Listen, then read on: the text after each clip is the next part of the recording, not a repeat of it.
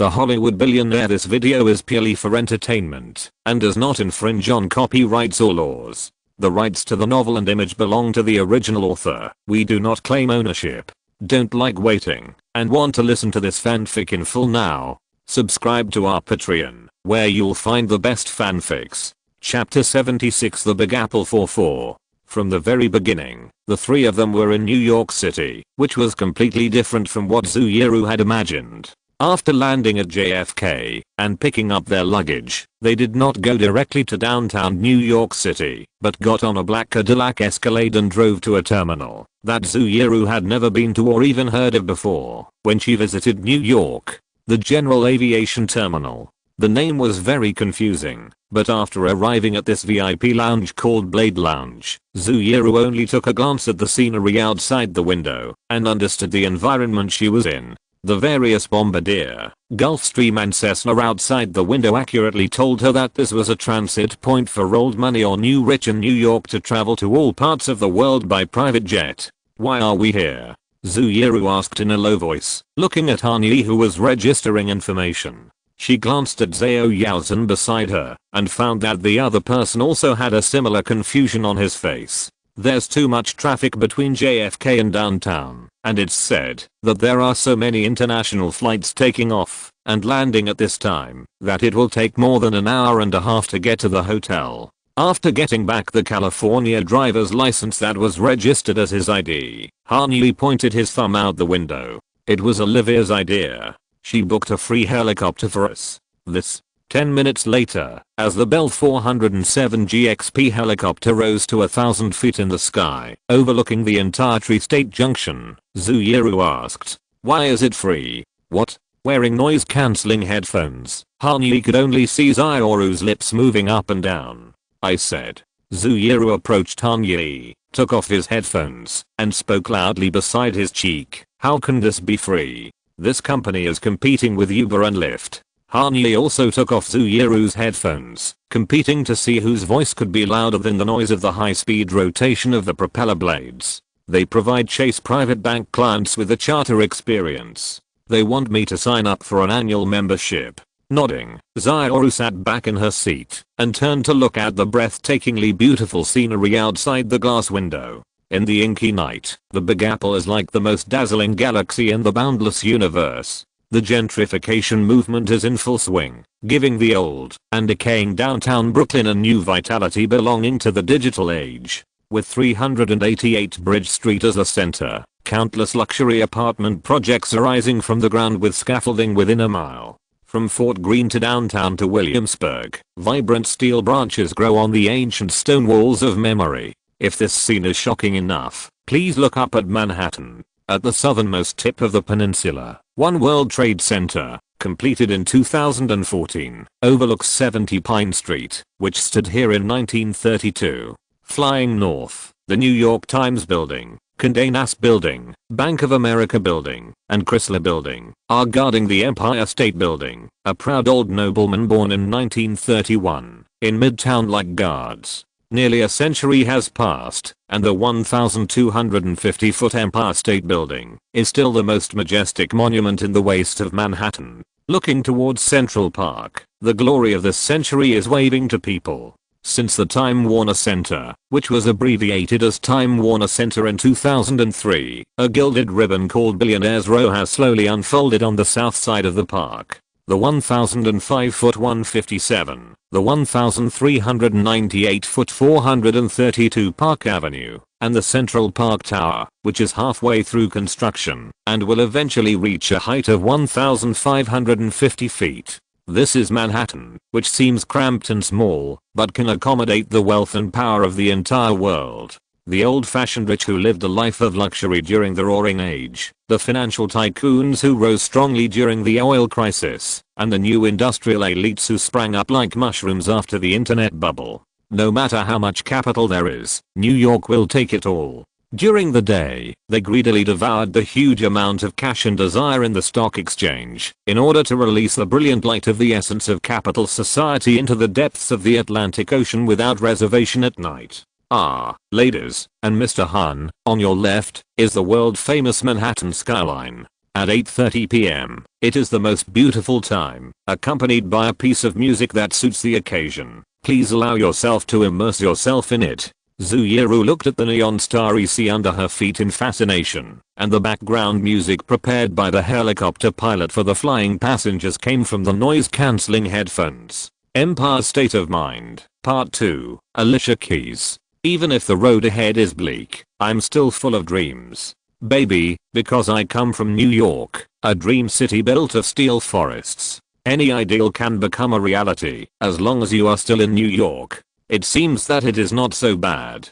Zioru greeted Madison Square, which was whizzing past her, and thought so. It took an hour and a half to drive, but only 5 minutes to fly. Before Zuyuru could sigh for long, the helicopter arrived at its destination, the TSS helicopter pad on the east side of West 34th Street. Almost as soon as the cabin door was opened, Zuyuru saw an amiable black old butler. Why did he know it was a butler at first glance? Because no one else would wear a black tuxedo with a pure white suit vest inside, standing in front of a royal blue Jaguar sedan on an April night in New York, waiting for the private helicopter to land.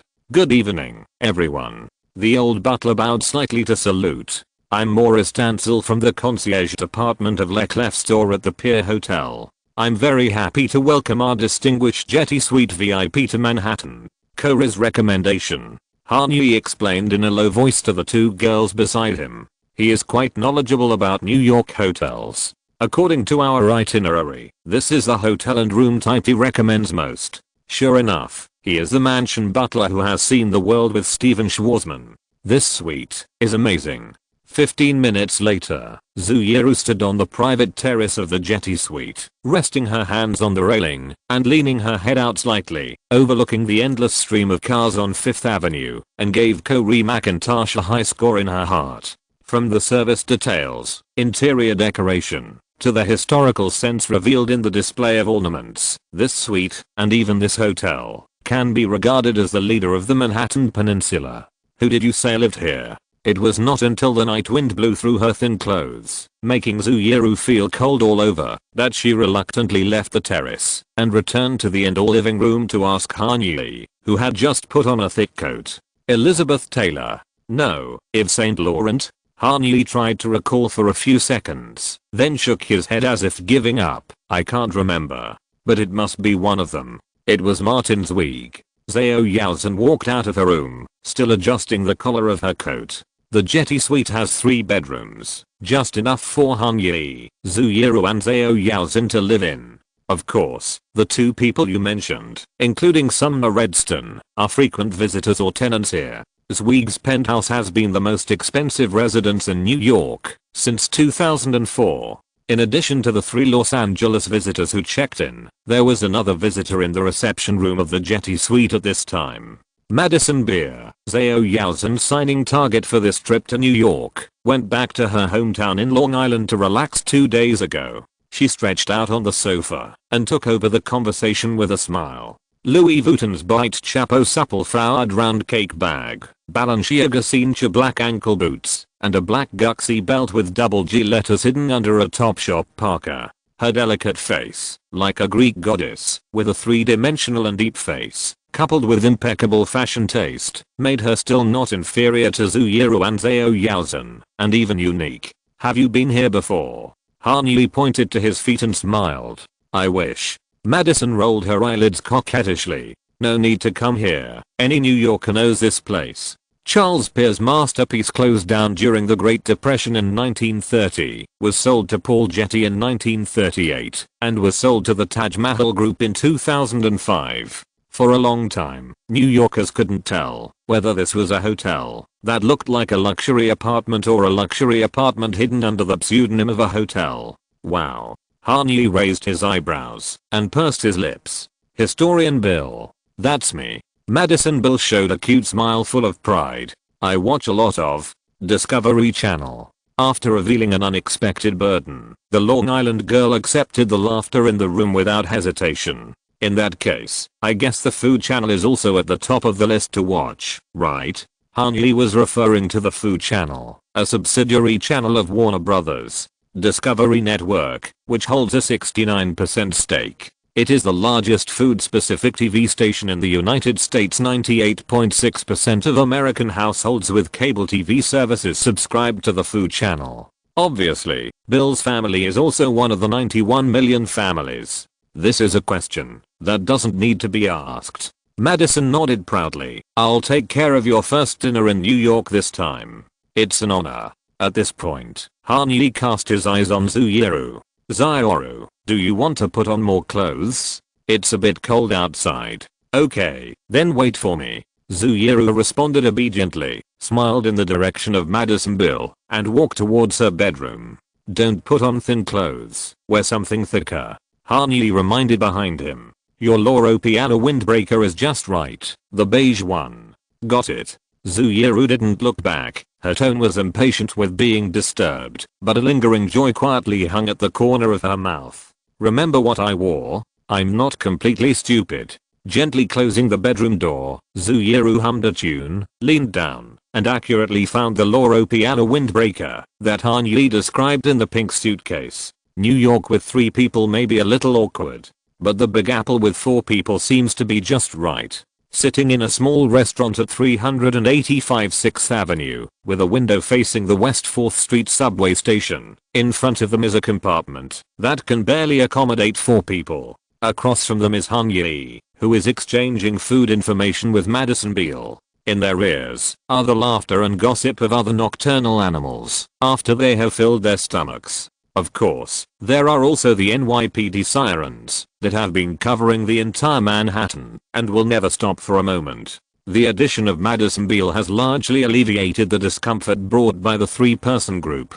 The tense situation that was originally similar to the triangle relationship between Dylan, Kelly and Brenda in Beverly Hills 2 suddenly turned into the happy It's Always Sunny in Philadelphia. Of course, the 4 people did not drink, lacked those unspeakable background stories and vulgar jokes, and looked much more pleasing to the eye than the 5 people. Putting these factors aside, their situation is no different from that in the TV series. In a dimly lit street shop, with the most simple and authentic food, all the shackles and barriers of real life are eliminated, and a humorous and interesting conversation with profound insights is carried out. This is the best street restaurant in New York. The combination of maple syrup, fresh strawberries and pancakes melts into sweet endorphins in the mouth. Madison Bell nodded with satisfaction and said to Han Yi, "This is." Han Yi turned his head to look at the neon sign on the restaurant window that read open 7 days a week, then lowered his head and glanced at the menu beside him. The name of the store, Waverly Diner, was almost worn out. "Why do you eat breakfast for dinner?" In front of Madison Bill was a large plate of pancakes with the Waverly Diner sign without cheese. "Bajal all the way." The appropriate Chinese translation? "Bajal, this road goes to the end." Eating breakfast at night is a sign of dietary decadence in the minds of Americans, second only to staying at home and eating cereal with milk. The most outrageous thing is that Madison actually poured maple syrup on the bajal full of bacon. Syrup with fried meat. Seeing this, the 3 Asians were all disappointed. It's not like this every day, only when important guests come to New York. Madison Beal thought for a moment and added mischievously, "And when I want to. Yalo." Han Yi shrugged nonchalantly and took a big bite of the grilled cheese sandwich viciously. "It really tastes great. Do you want to try it?" Han Yi picked up another runter shade sandwich and eagerly sold it to the 3 girls. "I can't eat it anymore." Zhao Yaozhen pointed to the half-full Caesar salad in front of her. If there were outsiders present, the Korean girl would always magically return to the state of losing weight. "I haven't finished it myself." Zuyuru used a spoon to stir her bowl of cheese macaroni that was basically unto shade. As long as Yaozhen was in front of her, Zioru would never allow herself to eat more. "And I'm Jewish." Madison blinked and showed Han Yi the smoked beef in the bajal. "You can't mix meat and dairy products. Kosher rules." "Sorry, I didn't mean to." Han Yi put down the sandwich and raised his hands apologetically. "I didn't know. It doesn't matter if I don't say it. Few people will notice." Madison drew a circle in front of her nose and teased herself. The tip of her nose was delicate, small and slightly upturned, which was very different from the thick and large noses commonly seen in the Jewish community. "Besides, I don't strictly follow kosher. I will eat some secretly occasionally." Madison buried her head to the level of the dining table and confessed to the three people quietly. Pepperoni cheese pizza is more important than anything in the world. Why are you talking like that? Han-Yi also lowered his head to the table. Are you afraid of being discovered by acquaintances? No, it just adds a sense of mystery. Madison Bell laughed softly and looked at Zuyuru and Zhao Yaozhen, who were also smiling and watching the conversation between the two. No one in the city knows me, except for a few fans occasionally. My acquaintances are all in Jericho. What's that like? What's it like? Jericho. Han-Yi pronounced the place name a little unfamiliarly. I only know it's somewhere in Long Island. Oh, then. Faced with this question, Madison Beale sat up straight, raised his eyes to the upper right, and looked at the shaky looking lamp above his head, emitting a dim nostalgic light. It's a good place. It's complicated, but good. Chapter 77 Madison's music career. Complex and beautiful. Han-Yi put a French fry in his mouth, feeling the greasy pleasure brought by the collision of deep fried potato cubes and coarse sea salt, and whispered Madison Beale's words. Everything in this world is like this. Yes, everything in this world. Madison tilted her head slightly. She liked Han-Yi's perspective. Just like this French fry. Han-Yi held up another golden French fry that was still steaming. It's delicious, but it will make me gain 2 pounds. Its complexity and beauty happen at the same time. So, please come together. At this point, Han-Yi used a fork to serve a French fry to each of the 3 girls' plates. Experience this duality. Why do this? First of all, Han-Yi, who knows something about Madison Beale's past, knows that her life story is not smooth sailing, whether in Jericho or in Los Angeles. Heart-to-heart talks will inevitably touch on some obscure memories and low emotions. Han-Yi hoped to use this funny way to pull the atmosphere at the table up first, so that Madison could also be fully prepared mentally. If he didn't want to sign her, Han-Yi could completely skip Madison Beale's childhood, growth experience and career, and chat about food, gossip, and TV dramas, and spend a pleasant night. But since he wanted to become her manager, it would be helpful for the subsequent negotiations to quickly close the distance on an emotional level. Han-Yi could keenly feel that Madison was a person whose emotional cognition far exceeded rational thinking. In fact, almost all Pisces girls are like this. Whether it is love or career, if you want to really enter her world, you have to accompany her to recall with all your heart and soul, or imagine wildly. At every moment, a Pisces girl's mind is playing a complex and intense TV series. Bring her mental stimulation and let her remember you on a sensory level, so that there will be the possibility of developing a deeper relationship in real life. Why does Han-Yi know all this about Pisces? Let's put it this way, his first crush does not belong to anyone at this table. Of course, taking care of Madison's emotions through humorous jokes was not the most important reason for Han-Yi to share the meal among the 3 people. That was only half of the reason at best. The most important reason was, Han-Yi could clearly observe from the corner of his eyes that Zhao Yaozhen had been staring at his plate for a long time. The kind of mouth-watering. Therefore, Han-Yi chose to use this method to implicitly provide the Korean girl with the opportunity to taste the food. If it was only for her, Yaozhen would never eat it in front of Zuyuru. You see, even now, Zhao Yaozhen pretended to pick up the French fries casually, bit off the sharp corner of one end of the French fries implicitly, and chewed slowly like a lady. Only Han-Yi, who was sitting in the same row with her, could see that Yaozhen's legs were close together, her muscles were tense, and she used this method that was similar to exercise to suppress the desire of her upper body to sway. Zhao Yaozhen has not really eaten since Zuyuru walked into 864 Stradella Road this morning. 6.5 hours of running, a distance of 2,500 miles. It was really hard for her to eat 5 meals a day in front of Han-Yi. After a few bites, Yaozhen noticed Han-Yi's furtive gaze. Looking to the left, she could see the other party trying hard to hold back his laughter. Zhao Yaozhen quickly put the remaining fries into her mouth to destroy the evidence, and hurriedly turned her head to the wall, trying her best to hide her flushed face. She was not idle under the table either, and gently kicked Han-Yi's calf as a threat. Han-Yi grinned in pain, and then found that the little action between the two had attracted Zuyuru's attention. Zuyuru's eyes were as big as copper bells, searching for clues that something was wrong like Sheriff Black Cat.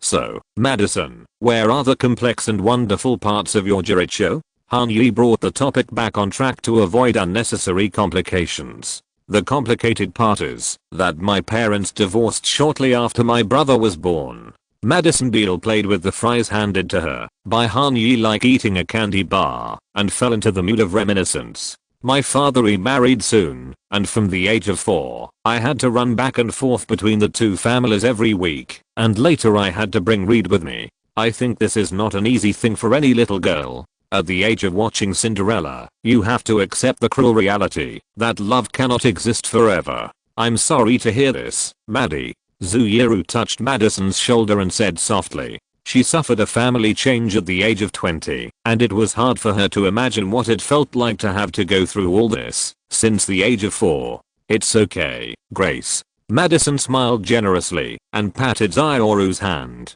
Like Yui said, complexity and beauty coexist. Although their marriage was not happy, it also gave me the opportunity to spend a long time with my mother. After the divorce, she did not choose to find another partner, but devoted herself to me and Reed, especially me. I like singing and performing, so my mother took me to participate in various competitions. I wanted to study at home, so she helped me find a tutor. I wanted to experience campus life, so she immediately sent me to Jericho High School. When I wanted to post a cover video on YouTube, guess who was the one who supported me the most? Of course it was my mother. Zuiru felt the same way about Madison Beale's close relationship with her mother, which was like a close friend. And this is the starting point of your music career. Han Yi listened carefully and comforted. Girls who are attached to and grateful to their families will not have bad personalities. Yes, you all know the following story. Madison Beale spread her hands and smiled sweetly.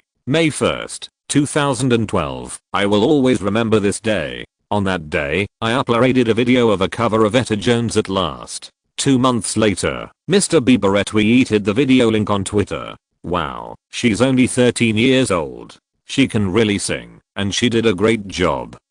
Han Yi repeated Justin Bieber's tweet word for word. Before this meeting, he did a lot of detailed homework. It seems that someone is my fan. Madison raised her eyebrows and teased with a smile. Always. Han Yi rolled his eyes, as if recalling, for me, my favorite is still your first video. Bruno Mars mashup. Han Yi and Madison finished the sentence in unison. Oh my god, this is so embarrassing. Perhaps because she has lived in Los Angeles for too long, Madison Beale's accent has some Valley Girl style. She frowned slightly and pursed her lips. I was only 12 years old at that time. Yes, if I remember correctly, you were still holding your phone to look at the lyrics. Oh my god, stop it. Madison Beale put her hands on her forehead and lowered her head a little embarrassedly. The video was not retouched and many places were out of tune. At that time, I didn't even understand the most basic singing skills. But this is the most valuable part, the original, undeveloped talent. Han Yi looked at Zhao Yaozhen, then at Zuiru, and showed a warm smile full of encouragement. I think we all agree that these videos show people a fact very well. You are born to be a singer. Thank you for your compliment, Yi. When it comes to this topic, Madison Beale's mood quickly dropped in a way that she herself may not be able to detect. Her right hand was placed on the edge of the plate, and the half-warm french fries had been crushed into shapeless pieces by her. But Mr. Braun and Island Records obviously don't think so. I don't know if this is presumptuous, but I've always wanted to ask. Hearing the topic that he cared about, Han Yi leaned forward slightly and asked softly in a tone that best reflected his concern and thoughtfulness, what exactly happened between you? I mean, if it were me, whether as a manager or an executive of the record company, I would not be willing to give up a rough diamond like you. Mr. Braun is very good, and so are the people at the record company. They all care about me. It was obvious that Madison Beale was unwilling to say anything bad about her old club in front of others. This was her upbringing, etiquette and professional ethics. However, we have some creative differences, you can say that. Creative differences mean that Scooter Braun and Island Records are and I want you to be the next Ariana Grande. Has he always been like this? Hearing Hanyu's words, Madison covered her mouth slightly, deliberately using an exaggerated tone, and asked Zhao Yaozhen with a chuckle. Hanyu's analysis was so sharp that she had no room for maneuver. He is like this. Zhao Yaozhen gave an assist. Yi will always be honest to those who deserve it. I like honesty. This is what is most lacking in this industry. Madison looked up and exhaled silently. Yes, you are right, Yi. Ariana and I were signed by Mr. Braun at almost the same time, no more than a year before and after.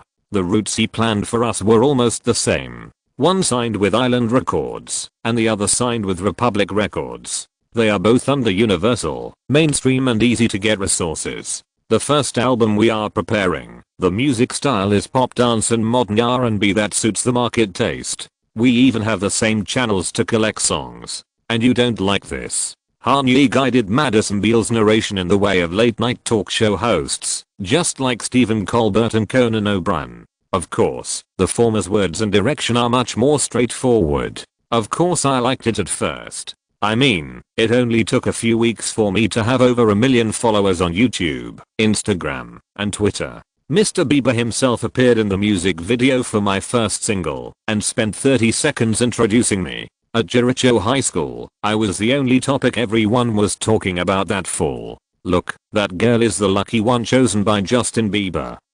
Even now, when she mentions it, Madison can't help but smile at the corners of her mouth, as if her dream has come true. This feeling is really addictive. I can imagine. Hanyi nodded slightly. The magic of the pop music industry is naturally more than just money. In fact, for a little princess like Madison Beer, who was born in a wealthy family in Long Island and rarely went to the city center since she was a child, a good income is important, but it is not what she cares about most. Between fame and fortune, why is fame first? It is because it can bring people an extreme satisfaction like a tsunami in a short period of time, which is incomparable to anything else. Many teenage stars in the United States eventually sink into drugs, largely not because of their evil nature. These yesterday's flowers that have fallen from the peak need the peak pleasure of chemical stimulation to forget another more addictive experience that makes people unable to get rid of it. Overnight fame.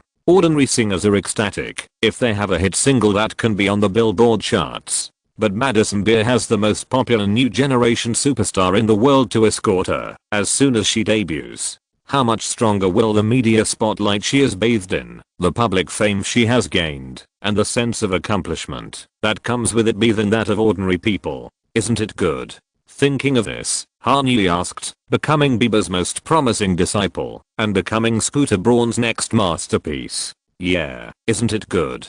Madison Beer made a pistol shape with his left hand and put it on his temple, smiling bitterly. Maybe this is where I'm twisted. I have the best, but I always want more. That's not what I mean. Hanyi shook his head. What I mean is that in your heart, there are always some things that can overcome the pleasure of just going on and becoming the next pop star. Have you heard the songs I released? Madison Beer did not answer the question directly, but took the initiative back and asked himself. I have heard it. What evaluation? What aspect? The song itself. Yaozhen, what do you think? Hanyi did not rush to answer himself, but turned his head to look at his partner beside him. 60 points. Zhao Yaozhen answered very straightforwardly, without even a moment of hesitation. It's not about your singing skills, but the composition, lyrics, and arrangement. That's my opinion too. Hanyi pointed at Zhao Yaozhen and nodded in response. They are pop songs that any Disney child star would recite in his dreams. Yes, that's my problem. You see, I'm not a Disney child star. Madison Beer sighed more than any other day. Ariana came from Nickelodeon and has long been accustomed to this kind of work style, where everyone is in control of everything. She is to Braun. Oh, no, wait, that's not what I mean. What I mean is, it's okay, Madison, we all know what you want to say. Hanyi spoke to comfort the pop singer in front of him, who had obviously received too much media interview training, and whose conversation defense mechanism had penetrated into his bones. We have a safe enough space here. Hanyi took out his cell phone and put it on the table. There is no recorder, let alone TMZ. This is just one night. You can say whatever you want. I just want to say that I have my own ideas about music. Madison opened her mouth, but ultimately couldn't find a more suitable alternative word.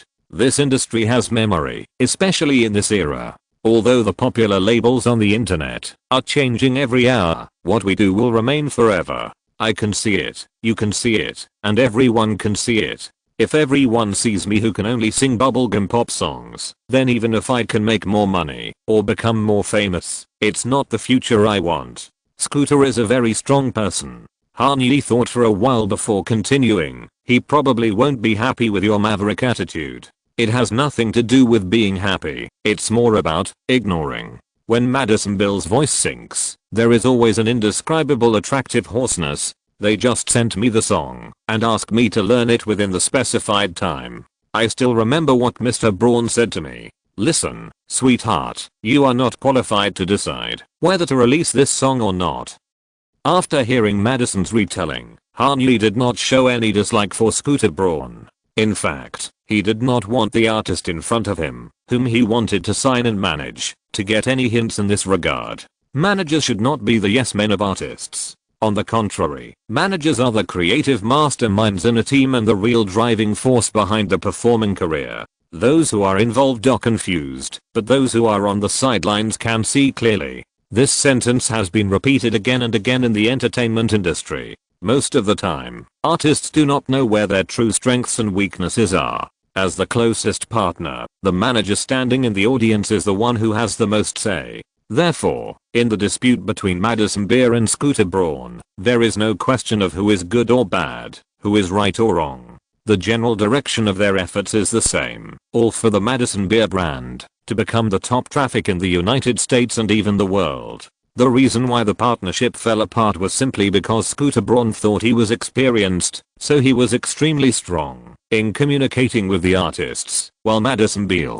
who was stubborn by nature, refused to give in and insisted on her own musical philosophy. If we have to distinguish who is better, from an objective and fair perspective, Han Yi thinks that Madison is the one who needs to reflect more. After all, the other party is a benefactor who brought you from a small town in Long Island to the world's entertainment center, used the most famous artists under his company to promote you, and matched you with top resources. No matter how big the differences in the lines are, this premise should be considered first. This may be the difference between artists and behind the scenes promoters. When the latter work tirelessly for a foreseeable bright future, the former may only see the illusory artistic ideals in their eyes, and even more short-sighted people can only see the higher signing bonuses offered by others. Of course, Han Yi does not think that Scooter's approach is completely correct. Facts have proved that Madison Beer is indeed not suitable for ordinary pop songs. Many superstars can interpret pop electronic music in their own way, such as Selena Gomez and Ariana Grande.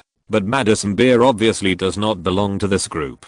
From her personal temperament, fashion style to her voice conditions, she has a more suitable route to take. From different perspectives, the answers you get are also different. Everything in the world is like this. So Han Yi does not need to distinguish right from wrong between the two. Just stick to what you think is right in your heart. How do you resist such an attitude? Thinking of this, Han Yi continued with the previous topic. Me.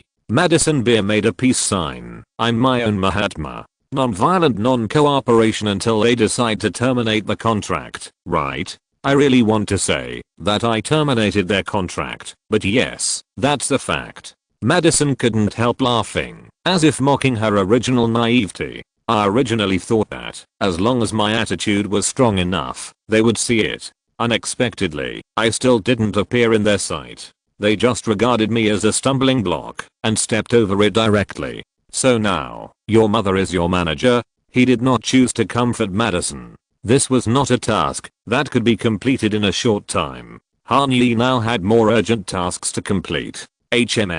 Madison sipped a mouthful of orange juice that was almost melted by ice. She is the only one who has not abandoned me. Then it is even more necessary for us to meet her, isn't it? Meet her. Madison Beer asked back in surprise. Professional managers usually hate family interference and intervention in the career of artists. At least Scooter Braun is like this. Except for the day of signing, he has never said a word to Tracy Beer. Yes. facing Madison Beale's hazel eyes that suddenly widened. Han Yi said in a firm tone. No matter what, she should be the most important part of your future plans. Yes, that's true. After the initial surprise, Madison's shoulders relaxed, and she gave Han Yi a dazzling smile. If we have time, we can go to Jericho tomorrow and I'll take you to meet the most important family members to me. I believe mom, brother, and grandma. Oh, Reed is still in school. But mom and grandma will definitely like you very much. Chapter 78, Long Island Trip. Baby, this is the scene you dream of. Every move she makes is full of sparks. Everyone is watching her, but she only has eyes for you. Unlike Los Angeles, which is always blue and bright and hot, New York, which is adjacent to the junction of 3 states, has a New England climate that is very different from the West Coast. The summer is warm, humid, and rainy, and the winter is cold, snowy and windy. Partially cloudy days are the most common throughout the year. April 28, 2016 was the most common cold weather, 53 degrees Fahrenheit. The body temperature is even lower, from the dark clouds hanging in the sky to the Costco supermarkets, collective apartments and low office buildings on both sides of the I-495E Long Island Expressway. Everything is no different from the New York in the era of Taxi Driver. For Han Yi from Chengdu, the temperature and humidity are very familiar, but some small details always remind him that he is currently in North America, not his hometown thousands of miles away. The first detail is that the cloudy days in Chengdu are covered by clouds, dyeing the entire sky milky white, and there is no way to miss a single detail. The dark clouds in New York are much darker than those in my hometown, but because it is close to the Atlantic Ocean, the sea breeze pushes the clouds inland, and there are always a few spots that can reveal the original blue sky. The sun penetrates through these gaps, lining the edge of the clouds near the hole with a silver edge. This is the origin of the English metaphor silver lining, the happy line behind the dark clouds. Han Yi, who was sitting in the driver's seat, looked up at the sky, took a deep breath of the moist air of the East Coast, stepped on the accelerator, and let the second detail different from his hometown fill his eardrums. The car radio played European and American pop music non-stop. Han Yi did not choose to be picked up by the Pier Hotel's courtesy car for today's trip. With so many itineraries, it was actually inconvenient for the driver to run around the entire metropolitan area with them. More importantly, the Pier Hotel only purchased Jaguar cars for guests, which was still a bit cramped for 4 people to ride for a long time. After the trip to Waverly Restaurant, the 4 went to the jazz club in the West Village to become fans of Miles Davis and Billie Holiday. The next day, they had to take the 3 people back to Long Island, so Madison Beale naturally stayed at the Pier Hotel and shared the big bed with Zaoru, which was more than enough for 4 of them. No Macup remover? Zhao Yaozen's Macup bag has everything. No change of clothes? Madison's figure is not far from Zuyeru. With an extra companion, Han Yi thought about it and finally asked his jetty suite butler Morris Tansel to rent and serve for them. It doesn't matter if there is no reward for the rental items. The pure black Bentley Bentayga, with a rental price of $2,795 per day, is like no money for Han Yi now. For this kind of luxury car rental, only the first 125 miles are included in the package. If you exceed the limit, you will be charged, and you must be 24 years old to meet the driving requirements. Of course, for Han Yi, who has lived in the jetty suite since he was 22 years old, the so-called age limit is flexible. After paying the full amount in advance and buying a temporary full insurance of $200, Han Yi drove Zuyeru, Zhao Yaozen and Madison Beale to Jericho. In this kind of climate, it is naturally impossible to open the window when driving east at a speed of 70 miles per hour on the highway. The privacy of the Bentayga is excellent enough.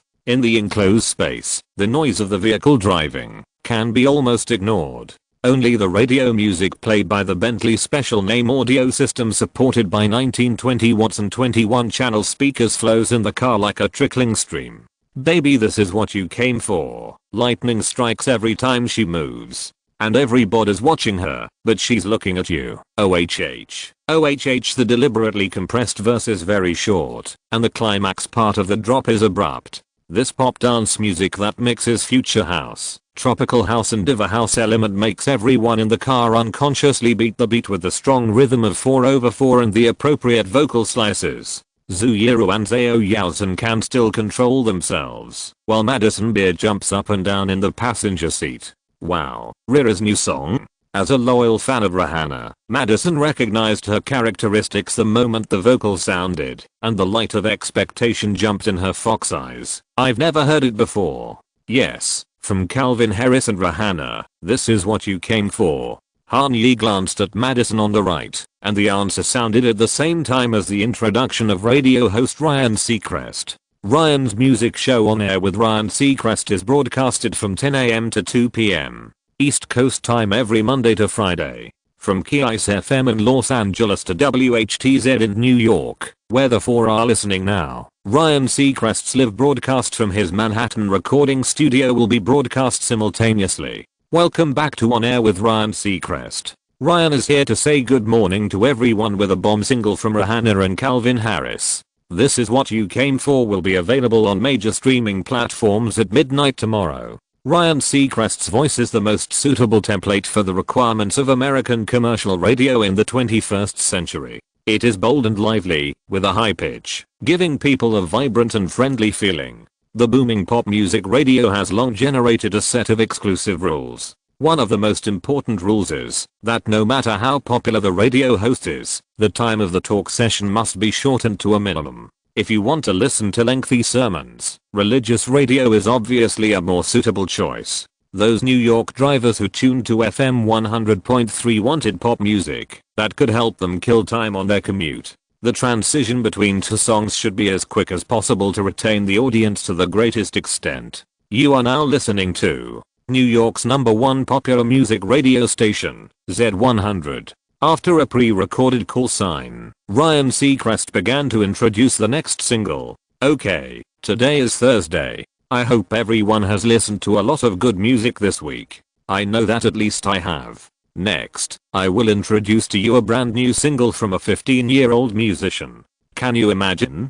15 years old. Now, Billie Eilish, Ocean Eyes. Hearing this, Han Yi in the driver's seat and Zao Yaozen, who was sitting diagonally behind him, were excited and cast excited glances at each other. The radio station promotion is online. Zao Yaozen's voice trembled slightly, which was very rare. Yes. Han Yi patted the steering wheel and laughed. It started. I've been watching you for some time. Can't stop staring at those ocean eyes. Burning cities and napalm skies. 15 flares inside those ocean eyes. Is this Billie Eilish's single? Madison pointed to the logo of Z100 Music Radio, which is the promotional name of WHTZ, on the big screen, and asked in surprise. Yes, it's the first single officially released by Han Music. Han Yi still couldn't stop laughing.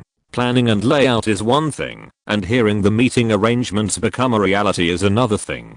Ocean Eyes, by Billie Eilish, the first artist signed by Yaozen. This song. Madison listened very carefully. I'm scared. I've never fallen from quite this high. Falling into your ocean eyes. The arrangement is simple and powerful. The vocal melody is also memorable. And the post-production is really great. Madison, who knows very well how serious the radio station is in compressing the sound quality, sincerely praised softly. Even on the radio, there's nothing wrong with the mix. It's really impeccable. We have to thank our Romanian friends, don't we? Han Yi turned his head again and smiled and nodded at Zao Yaozen. The post-production you're hearing now is a masterpiece of Serban Garner. Did you invite him? Madison's tone rose half a degree in surprise. Serban Garner is a legend in the music post-production industry. It is the dream of any pop musician to let his magic hand add the finishing touch to a single. Mr. Braun has worked with him many times, with Mr. Bieber and Ariana. He will start a long-term cooperation with Han Music. We hope to provide the best production services for every signed artist. Han Yi emphasized the word everyone. Unlike Scooter Braun and other managers, he does not need to observe the real ceiling of the artist at work and gradually increase his investment. Everyone he is willing to sign has already shone in the future. He entered the market early, so he only needs to stack the chips on the table. Because this is a gambling game that is not very exciting for him. After all, he can see clearly the cards that each player has in his hand. There is no need to hide anything from Madison Beal. He just wants her to know how much incomparable effort and resources he will devote to his artists. Han Yi emphasized the vocabulary in his tone, which obviously touched Madison. In the following time, she sat quietly in the co-pilot seat, looking out the window, and occasionally glanced at the car screen between her and Han Yi as the music evolved, wondering what she was thinking. The playlist promotion should be online as well, right? Han Yi decided to strike while the iron is hot and continue to display the promotion matrix of Han music in the car. They were all listed last Friday. Zhao Yaozhen immediately understood Han Yi's true intention. She raised her voice and answered in clear English. 101 playlists, 70 on Spotify, and 31 on Apple Music, reaching a total of 8.578 million users. How many plays have been played so far? On Spotify alone, there are 405,000 plays. Zhao Yaozhen glanced at the work email she received on her phone from George Alfaro, the promotion manager of the streaming platform. The average daily play volume is 67,326 plays. Of course, it is a stable upward growth curve, with only 6 official playlists. Should it be on the charts? This week, it is ranked 196th in the US region of Spotify, and 171st worldwide. Zhao Yaozhen leaned to the left a little, and glanced at Madison, who was sitting in front of her. From her position, Yaozhen could only see a brown ponytail tied behind her head. Karen said that it's something to be proud of to achieve such results in a cold start. If we can perform like this in the first week, it's foreseeable that we can at least get into the top 100 by promoting the playlist. This is the most conservative prediction. Zhao Yaozhen slowed down her speech, trying to pronounce each word as clearly as possible. The playlist promotion you mentioned. Although he knew that this was an internal matter of the other company, it was related to his future career. After thinking back and forth in his mind for several times, Madison turned around, held the back of the chair, looked at Zhao Yaozhen, and asked seriously, what does it mean? On every streaming platform, users will upload many self-made playlists. In the past 1 or 2 years, the best of these playlists have begun to gain more and more attention. In other words, the people who will recommend music based on the playlists are no longer just the creators themselves. Zhao Yaozhen has been studying this promotion field with Han Yi for more than a month. He can already clearly explain the essence of playlist promotion. User playlists are beginning to carry more and more traditional functions of radio stations, that is, recommending songs.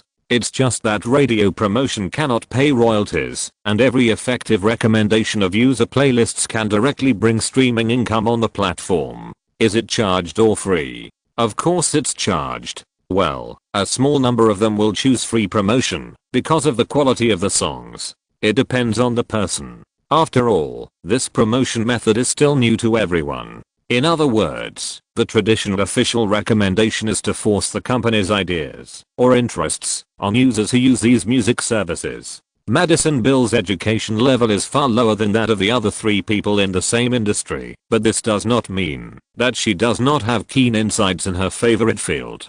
And the user playlist is something that users actively create and search for. As long as they take this step by themselves, they will think that the music they find is discovered by themselves, so they will listen to it repeatedly and even regard themselves as explorers and supporters and continuously provide publicity energy for the musician's next works. Can I understand it this way? It can't be said better. Han Yi gave her a look of approval. Who? Madison sat back in the passenger seat and looked at Han Yi in a daze. Who first thought of this publicity plan? Although it was a question, Madison's eyes showed that she already had the answer in her heart. This is consistent with the Long Island girl's first impression of Han Yi and the label that has been continuously consolidated and strengthened since then. Unrestrained imagination, dare to think and do. Not like people from this planet or this era. I'm just good at observation and summary. Han Yi couldn't lose face and said shamelessly that this was his first creation. Not to mention the source of inspiration, it was originally a cheating 7 years of advanced information. Even if we only look at the present, Spotify, Apple Music and the major mainstream labels mentioned by Karen Guo have already launched active and proactive attempts in this regard. taking advantage of the times and starting practical operations half a year in advance. There is really nothing to brag about. Always stay humble and alert, and recognize which are your own advantages and which are the dividends of rebirth, so as not to lose your way in the turbulence of time and space. Why not cooperate directly with the platform? Madison thought about it and continued to ask with full curiosity, don't they realize the power of the playlist? Aware, we are also seeking cooperation. In this regard, Han-Yi has no need to hide it. Even if he tells Madison, without his series of complex and trivial business operations and the support of the top team hired at a high price, most people will find it extremely difficult to effectively contact Spotify or Apple Music in a short period of time, threatening Han-Yi's next plan. For example, Spotify started to build a human curation team in 2014. The main job of this team is to create large and small types and styles of playlists on the platform to increase users' usage time and dependence. Now the team has nearly 50 people and has created more than 3,800 playlists in total. Next, our R&D department will work with them to try a series of interesting playlist themes, including our affiliated labels, which will also participate in the plan. Hey, do you remember Thomas Diplo? Madison didn't need to try hard to recall. The dark golden hair popped up in her mind. The most famous Thomas that she and Han-Yi knew was this one. Now Lil Nas is still ranked first on Spotify's historical listening list, and it's hard to forget. He is our artist now. Han-Yi tried to make his tone sound more understated, and his entire Mad Decent label. You bought Mad Decent? Madison was a little confused by the shockwave of the information bomb. Yes, I paid a lot, but I also bought a lot. Han-Yi didn't need to bring up Jimmy Iovine and Andre Young again. Madison Beale was completely convinced. She swallowed subconsciously and quickly glanced at Zhu Yiru and Zhao Yaozhen. From their expressions, she could tell that Han-Yi was not talking nonsense. In fact, since she met Han-Yi at the welcome party, almost every word he said has become a reality. Even those that have not come true, Madison has no doubt that they will be verified at some point in the future. At this moment, Madison felt that her previous concerns and entanglements seemed like an outdated joke. The so-called R&R manager of Island Records, who dares to speak straight in front of Jimmy Iovine? Island Records is just a part of the Island definition jam, and the fruits of victory that IDJ has gained in the music industry in the past 18 years are less than half of Jimmy Iovine alone. Han-Yi is a higher level figure who can make Jimmy Iovine attend the banquet in person and raise his status. How much chance does Scooter Braun, who was once feared by me like Darth Vader, have in front of this young Asian tycoon? Can he buy Utah and Mad Decent in less than half a month? Like a silver lining behind a dark cloud, Madison's music career is suddenly embellished with a still faint, but increasingly bright and dazzling silver edge. Madison Beale bit the second joint of her index finger tightly, not realizing that she had already embedded a row of clear and deep teeth marks on the delicate skin of her finger. If the future is entrusted to him, will she become the person in her dreams? Once again, Ocean Eyes by Billie Eilish, such a beautiful, moving, sad tune. Download the iHeartRadio app now to hear this hot new single instantly and for free. Next, 2 hours of non-stop pop music, only on Air with Ryan Seacrest. We'll take a break and come back later. Chapter 79 Bill's Family. Turn right, it's right there. Looking in the direction Madison Beale pointed, behind the waist-high green shrub privacy hedge made of privet trees, there is a French eclectic white solid wood mansion. Home, sweet home.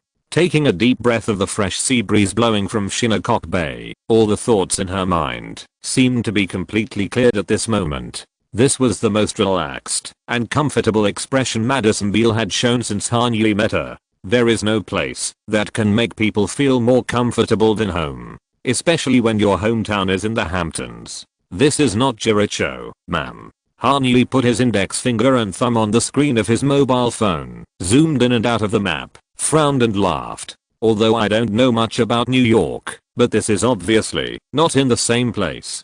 People grow up, so does my mother. Madison opened the car door and hopped to the door of her house like a little deer, pushing open the decorative fan-shaped creamy white wooden door for the three of them. You can park anywhere. Han-Yi glanced around the surrounding environment. There were no traffic markings on this asphalt road called Pelham Street, let alone parking spaces. Driving cars were a rarity on this street. From the northernmost end of the road to the southernmost end, a distance of nearly 1.5 miles, there were only 2 or 3 vehicles parked on the roadside. This is the scene in the Hamptons, when it is not a public holiday or Saturday and Sunday.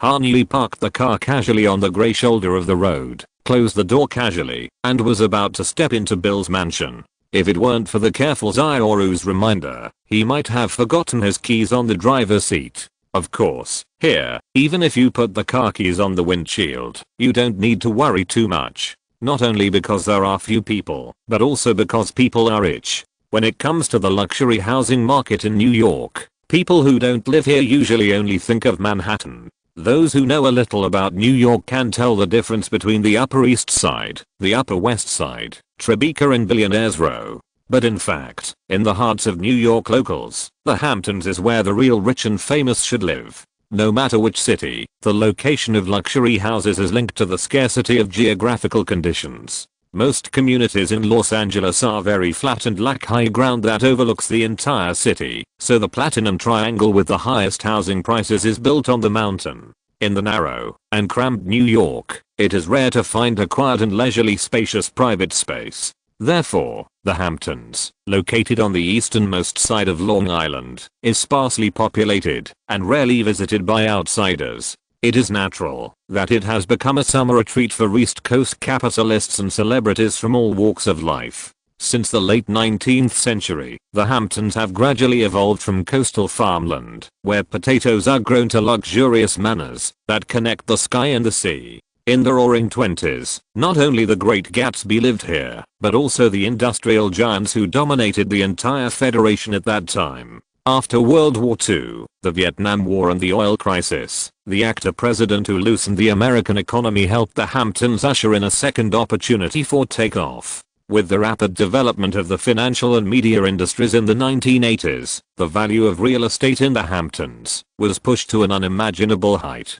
Today, almost every well-known American giant has a Hamptons manor for summer vacation. Michael Bloomberg, Ronald Perelman, George Soros, David Geffen and Ralph Lauren, no matter what industry they are in, can be seen on the private beach on the east end of Long Island in June and July every year, when New York is the hottest. On weekdays, the penthouse in Manhattan is convenient for commuting, and on weekends and summer vacations, you can take a helicopter or yacht to and from the Hamptons, if you have any urgent matters. When the Christmas holiday is approaching, the whole family will migrate to Palm Beach, Florida, to enjoy the sunshine like migratory birds. This is the unchanging, extravagant life of the New York rich for decades. After visiting Bill's house, Hanyi's next meeting happened to be in the Hamptons. However, the estate of that big shot was in the heart of Southampton, the most coastal area of the Meadow Trail. It was a beautiful canyon land facing the sea, and blooming in spring. It was definitely not comparable to the inland villa in front of him where even the coastline could not be seen. Of course, this does not mean that Bill's mansion cannot be a luxury house in the eyes of ordinary people. As long as it is still in the administrative area of Hampton, such a house covering nearly 1 acre will not be less than $5 million. As Madison Bill walked inward, the owner of the villa, Madison's mother Tracy Bill, was welcoming them on the front porch. "Mom." Madison threw herself into Triss's arms and turned to look at Hanyi and Zuyiro and Zhao Yaozhen who followed him. "Let me introduce you to my friends, Yi, Grace and Yaozhen. Nice to meet you." Tracy greeted in a way that many white Americans habitually do when they see Asians, putting their hands together and bowing slightly. In their minds, people on the other side of the world greet each other in this way. Tracy Beal is not a narrow-minded person who has never left the North American continent in her life. On the contrary, she has visited the Far East many more times than ordinary Americans. But for some reason, when she saw Hanyi, she subconsciously greeted him in this way. Maybe it was because this was the first time Madison Beal brought an Asian friend home. Maybe it was because she searched on Google and found news about Hanyi, the mysterious rich man who bought Utah for $190 million. "Hello, Tracy. It's a pleasure to meet you." Hanyi returned the greeting with the same gesture. For this friendly and non-aggressive stereotype, he usually responded to it Madison told us a lot about you. I hope there is nothing too embarrassing. Tracy looked down at Madison and touched her daughter's face. It doesn't take too much careful observation to see her deep feelings for Madison. This is one of the two most precious treasures in her life. Only admirable things. Han Yi gently pressed his left hand on his right chest and responded with a smile. He only had respect for the single mother in front of him. Whether it was the full set of J.Crew she was wearing or the Hamptons property behind her, they could fully demonstrate Tracy Beale's excellence and diligence. The cost of purchasing this villa had little to do with her ex-husband Robert Beale, who divorced her in 2003. As an interior designer, she owns a design firm named after herself and a company called Contour Hanger that specializes in producing hangers.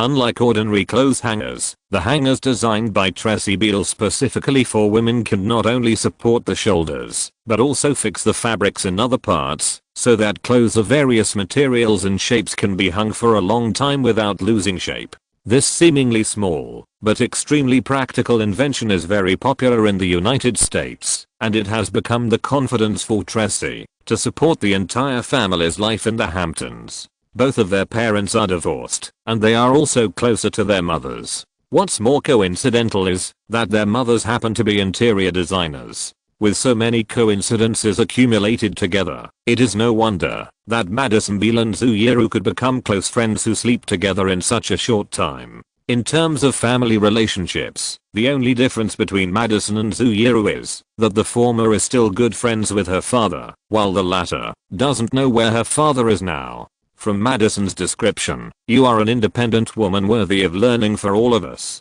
Zhu Yiru held the railing of the front yard and looked up at Tracy Beale at the end of the 5-story wooden steps. Madison's captivating hazel fox eyes were indeed inherited from her. According to my observation, it is true. "Oh, Grace, you are such a sweetheart. Please come in." Tracy let go of Madison, slightly turned sideways, and welcomed the three people into the room. "I hope you don't feel uncomfortable here. This is what the Hamptons should look like in my dreams, ma'am." Han Yi glanced at the living room and exclaimed sincerely, "As an interior designer, Tracy Beale's aesthetics are indeed impeccable. The decoration and color matching with a strong southern French style, combined with simple Nordic style wooden furniture, under the excellent lighting conditions, make this house with an indoor area of more than 5,000 square feet retain a sense of scale and luxury, while being rich in human touch suitable for living. Elegant design." Zhao Yaozhen nodded and responded softly, "Thank you, I'm very proud of it. This took us 2 years, and Madison and her grandmother were also deeply involved." Speaking of this, Tracy Beale stood in front of the L-shaped fabric sofa in the living room and gently placed her hands on the shoulders of the silver-haired woman who had been sitting there. In the half-minute since everyone entered the room, the latter had been sitting on the sofa fiddling with her mobile phone and had not noticed the visiting guests. Lorian Aaron, Madison and Reed's grandmother. "Oh, hi, everyone." The focused Lorian was obviously startled by Tracy's action.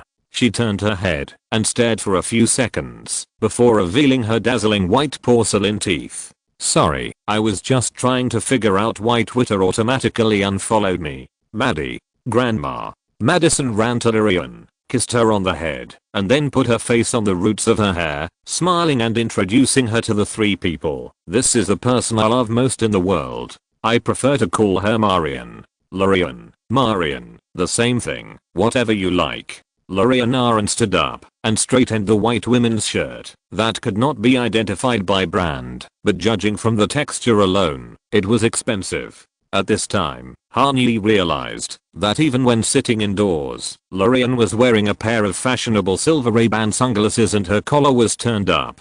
If he saw her on the streets of Manhattan, Han Yi would definitely mistake her for the editor-in-chief of a fashion magazine's New York office. "Yi, Yaozhen, Grace.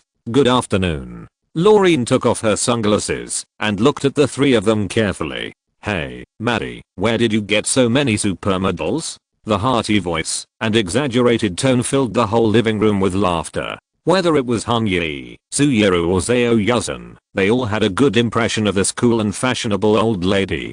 "Hello, Lorian." Unsure about which social actions grandma was taboo, Han Yi chose to smile and nod. "Now I know where Madison inherited her fashion genes from." Oh, she still has a lot to learn. Laureen pouted and waved her hand teasingly. Grandma tried her best to teach, and I tried my best to learn. Madison didn't care at all. Instead, she took Laureen's arm, leaned on her shoulder, and responded with a smile. Madison Bell was closer to her mother, but Laureen Aaron was an exception.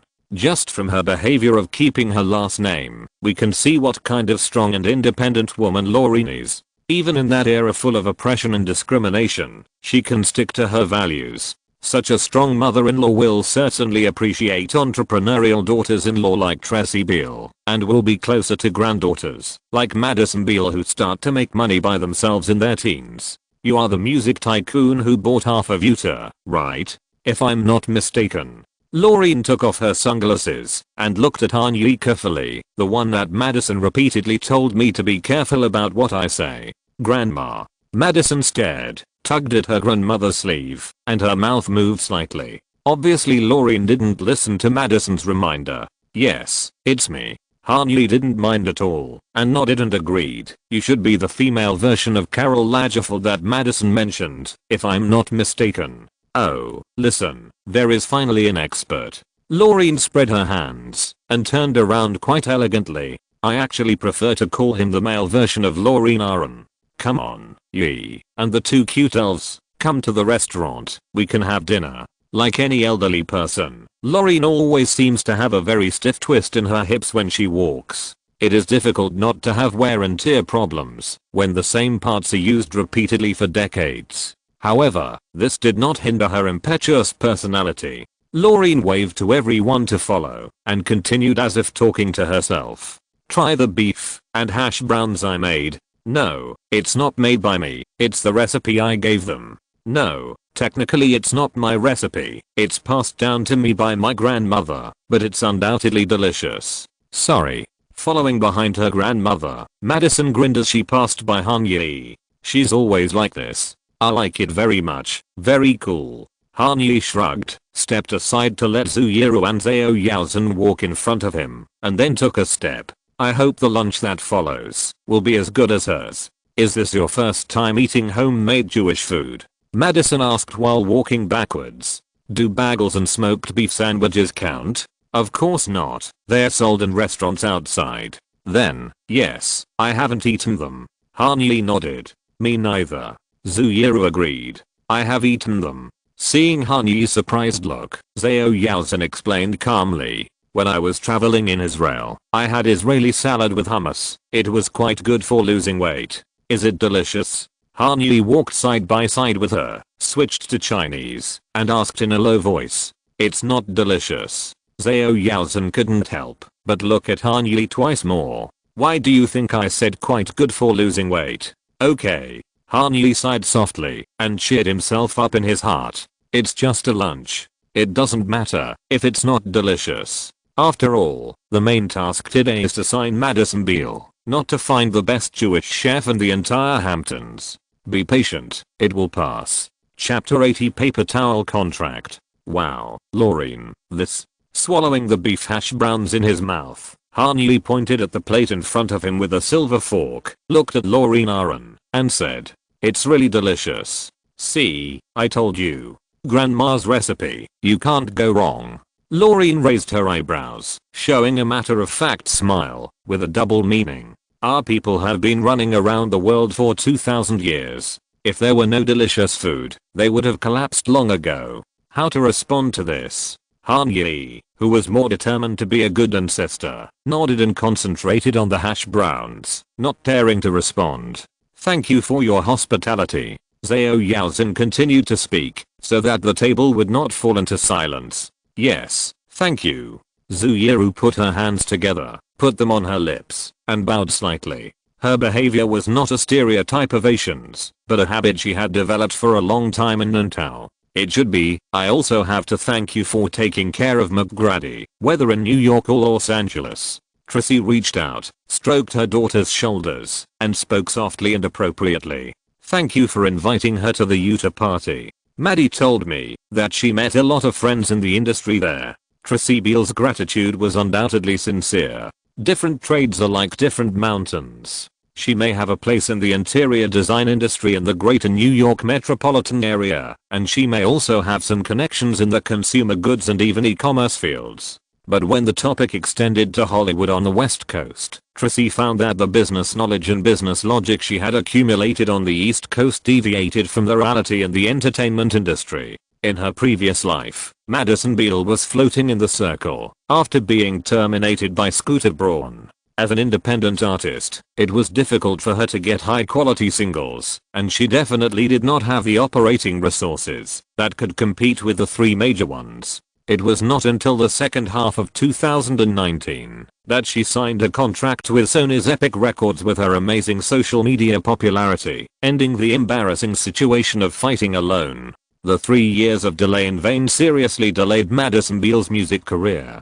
Before Kanye was reborn, Madison Beal's Instagram followers were close to 40 million, but the tour for her new album could only be held in an indoor theater with less than 3,000 people. This was closely related to Tracy Beal's serious dereliction of duty as a manager. But as an outsider, she had done her best. When everyone abandoned Madison Beal and wanted her to become a loser who was even worse than one-hit wonder and died before even releasing her first album, Tracy bravely stood up, put down everything on the East Coast, and even put the company's management in a secondary position and concentrated on running around for her daughter's acting career. Even if she lacked experience, ability, connections, and resources, who could blame her? She was just a mother who wanted to lift Madison out of the quagmire and keep a glimmer of hope for her daughter. How to describe Tracy's mood when she heard that Kanye was interested in signing Madison Beal? Joy and worry coexisted, imagination and sighs intertwined. Although she has not experienced it yet, Tracy thinks that this kind of emotion should be not much different from when she sees Madison wearing a white veil and saying yes in the church in the future.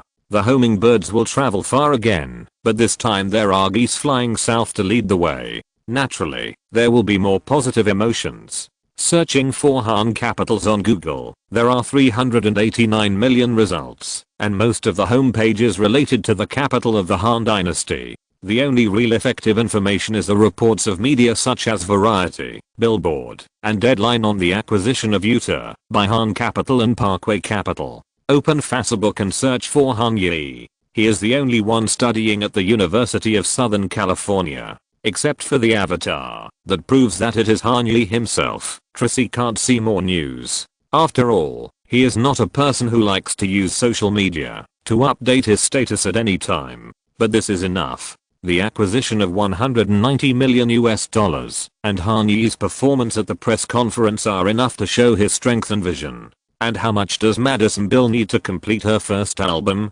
Even if it is produced according to Justin Bieber's standards, it is only $1 million. On the other hand, the identity of Utah's largest institutional shareholder can also allow Tracy's imagination to extend infinitely. Apart from other things, if Madison Beal can enter the list of hot guests for Demi Lovato and Nick Jonas's joint tour, to be held in June through United Artists Agency, and complete the journey across 4 countries and 47 cities with them, this alone is enough to keep Madison busy from the middle of the year to the end of the year, and gain unimaginable attention and exposure. Demi Lovato signed with Utah. Nick Jonas belongs to WME, but the band agency rights of Jonas Brothers are still in Utah. This joint tour was originally a project promoted by the cooperation of the 2 performing arts agencies, and Utah has more dominance. After all, at this moment, Demi's status and appeal are still stronger. In other words, for Kanye, making Madison Beal a hot guest is just a matter of words. Yee. Thinking of this, Tracy could no longer hold back her emotions. The polite greetings have been going on for a long time, and now it is time to introduce the important topic about Madison's future. I heard from Maddie that you and Eugene told her that you were interested in signing a management contract with her, right? Not a management contract, ma'am. Kanye got to the point and perked up. He took a sip of ice water to refresh himself, so that his mind wouldn't sluggish in this lazy and comfortable afternoon. It's a full contract. Management, records, performances, and copyright distribution, and all other things related to performing arts.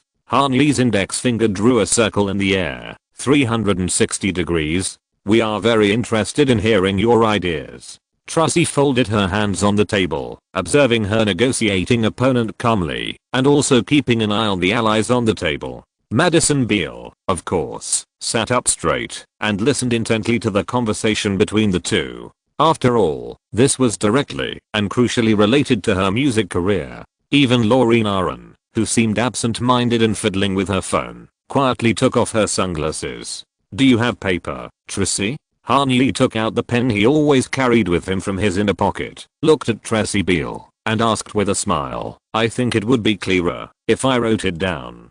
"Ah, paper. I don't think there's any at home." Tracy stood up. "I don't think there's any on the first floor. I'll go to the study to check." "It's okay. Please sit down. It's the same if we use tissues." Han Yi also stood up, pressed down with his right hand, and motioned Tracy to sit down. At the same time, he took a tissue from the center of the dining table with his left hand and gently spread it in front of him. "The result of our negotiation is that the first one." Han Yi glanced at Yusun, who was sitting diagonally opposite, and slowly wrote down the terms of the agreement that the two of them had discussed with Madison Beal on the tissue. Madison raised her chin, wanting to see it more clearly. Under her gaze, Han Yi wrote down in Arabic numeral 8. Then, he added 6 zeros at the end. Total advance payment, $8 million, 7 albums, no renewal option. From the beginning, all of them. Apart from Han Yi's calm narration, no other voices could be heard at the table, but Madison Beal felt as if a volcano was erupting not far from the window, deafening and earth-shaking. Such a simple sentence contained too much complicated information that made her dizzy. Ordinary newcomers can only get an advance of $100,000 for an album at most. Even for a small celebrity like Madison, who has never released an album, but has 1 or 2 singles and a few million fans on social media, the offer is only capped at $200,000. Only superstar level musicians dare to ask for a 7-digit advance. Han Yi offered Madison a total advance of $8 million for 7 albums, an average of $1.14 to $9 million per album. More importantly, Han Yi did not offer a 1+6 contract, but directly activated all the options for the 7 albums at once. As mentioned before, most labels sign renewal contracts with musicians for 1 album and several albums. After making 1 album, the record company will look at the sales and other commercial performance to determine whether to activate the renewal right for the next album. If the standards are not met, the musician may be directly abandoned, or like Madison, the first album has not yet been completed, and she was directly kicked out through the pay or play clause. In other words, even if the record company promises an artist a $100,000 advance for the first album and a $50 million advance for the next album, as long as the effect of the first album does not meet expectations, the record company can terminate the contract with the artist at any time. The so-called dream of $50 million has become a castle in the air. Therefore, when Han Yi mentioned guaranteeing 7 albums directly, Madison Beal inevitably fell into shock. Guaranteeing 7 albums, that is, the $8 million will definitely fall into Madison Beal's pocket. It's just a matter of time. Except for the long-established superstars, she has never heard of anyone getting such a clause. What are the conditions? Madison's voice was a little lighter when she asked. She was unsure. You will get 15% of the first 2 albums, 17% for the middle 3, and 20% for the last 2. Han Yi wrote the 3 numbers on the tissue paper and drew arrows after the percentage sign, explaining in detail. For each album, the total revenue is equivalent to 250,000 album sales, and the share remains unchanged. From 250,000 to 500,000, it will increase by 1%. After that, every 200,000 will increase by 1%. There is no upper limit. You can understand it, right? Han Yi turned the tissue paper in a different direction and showed it to Tracy and Madison. Okay. Tracy nodded. Please continue. 70% of the performance share belongs to you, and 50% of the music copyright share, and 50% of the peripheral share. Han Yi continued to write on the tissue paper. Other performing arts affairs, the share is 70%. For these aspects, is it gross income or net income? Tracy bit her nails unconsciously, her brain working fast. Part of it is gross income, and part of it is net income. Han Yi looked up at the other party. Yaozhen will be the manager, and her commission will be reflected in our income. As for the performing arts agency, we hope that Madison can sign a contract with Utah, so that it will be more convenient for the subsequent operations. As for lawyers and business managers, you can use the professional consultants provided by Renayu Management in the early stage. Do you know Lau Taylor and Jordan Bromley? If it's convenient, please introduce them briefly. This shows Tracy Beal's lack of industry connections. Lau Taylor is the business manager for Jennifer Lopez, Britney Spears, Steven Tyler, Gwen Stefani, Kim Kardashian, and Kylie Jenner. Jordan Bromley is in charge of the legal affairs of Time Magazine, Lionsgate Entertainment, Sony Pictures Entertainment, Warner Music Group, CAA, WMEIMG, and Utah. So, in terms of performances, we can settle the net income. For other sectors, if you use our services, the gross income calculation is more reasonable. Of course, if later. Any questions, Maddie? Han Yi stopped introducing and asked Madison with concern. When he mentioned this series of names just now, Madison Beal's mood obviously sank. She put her hands between her legs, lowered her head, and remained silent. I don't know what she was thinking. Han Yi was keenly aware of this, but he didn't know whose name had such a strong negative effect. Oh, nothing. Madison shook her head and forced a smile. I just remembered something else. It has nothing to do with this. Very good, Yi. These two managers are very good. Maddie is indeed a little troubled. Mom. Madison opened her eyes wide, suddenly raised her voice, and stopped her disserters feebly. Han Yi had never seen her so emotional. Okay. I won't say it. Relax, Maddie. Tracy Beal did not show any extreme emotions, but lowered her voice and comforted her softly. Laurie Maron, who did not speak, also put her hand on Madison's shoulder and gently rubbed it. After 2 or 3 minutes, the girl finally suppressed the tears in her eyes. Sorry, very sorry. Madison, who had returned to normal, looked at Han Yi guiltily. I remembered some unpleasant things, but they are all in the past. It doesn't matter. The news you will hear next should make you happy. Han Yi pushed the tissue and pen diagonally forward and moved them in front of Zhao Yaozhen. Yaozhen, can you tell me about our plan for her first album? It was not his job to appease Madison, and even if it was, he would have to wait until after the contract was signed. The top priority now was to make the girl accept his plan in its entirety. Okay. Zhao Yaozhen picked up the pen, pressed the tissue with 3 fingers, and looked up at Madison Beal. Madison, for the first album, we will give you a cross-guaranteed advance of $500,000. Understood. Madison, who had already signed a contract once, naturally knew what cross-guarantee meant. The cross-collateralization clause means that, if the singer fails to pay off the advance for this album, the remaining amount will be deferred to the next album to continue to pay. For example, if an artist gets a 20% share and receives a $200,000 advance, then this album must generate at least $1 million in revenue for the company. In this way, his share will be just enough to repay the advance. If the album only generates $800,000 in revenue, then the artist can only theoretically get $160,000. At this time, the artist's theoretical income is $40,000 less than the advance, and this $40,000 will be regarded as the artist's debt to the company and enter the calculation cycle of the next album. If the record company chooses to terminate the contract with the artist at this time, sorry, $40,000, please find another way to repay it. Advances sound good, but most artists ignore the meaning of the word advance. It was not until they were burdened with debt that they woke up from their dreams. On the one hand, every artist wants to get the highest advance possible. On the other hand, they are also worried about what to do if sales are not as expected and they have to pay the money themselves once they are terminated. Of course, in the agreement framework proposed by Han Yi, Madison does not have to worry about this, at least for the first few albums. Because all 7 albums are activated options that are guaranteed to be produced. Even if this album loses all its money, it can be deducted from the advance payment to be paid for the next album. In addition, for each album, we need to require you to meet the commercially satisfactory standard. Zhao Yaozhen continued to narrate calmly. When an artist delivers an album to a record company, the record company usually has 3 different measurement standards. The first is called commercially satisfactory, which means commercially meeting the requirements. This measurement standard is the most vague, because only when the record company feels that the album delivered by the artist meets the commercial needs and can be promoted in the market, the artist's album cycle is considered complete.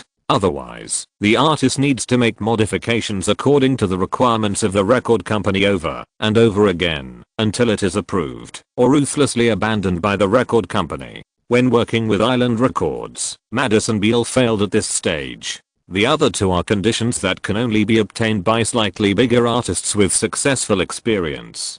Technically satisfactory means that the record company will list some parameters and style requirements, such as 10 songs must be submitted, how many of them are pop, how many are R&B, and the duration must be within a certain number of minutes. As long as these rigid requirements are met, you can pass the assessment. After all, everyone understands that the difficulty of a review with fixed standards is much simpler than those without fixed conditions. There is also a kind of self-satisfactory, which is a clause that no one can negotiate except superstars. As the name suggests, self-satisfaction. As long as these superstars feel that the album is completed, they can be delivered directly to complete the task of this cycle without obtaining the consent of the record company. Now Madison can only follow the rules of Han Music. No problem, but I hope I can have some say in this regard. Madison Beal stammered to find the right words. For example, the style of music, the choice of producers, and so on. Of course, our way of working is to give you an advance payment, and then you will form the production team for this album. Although our R&R team will work with you, in general, the decision-making power is shared by both of us. You can tell her about the list of producers we recommend. Han Yi reminded. Like Yi said, for your first album, we have some candidates for you to choose from. Zhao Yaozhen quickly wrote down 3 names on a tissue that had little space left and handed it to Madison Beal. Tricky Stewart, Timbaland, Maximum Martin. The first one has already joined Han Music. As an in-house producer, his fee will be cheaper. You should know him. Bruno Mars and Justin Bieber both asked him to make singles. I've seen him. Madison nodded like a bird pecking at rice. Great producer. The other 2, there should be no need to introduce them, right? Han Yi took over the conversation and smiled. Timbaland is a client of Utah. It's easy to let him be responsible for the entire production supervision. We have already asked Maximum Martin.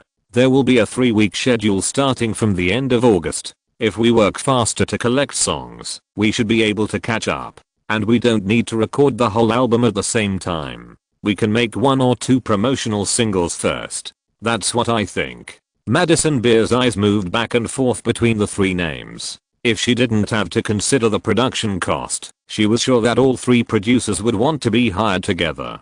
After all, not everyone can fight this kind of rich battle. The music copyright and master copyright of the songs on the Island record before are all with them. It's not convenient to continue to use them. I believe you won't be willing to use their songs. You know us very well, and we know you very well. At this point, Han Yi glanced at Zhao Yaozhen, who almost instantly understood his eyes. Before coming to New York to meet you, we selected 2 great singles for you through the omnipotent R&R team of Han Music. They are definitely not the cliché pop and modern R&B that you got at the time. Zhao Yaozhen unlocked the screen of her mobile phone, turned on the music, opened the locally saved WAV file, and handed it to Madison. A single from our Mad Decent label, produced by Major Lazer and Benny Blanco, and Ed Sheeran is responsible for the vocal melody.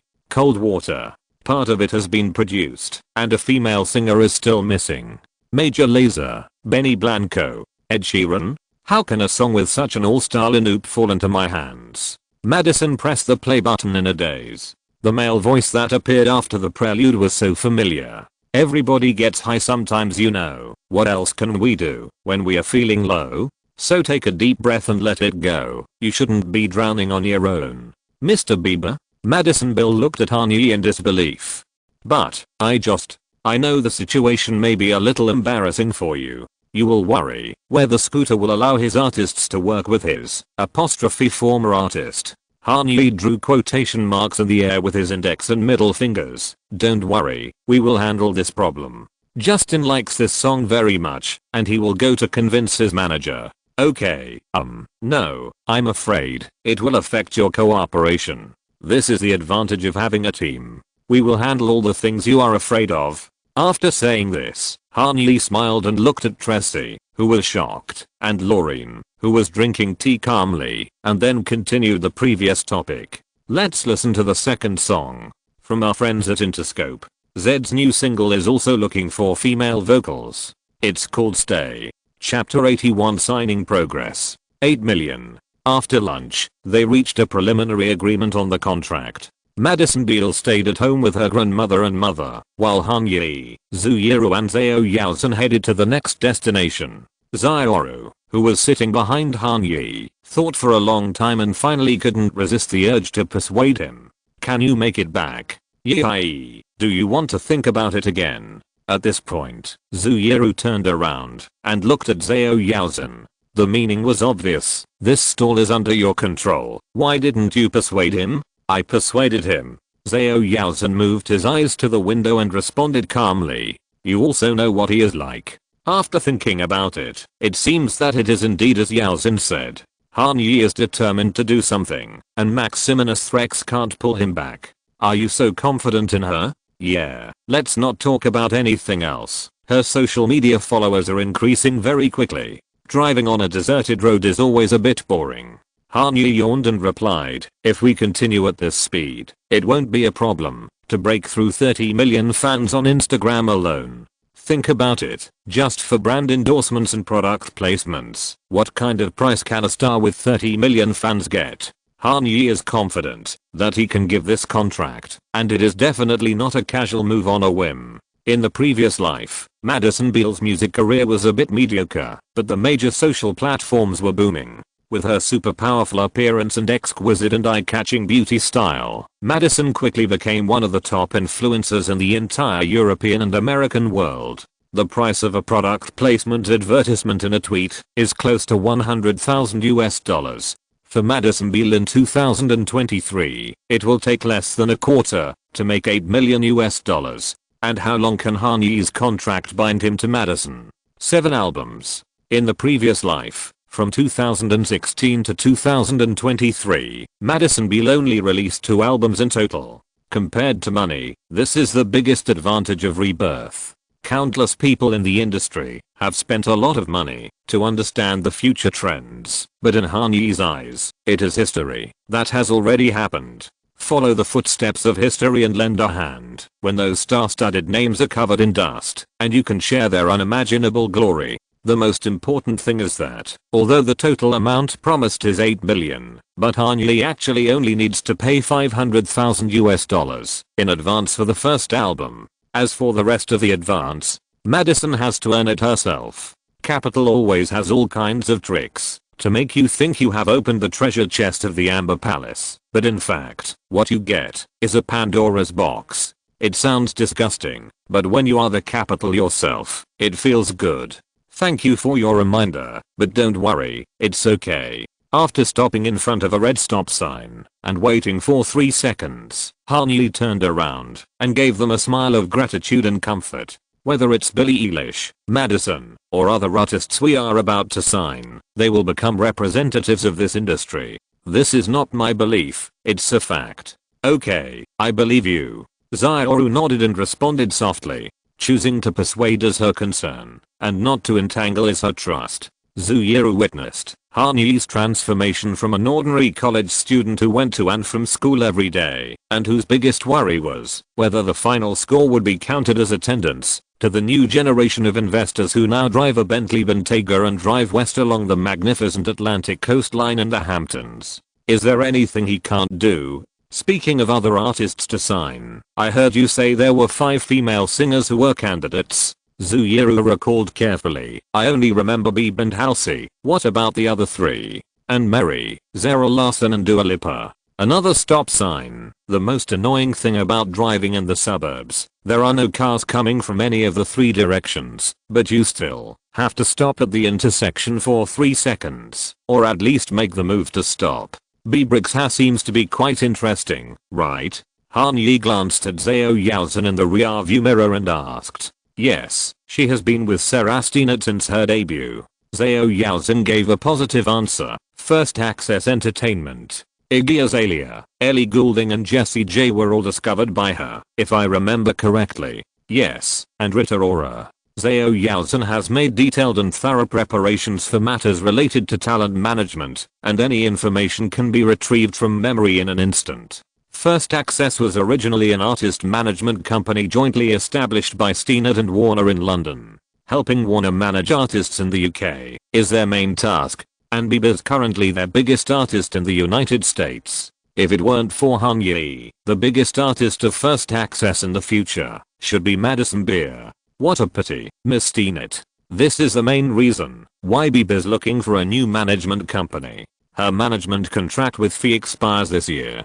Steenert really wants to renew her contract, but Bieber has not yet agreed. It's good to be the top sister, but a small temple cannot accommodate a big Buddha.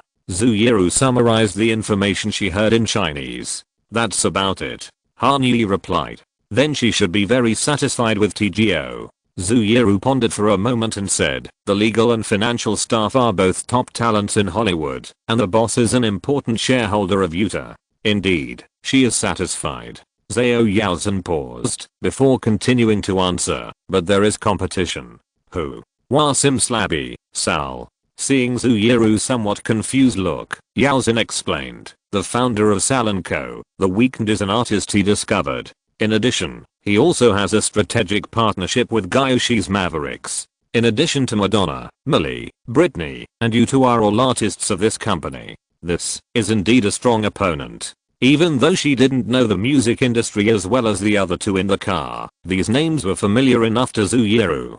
The Weeknd was originally the most popular male singer in the past 2 years, and it can be said that there is no one else, and Gayoshi is a recognized legend in the industry. I can only say that each has its own merits. Han Yi seemed very confident. Jordan is discussing the details and conditions with her, and her contract with Utah still has more than 3 years left. And no matter which company she signs with, she will still release her songs through Warner, and there won't be much change. Although our competitors do have more experience than us in artist management, overall, I think the chances of our two companies winning are 50-50. Besides, even if Bieb doesn't sign, there are still others. Halsey and her two managers are basically about to reach an agreement. Han Yi introduced Xiaoru to the latest signing progress of another female singer living in the United States. The best thing about Halsey is that she only has a record contract with her label Astral Works, not a full contract. This is due to the nature of Astral Works as an electronic music label. Generally speaking, electronic music labels rarely sign 360 contracts with artists, and even the number of records is very small. In the contract of our friend Ashley, only 1+1 albums are stipulated. That means that after the release of the next album, Halsey will not even have a record contract. What's even better is that her two managers are very smart and have not signed a music distribution contract so far. That means you can get all her rights and interests. Zhu Yiru sat up straight, her tone slightly raised. Do you want to set up a joint venture with her and put all the rights and interests and income into it? Have you told Xiao Zhu? Han Yi pointed his thumb at Zhu Yiru and looked at Zhao Yaozhen. No. Zhao Yaozhen shook his head and looked at Zhu Yiru in surprise. Then how did you know? Han Yi's tone was full of undisguised curiosity. What's the matter? You don't understand, and you won't let me learn. Zhu Yiru pouted. You mentioned the case of Robbie Williams before. I still remember it. How do you have so much space in your head? Turning his eyes back to the road, Han Yi stepped on the accelerator and teased. 7 courses. Can you still remember other things? I'm an amoeba? Zhu Yiru rolled her eyelids in a stern manner. Okay, stop talking nonsense. What terms did you reach in the end? Halsey Incorporated, managed by TGO subordinates. The investment amount of $18 million. We hold 50% of the equity, and Halsey and her team hold the other 50%. Han Yi can recite the agreement reached between Jordan Bromley and Halsey backwards. compared with Robbie Williams' $157 million joint venture. The investment amount of $18 million can be described as a drop in the bucket. However, this huge sum of money is undoubtedly an astronomical figure for Halsey, who just released her first album last year and has just gained some basic popularity. The $18 million will be invested in Halsey's third album, as well as future music copyright development, tour production, MV production, artist peripherals and a series of other performing arts affairs. Of course, part of it will flow directly into the personal accounts of Halsey, Jason Aaron and Anthony Lee as an advance payment. This is an offer that the three major music groups cannot and will not match. If any newcomer invested $18 million to form a joint venture, Universal, Sony and Warner would have gone bankrupt long ago.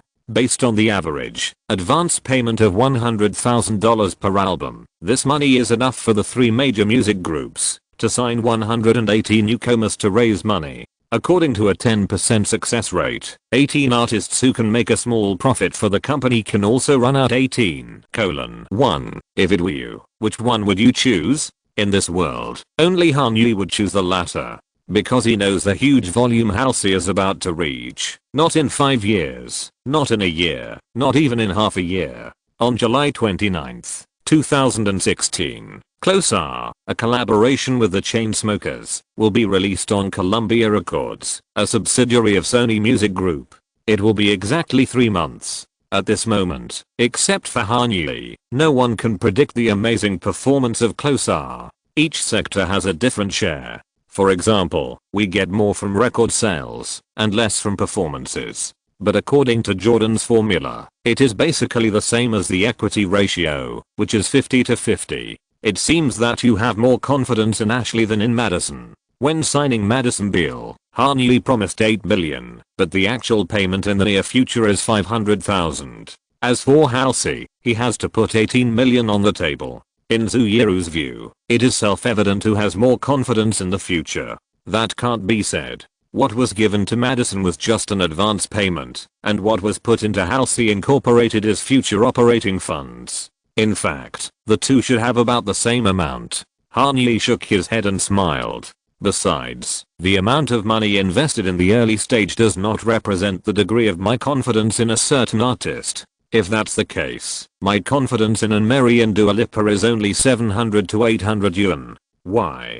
Zuyeru tilted her head and asked. Flights from London to Los Angeles. Zhao Yaozhen answered. They will both fly from Heathrow to LAX next week to discuss signing. For these two British girls who have not yet belonged to a label, it is obviously much easier to talk about cooperation than Madison Beer, Biebrix and Horshey. Han Music reimbursed Dua Lipa for 2 round-trip tickets because she wanted to bring her manager to discuss joining TGO and the Han Music family. And Mary is even simpler. She doesn't have a fixed manager yet, but she will pack her bags and take the same flight with Dua Lipa to Los Angeles, and then she won't go back. Although they haven't met Mary yet, the girl's straightforward personality has left a deep impression on all the staff of Han Music. Without even getting a contract, they dared to move to LA with all their luggage. They were so cute in a silly way. There's another one. Zara Larsson. She's not interested. Kanye shrugged, and she signed a full contract with Sony. It's quite troublesome to cooperate with her.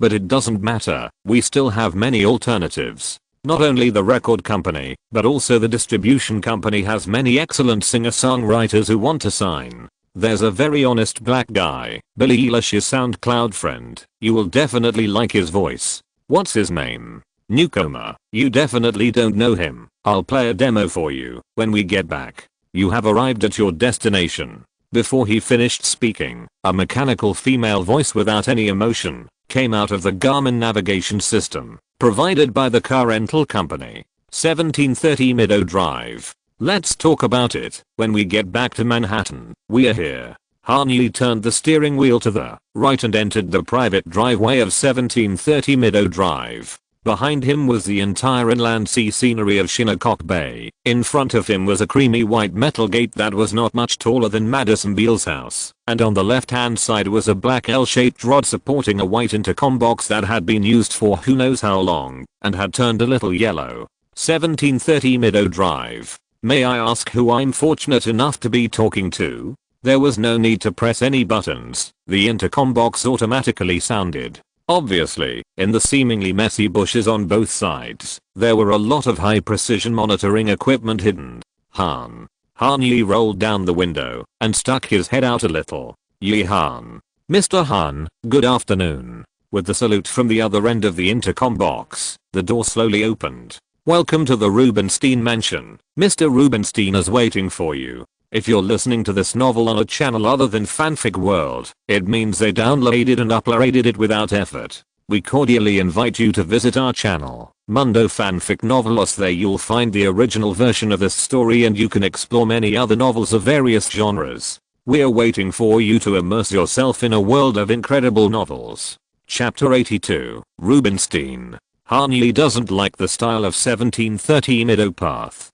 Driving into the retro driveway deliberately paved with gravel, what comes into view is a so-called modern traditional style shingle style mansion, a New England architectural style that emerged in the 1880s and borrowed heavily from the Victorian style. Whether it is the tiled exterior wall, the towering reddish-brown chimney, or the protruding semicircular terrace on the second floor, none of them conform to Han Yi's aesthetic concept. A nondescript antique imitation worth $45 million is the most neutral evaluation Han Yi can give to 1730 Meadow Path. But Han Yi has a different opinion on the owner of this mansion. Without imitation, reference, and plagiarism, David Rubenstein's life is a completely original and imaginative 20th century wealth drama. He founded the Carlyle Group in 1987 and gradually grew into the first echelon of international capital with a value of hundreds of billions in 29 years.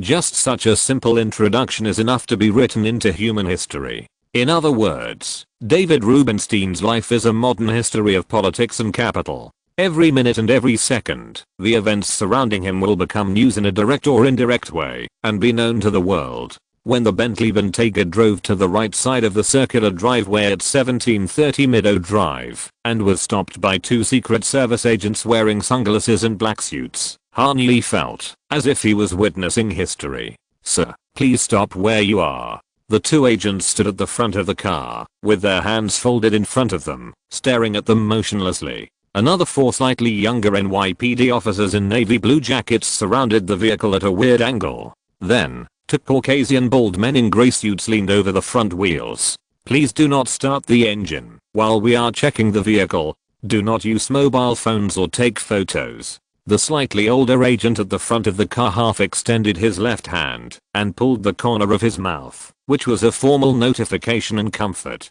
"Thanks for your cooperation. We will finish soon. Does it matter whether you cooperate or not?" Han Yi nodded and swallowed his desire to complain. He didn't need very good eyesight to see the source of all this madness through the car window. David Rubenstein was standing in front of the left lane, chatting and laughing with an old man who was slightly taller than him and also had a head full of silver hair. Han Yi could only sit in the car. If he moved a little, he would be shot into a sieve, while David Rubenstein could directly hold the old man's shoulders and whisper intimately in his ear. In 2016, this former Delaware senator was still a vice president who was not much better than a mascot. The Democrats liked him like Santa Claus, and even the Republicans didn't mind such a non-aggressive and kind face. At this time, he was not Sleepy Joe, but the poorest middle-class Joe among the senators. Who would have thought that this 74-year-old man would become the country's oldest top decision maker 4 years after his running mate retired? Han Yi narrowed his eyes slightly and thought with interest. The first page of Google was a news report about the deep friendship between David Rubenstein and the vice president. The coupling of the top rich man in 1600 Pennsylvania Avenue was really nothing to be surprised about. He just didn't expect that he, who was reborn, could actually witness this scene with his own eyes, although it was on the sidelines. The same surprise also emerged in the hearts of Zhu Yiru and Zhao Yaozhen. Willpower and popularity are two irrelevant variables. Whether it is holding power like the previous one, or enjoying peace like this one, no one will not know the nominal number 2 person in the United States. The three people in the car did not make any extra movements, but their eyes were firmly on him. After half a minute, a middle-aged man who was also wearing a suit, but wearing a bow tie instead of a tie walked up to Rubenstein and whispered a reminder. Then, David Rubenstein cast his eyes on the Bentley XL not far away. Rubenstein's mouth moved slightly. Han Yi couldn't read his lips because they were too far away, so he couldn't guess what he said. But as soon as he closed his lips, the vice president who had been facing them sideways turned his head and looked in Han Yi's direction.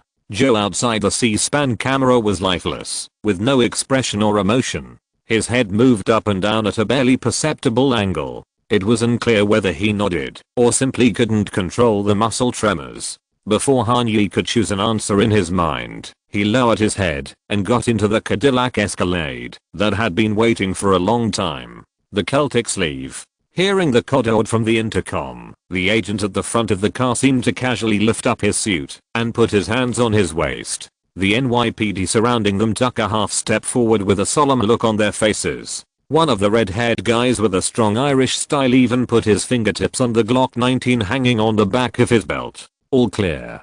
The Escalade made a semicircle and drove out of everyone's sight quickly. Everyone inside and outside the car breathed a sigh of relief. "Thank you, you can start the engine now." After a brief and plain thank you, the 8 people dispersed instantly, returned to their respective cars, started the engine and left, as if everything just now was just a dream of 24 hours. "Mr. Han, welcome to 1730 Meadow Trail." The staff of the powerful agency left the manor. The only person left on the driveway was David Rubenstein and the humble and polite butler of the Rubenstein mansion. He trotted a few steps and came forward. "Neil McKendrick, the property manager here, is happy to see you in such a pleasant weather." "Me too, Neil." Han Yi subconsciously raised his eyes to look at the overcast sky.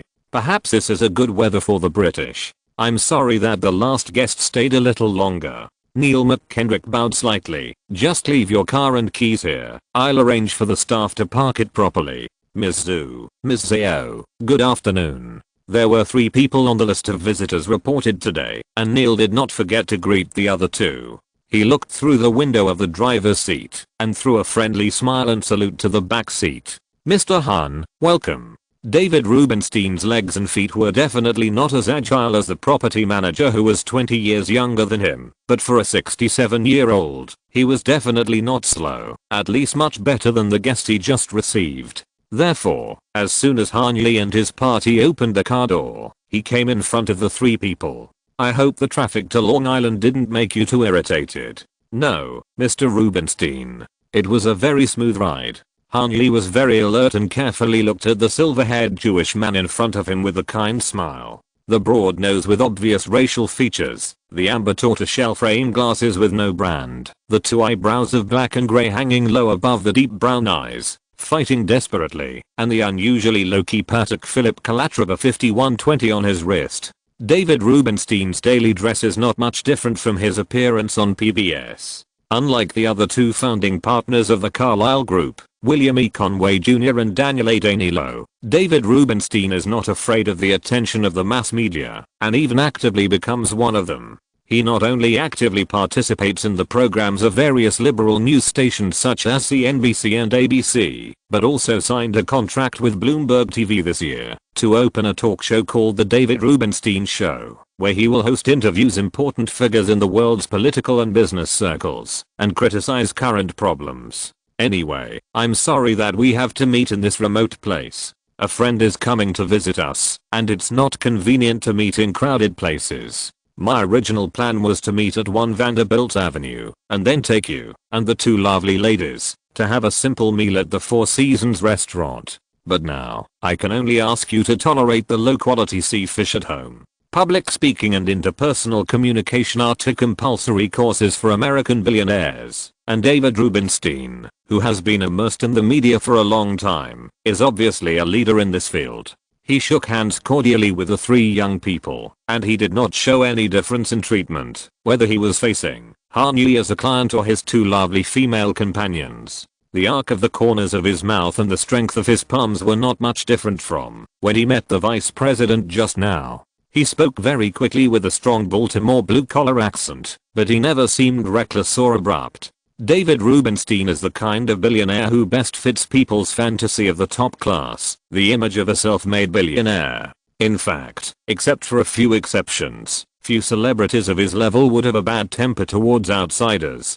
This is the peace and calmness that money and power bring. A $25 million snowview villa in Beaver Creek, Colorado, a 13-acre private resort on Nantucket Island, Massachusetts, and a $65 million Gulfstream private jet. When you have these, the world in your eyes will naturally be filtered through a rainbow. We are all honored to be here. Han Yi raised his hand, speaking on behalf of Zhu Yiru and Zhao Yaozhen. This is my first time in the Hamptons. Mr. Rubenstein, I believe you will come often in the future. I like coming here too, but like you, I come here too rarely. David Rubenstein led the way in front, slowly walked through the New England style courtyard that was not used many times, but was still carefully maintained, and walked into the room. Where did you stay in New York this time? Pier. It's a great hotel.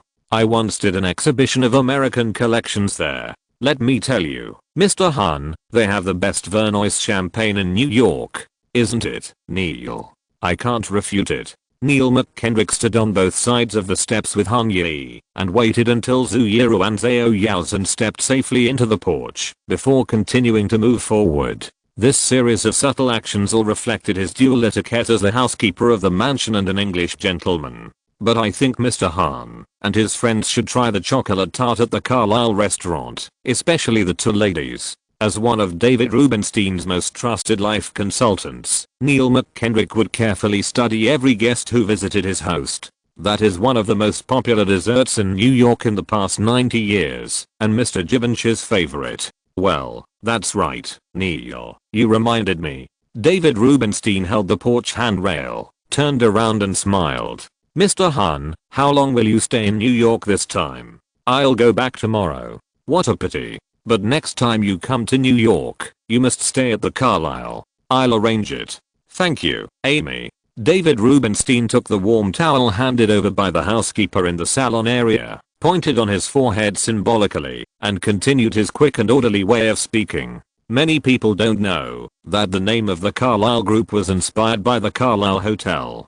So now we have a long-term cooperation with the Carlisle Apartments. Oh, no, what should the correct name be? Rosewood Apartments. Neil McKendrick reminded softly. Yes, Rosewood Apartments. I always forget that Carlisle now belongs to Chow Tai-Fook.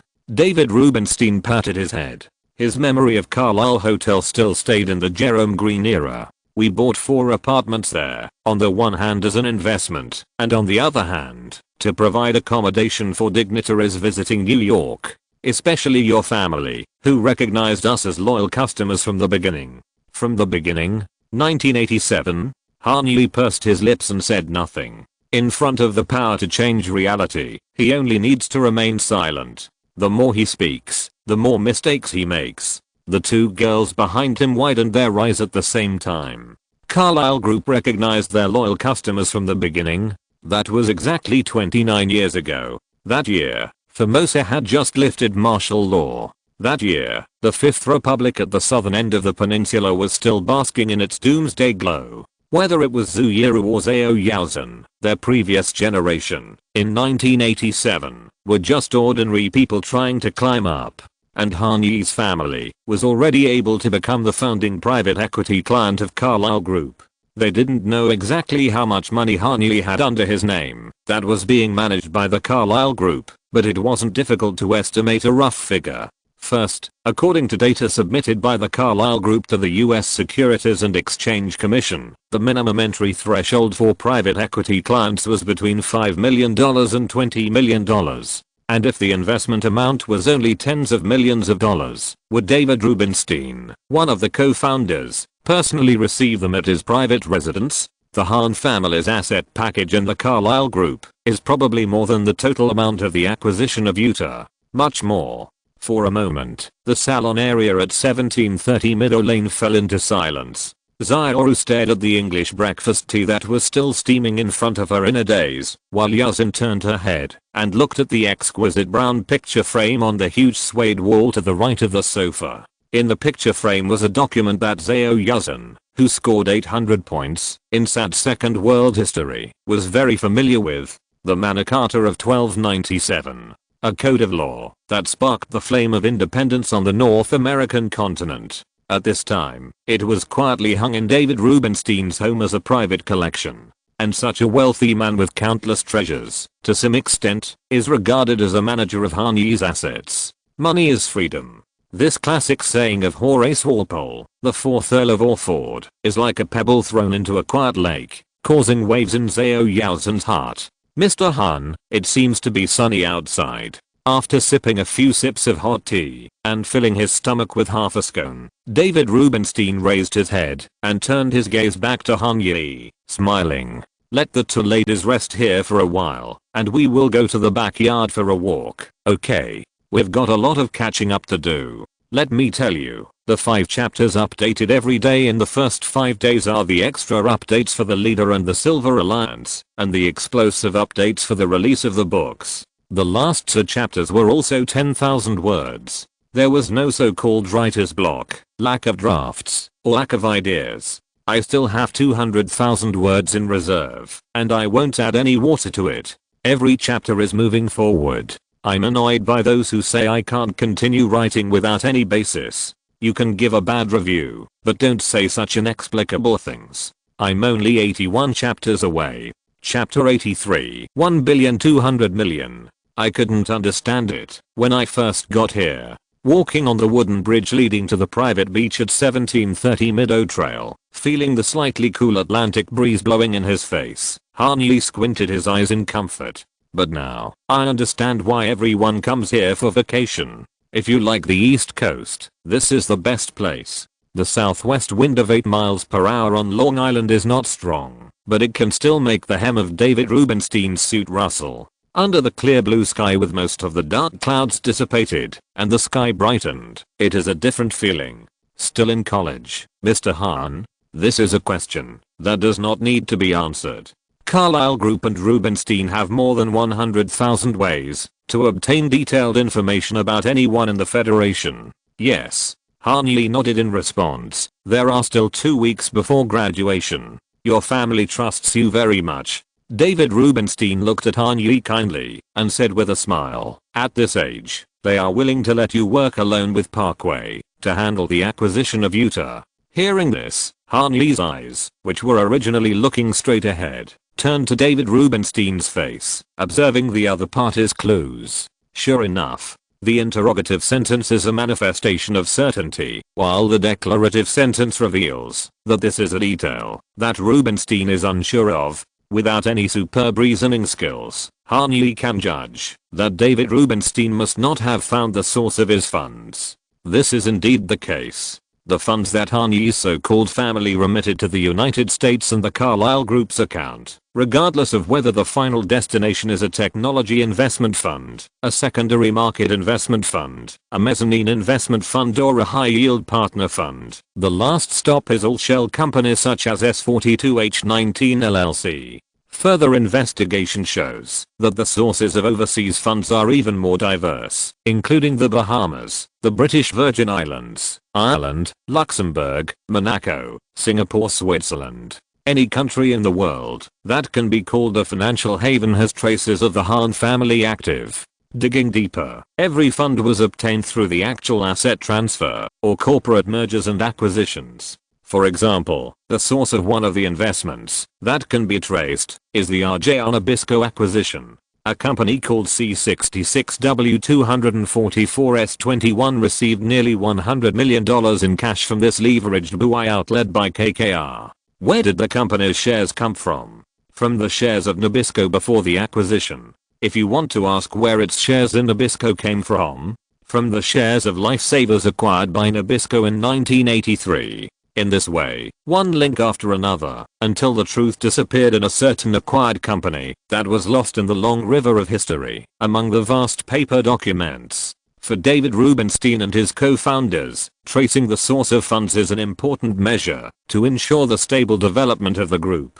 However, as long as the safety of the funds can be guaranteed, it is not a shocking thing for them to give Han Yi's money a disguise. And they did just that. The €100 million asset portfolio of the Hahn family deposited in the subsidiary company, Alp Investment Partners, was circulated within the entire group and eventually placed in Alp Investment Partners US Secondary Investments 2006 LLC, a limited partnership registered in Delaware. In the name of Yi Hahn. It's nothing, Mr. Rubenstein. Han Yi's feet finally stepped on the private beach at 1730 Meadow Trail. Unlike the pure white sand beaches of the west coast or Florida, which are all quartz sand, most of the sand in the northern part of the east coast, including New York State, comes from the melting glaciers 18,000 years ago. The fusion of gravel and sand makes the entire coastline appear like milk tea. It looks beautiful from a distance, but a little dirty when you look up close. Coupled with the sunny, but still damp weather, even if it has improved slightly, Han Yi still can't fall in love with the Hamptons. In his opinion, the greatest value of New York is its skyline. If you don't live in the clouds, then the entire Big Apple actually loses its meaning. Compared to your legendary experience, I still have a lot to learn. Han Yi put his hands in his pockets, drew a semicircle on the beach with his feet, and said softly, "Son, when I was your age, I was still in the editorial office of the Law Review at the University of Chicago, looking at piles of manuscripts, and wasting my already limited hair." David Rubenstein pointed to the hairline that had receded to the top of his head. "You are doing something great, something that most of us can't imagine. I was just a kid waving the money given by my parents to search for candy in the grocery store. I was too short and too focused to see that there were robbers robbing the store." Han Yi winked at Rubenstein. "I need a bodyguard with enough firepower to bring the candy home safely. In this scenario." How could David Rubenstein not hear Han Yi's obvious analogy? But he still poked his index finger at his chest and asked, "Am I the robber?" Before he finished speaking, the two laughed together. "So, how can I help you, Mr. Han?" The laughter subsided, and David Rubenstein adjusted the frame of his glasses. "You have $399. The store is here. What candy do you want to buy?" "I told my parents I was here to buy candy, but I lied." Han Yi put one hand to his mouth and lowered his voice. "I'm here to buy wine. A whole bottle." "A whole bottle?" David Rubenstein's eyebrows, which were close to his eyelids, raised slightly. "But you're still a child, not yet of legal drinking age. More importantly, you're not even a child from this neighborhood. How can you expect the store owner to be kind enough to sell you wine? So I need an adult from this neighborhood." Han Yi pursed his lips and lowered his eyes. "I don't want to take it away, I'm just drinking it on this street." "So, the exchange condition you give this adult is drink together." "Understood." Rubenstein nodded, and without thinking too long, he continued with the next sentence. "What kind of liquor is it? You have to know that many strong liquors are too strong, and even a normal adult will get drunk if they smell it. I don't want that kind." Han Yi shook his head. "I just want to drink some fruit punch." "Which brand?" Hearing Rubenstein's question, Han Yi leaned forward and whispered in his ear, "Oh, a world famous big brand, not a small workshop. Very safe." David Rubenstein's cheeks, which seemed to be stiffened by the sea breeze, finally began to relax. "So, what are we talking about? How big a sip?" Rubenstein's index finger and thumb were separated by a distance that he thought was appropriate. "Fruit punch can't fill the alcohol capacity of an adult. But everyone will think that you bought this bottle." Han Yi pointed to David Rubenstein's chest, as if he had really bought the fruit punch, and was holding the brown paper bag in his arms with his hand. "The other kids will know that you're good at helping people deal with the hassle of ID checks when buying alcohol. I've been doing this for years." David Rubenstein smiled deeply. "Generation after generation of kids come to this neighborhood and look for me. Why can't there be one more of me?" Han Yi spread his hands at his sides and smiled. "Maybe not enough to drink, but never too much, right?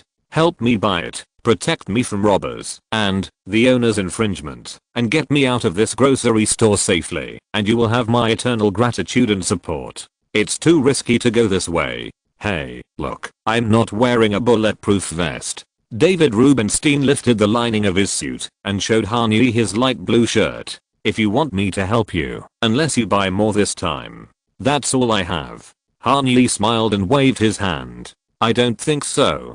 David Rubenstein continued his non-material performance, taking out a stack of money from his trouser pocket and counting it carefully. Your parents are afraid that you won't have enough to eat, so they left 1,200 yuan with me. Have you forgotten? 1,200 yuan. If 399 million US dollars is 399 yuan, then 1,200 yuan is. Han Yi could no longer maintain his calm smile. Oh, I didn't expect it, sir. I didn't expect that I would spend all the money on this trip.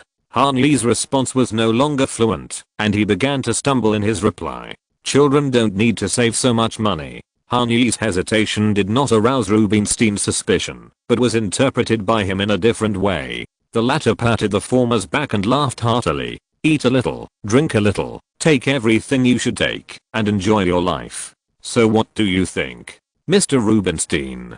Han Yi swallowed his saliva and finally showed the ID card of David Rubenstein, the excellent actor. What should I take? Yi. Zhao Yaozhen frowned and patted Han Yi's shoulder. Did you forget your soul in that house? We've been at this stop sign for 2 minutes. What did you talk about at the beach? Zhu Yiru stared at Han Yi with concern. You've been in such a state of disarray since you came back from there. Sorry. No, we talked about buying candy. Han Yi stepped on the accelerator and responded absent-mindedly. Buy candy? Zhao Yaozhen narrowed his eyes in confusion. Well, no, actually buy wine. Han Yi extended his right index finger and emphasized, buy fruit punch. Fruit punch. Hearing Han Yi's incoherent answer, Xiaoru subconsciously turned her head to look at Southampton, which was getting farther and farther behind her. She was looking for a road sign that said Salem. Someone was obviously under a curse. Zhu Yiru and Zhao Yaozhen, who were confused, of course didn't know, and Han Yi, who was in a state of confusion, would never share with them the real reason why he was acting out of character. How to explain it? He came to Southampton to discuss the whereabouts of the $399 million investment, but unexpectedly found that he still had $1.2 billion in the Carlyle Group's account. What on earth was going on? The $399 million hadn't been spent yet, but there was a triple bonus. Thinking of this, Han Yi couldn't help but increase the force of his right foot on the accelerator and drove towards Manhattan. He had to find a deserted place quickly, open the memo, and figure this out. Chapter 84, Night Talk on the Terrace, Part 1. He was anxious, but he couldn't show it too obviously, otherwise the abrupt contrast would definitely make the two girls suspicious. The most important thing is that Xiaoru and Yaozhen skipped classes to come to New York and followed him all the way. They ran around with him all day to work. Zhao Yaozhen was better. After all, the school season had just started, and the academic pressure was not great. As for Zhu Yiru, she had several papers and final exams to review at the same time, so that on the way back, she was mumbling something when she fell asleep leaning against the car door. All about McLuhan. The medium is the message and other exam preparation content. Is it always like this? Zhao Yaozhen looked at the curled up, small Zhu Yiru and asked Han Yi softly. No, how should I know? Han Yi glanced at the rearview mirror, all breathy, no chest voice, for fear of disturbing Xiaoru's rest. I haven't seen what she looks like when she sleeps. Actually, I have seen it. But how can he say such a deadly thing? It's quite hard. Zhao Yaozhen nodded and glanced at Xiaoru, who was smacking her lips.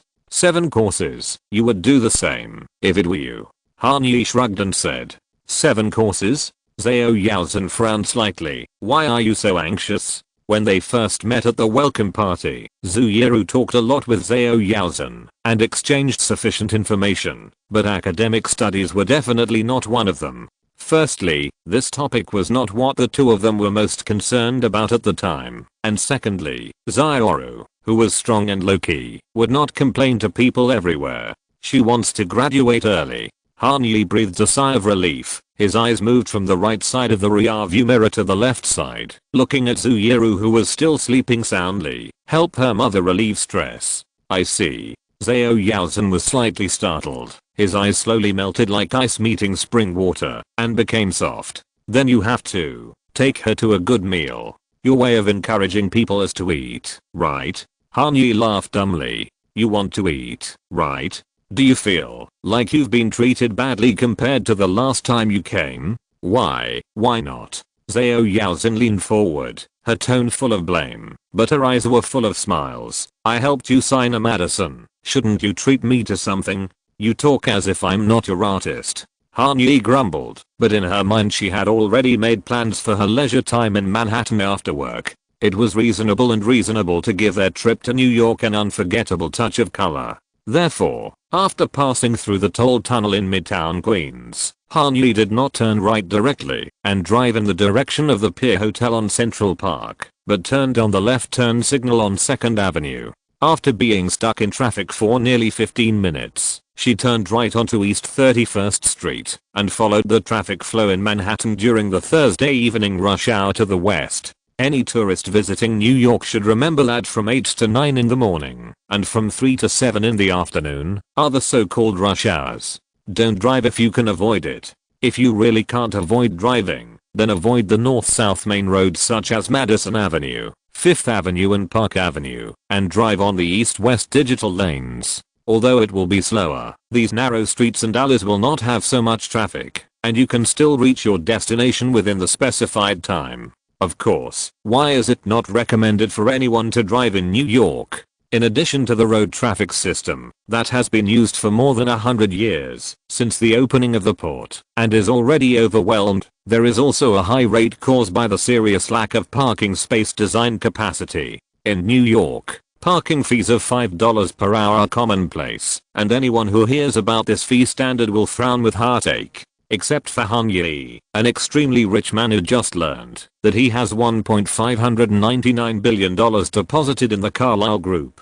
He doesn't need to worry about parking fees. In fact, Han Yi can even skip the queue process that ordinary diners must go through when visiting popular restaurants. There is no need to bother Olivia Rodriguez, who is far away in Los Angeles. The concierge department of Le Clef store at the Pier Hotel can help him solve the tight seats in most restaurants in New York. At 1913, during the busiest dining peak, we walked into Gaeonyeri, a Korean barbecue restaurant located at the intersection of West 31st Street and Broadway Avenue. The Asian waiter led us to the best 270-degree view at the corner of the restaurant. Looking north, the foot is Herald Square, which is bustling with traffic and people. On the left, the iconic dark red sign of Masses is clearly visible. This is the first flagship store and group headquarters of this chain department store giant that has been operating continuously for 115 years. Extending further ahead, Times Square and Rockefeller Center and other elite buildings in Midtown Manhattan are in full view, shining with blazing brilliance in the night. Looking further west, the skyline is even more amazing.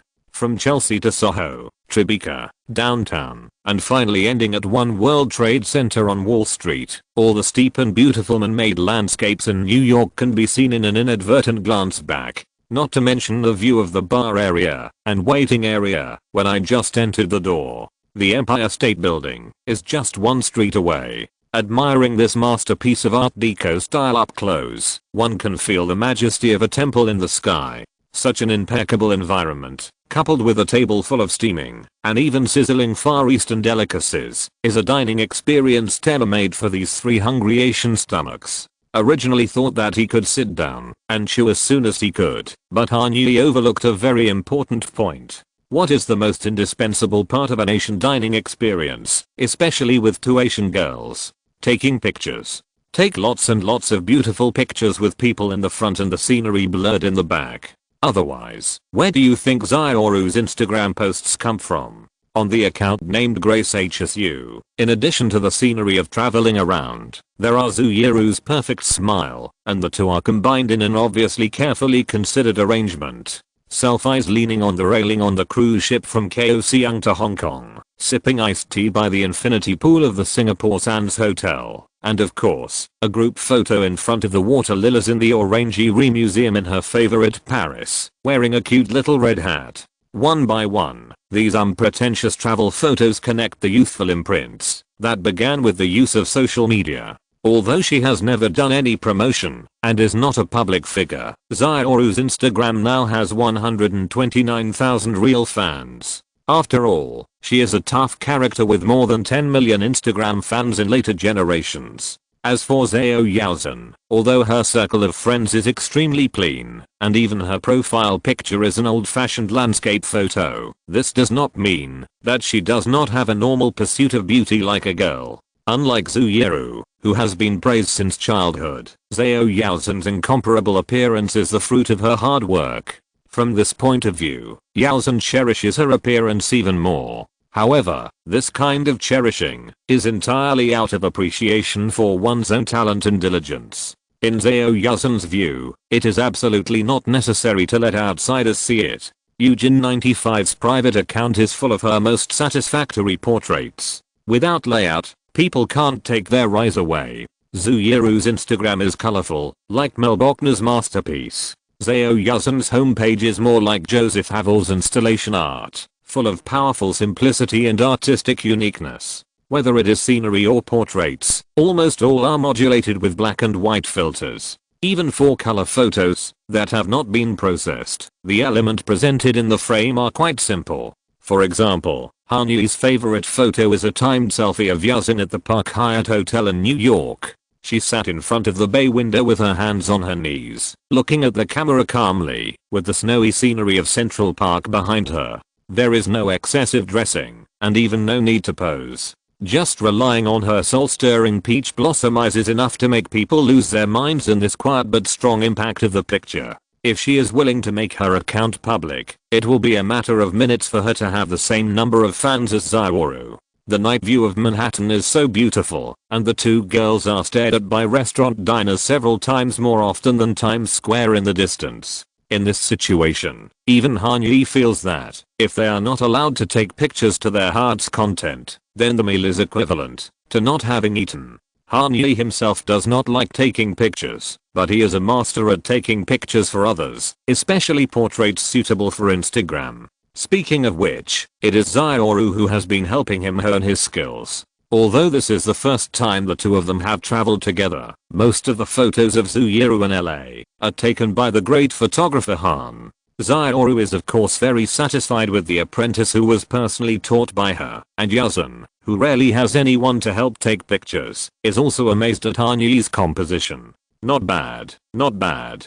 Her fingertips slightly slid across the screen, and Yaozhen's shallow dimples appeared on her cheeks again as she looked through the photos Han Yi took of her. She was on the left side of the picture, looking towards the Empire State Building. The bright night view outside the window outlined a breathtaking and fatal curve for her.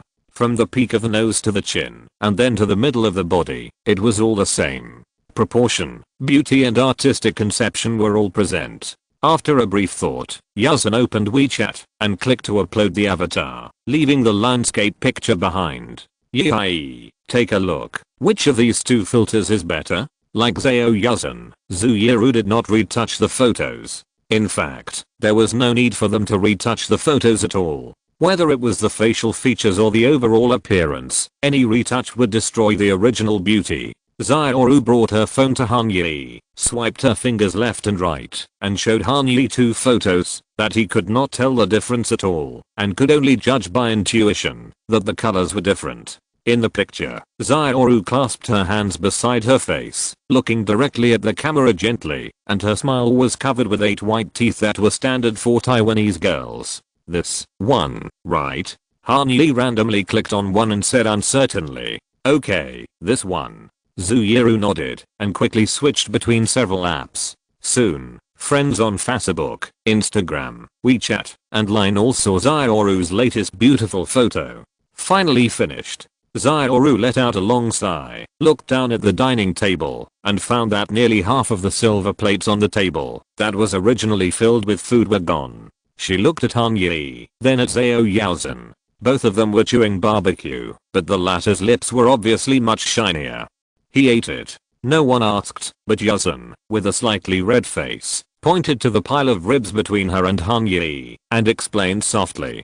Yes. Han Yi choked, and couldn't speak for a long time. He drank a sip of hot tea and sighed. I stepped on the accelerator too much, and my body was exhausted. Zhao Yaozhen, who lowered her head to hold back her laughter, almost spit out the kimchi soup she had just taken. Although there were some mysteries about who cleared most of the barbecue, in general, this feast of wonders after a day of running around was still quite enjoyable for everyone. Looking at the flashing red aviation lights on the spire of Times Square, chatting about studies, work, and life, the three people's dinner time was officially over at nearly 9:30. When they stepped into the main entrance of the Pier Hotel, the clock had already pointed to 10 o'clock. I'm a little tired, after driving all day. Back in the suite, Han Yi, who was worried about something important, quickly found a clever excuse to walk back to his bedroom. I have to interview the head of the asset management department tomorrow. I'm going to sleep first.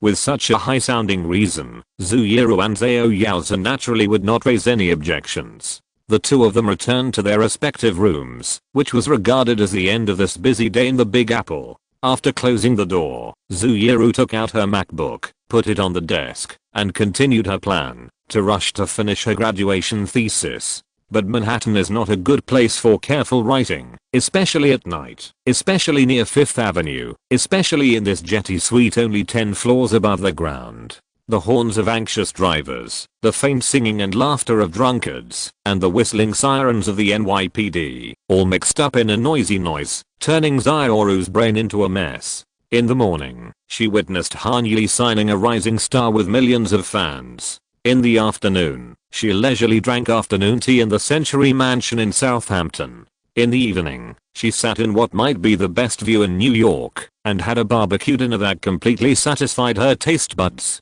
And now, it was almost midnight, and she still had to rush to finish her 7-page communication paper. No matter from which angle, Zhu Yiru had a strange feeling that two fragmented lives were stitched together. There were too many messy and trivial ideas, but very few words that could be written on the keyboard.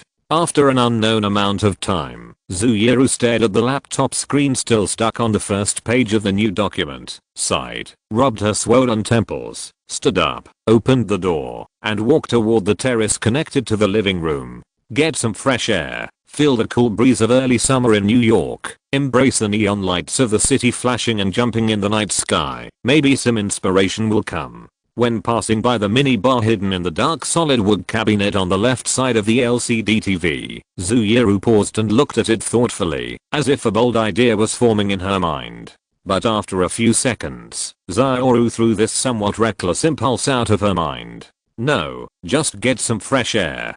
To Zhu Yiru's surprise, she was not the only visitor to the spacious terrace of the jetty suite. When she stepped into this outdoor space, Zhao Yaozhen was sitting under the light blue parasol, slightly turned to the left, and stared at Central Park and the Upper West Side in the distance under the cover of the night. Yaozhen? Zhu Yiru held onto the door frame and greeted softly. Can't sleep? Yeah. Zhao Yaozhen turned around, showing a very faint smile, and raised the glass cup filled with a little colorless liquid in his right hand. Would you like a drink? Chapter 85, Night Talk on the Terrace, Part 2. Zhu Yiru's pupils shrank slightly, and she suspected that she had misheard. Without much goose walk, she knew what Zhao Yaozhen was drinking. But I'm Korean. As if to prove the purity of his bloodline, Zhao Yaozhen took another sip, before speaking slowly in standard Chinese. You started drinking soju before you learned to walk. I mean, you're not even 21 yet.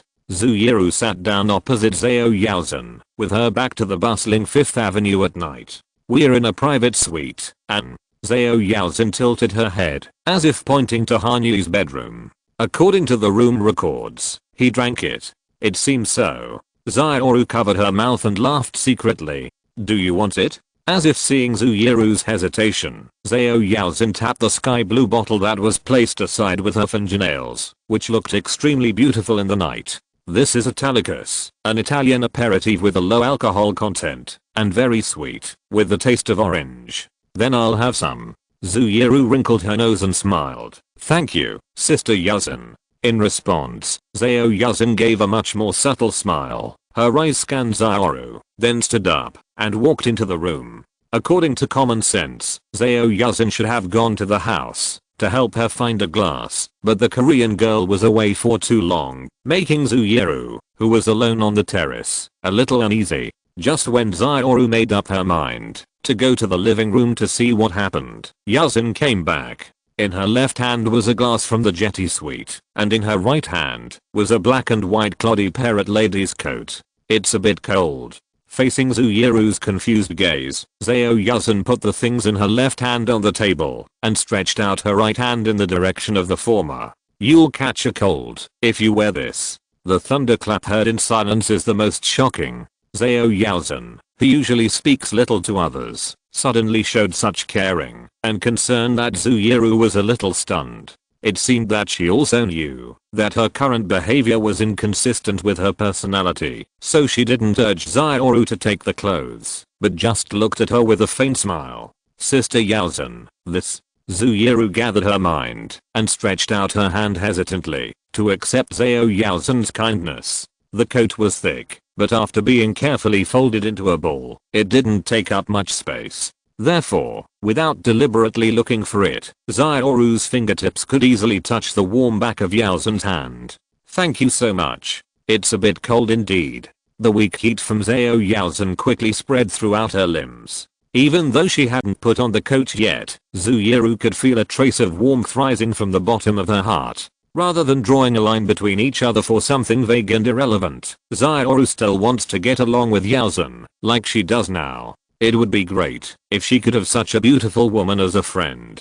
With her busy schoolwork, she naturally doesn't have many friends she can see often in the United States, let alone Zao Yasin, whose beauty she can't help but admire. Although half or even more than half of the top-notch beauties in the 3 East Asian countries are in North America, their social circles and life trajectories obviously don't overlap much with Zooyeru's. Other people's youth is in luxury houses and sports cars. What about Zioru's? In the library and in the study room? No, that's not entirely accurate. After February 29, 2016, Zioru's youth also had luxury houses and sports cars. But it was just for one person. Let me do it.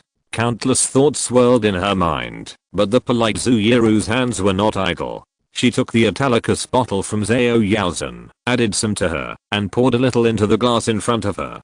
Can't sleep, Sister Yasin? Zooyeru took a sip of the aperitif and raised her eyebrows slightly. Bergamot orange, lavender, rose and chamomile, blended into a sweet and refreshing taste. No need for other seasonings. It is also a good wine that can satisfy girls' taste buds. She glanced at the time on her phone at 23:11 and asked. It was a very auspicious number, perhaps a sign of good things to happen. Yeah. Zao Yasin nodded and gave a simple affirmative answer. The real reason was embarrassing and impossible to say, because, are you still a little hungry? The thoughts echoing in her heart and in her stomach were exposed by Zooyeru, and Zao Yasin, who was relying on alcohol to suppress her hunger, was undoubtedly choked. Ahem. Are you okay? Zioru quickly leaned forward, gently patted Yasin's back, and asked with concern. It's okay, I choked a little. Zao Yasin wiped her mouth with a tissue and looked up at Zooyeru. It was not known whether it was because of the alcohol that choked her trachea or because she was too embarrassed, but the blush on the Korean girl's cheeks could be seen clearly even in the night. I didn't. It's okay, it's nothing. I think it's cute. Zooyeru smiled. I've noticed it a long time ago. You always have a hard time holding back when eating in front of me. You don't need to hold back, Sister Yasin. I also like eating very much. Zioru counted on her fingers and recalled, if I encounter a holiday and have no travel plans, I will go to H-Mart the day before the holiday to buy a lot of snacks and stock up. I do nothing every day except reading books and watching TV shows. After the holiday, I have eaten all the food. I should be a little better than you. Hearing the other party frankly share the same little interest in life as herself, the barriers in Zao Yasin's heart were instantly demolished. While running her hands through her hair, she recounted the obesity and bullying caused by overeating, the ascetic dieting life after awakening, and the renewed passion for food after meeting Hani in New York.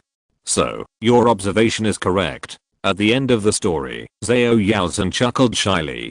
I'm really hungry now, very hungry. Amazing. Zuyuru was still immersed in Yaozen's story and exclaimed. That means, no matter how much you eat now, you won't get fat? Yes. Hearing this question, Zhao Yaozen's proud expression unconsciously revealed. And, I lost 3 pounds. Then what are you waiting for? Zuyuru stood up and trotted from the room to the terrace to get the Jetty Sweets 24-hour menu. What do you want to eat? Let's eat together. Buddy. Zhao Yaozen was obviously tempted, but after a few seconds, he glanced in the direction of Hanyu's bedroom, with some uncertainty in his tone. Zuyuru could fully understand Zhao Yaozen's unspoken concerns. First, she didn't want to disturb Hanyu's rest when he was tired. Second, she didn't want her midnight snack to be charged to Hanyu's bill. He had already paid enough. It doesn't matter. Once he falls asleep, he can't be woken up even by thunder. Well, he told me before. Zioru almost let the private cinema slip. She quickly covered her face with a glass and continued in a muffled voice. Besides, who says we can't pay for it ourselves when we go back to the room? Zuyuru took out 2 emergency Franklins from her wear-resistant and durable Stella McCartney Falabella Continental wallet specially designed for travel, and winked playfully. I'll treat you, Sister Yaozen. Why would I let you come? It must be me. Zhao Yaozen couldn't wait to spread out the menu and put her hands together on the table. Are you a little hungry too? Yes. Zuyuru nodded heavily, her eyes narrowed slightly, and her smile was a little mischievous. At dinner, I ate most of the meat, and I just drank the soup. Why is he like this? Zhao Yaozen pursed her lips awkwardly. Look, I'll treat you to a full meal today. Although she said so, in the end, Zioru, who was not very hungry, only ordered a bowl of chicken wonton noodles to warm her body before going to bed. And what about Yaozen? Grilled lamb chops, New York cheesecake, a fruit plate, and Fiji water for show. Just by looking at the comparison of the odd and even numbers, you can tell that Zuyuru will definitely not be able to compete with Zhao Yaozen. Looking at the other party putting the cash plus the tip on the plate and letting the waiter take it away, Zioru secretly made up her mind that she must repay this favor when she returns to Los Angeles. In terms of eating speed, rhythm and posture, Zuyuru and Zhao Yaozen are almost 2 completely opposite reference points. Zioru was still slowly picking at the 3 wontons left in the bowl, while Yaozen had almost finished the cheesecake, her eyes still fixed on the fruit plate, not showing any sign of slacking off. However, the difference in the progress of the meal did not affect their very harmonious conversation.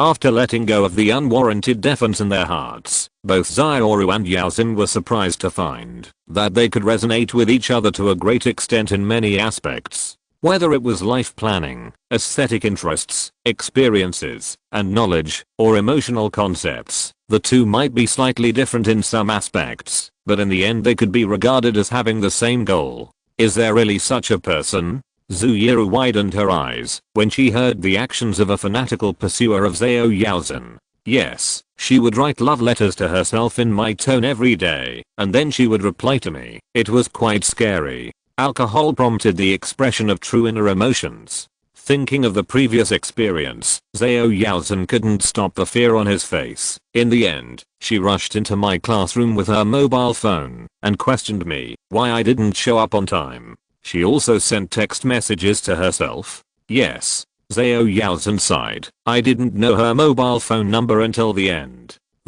I always thought only boys would be so crazy, but I didn't expect there would be girls' schools too. Zuyuru shook her head in disbelief. Then how was it resolved in the end? If it was a boy, I would have called the police long ago. But just because she's a girl, and it feels a little pitiful. Zhao Yaozen shrugged. So, I could only tell the school the truth, let them persuade me, and then I would try to avoid her. What happened later? Zuyuru asked curiously. Is she still harassing you now? No more. Thinking of this, Zhao Yaozen couldn't help laughing. After I told the school, she felt betrayed, so she wrote me a long breakup letter. She should have moved on now. It's hard to imagine. Zuyuru said in amazement. What about you?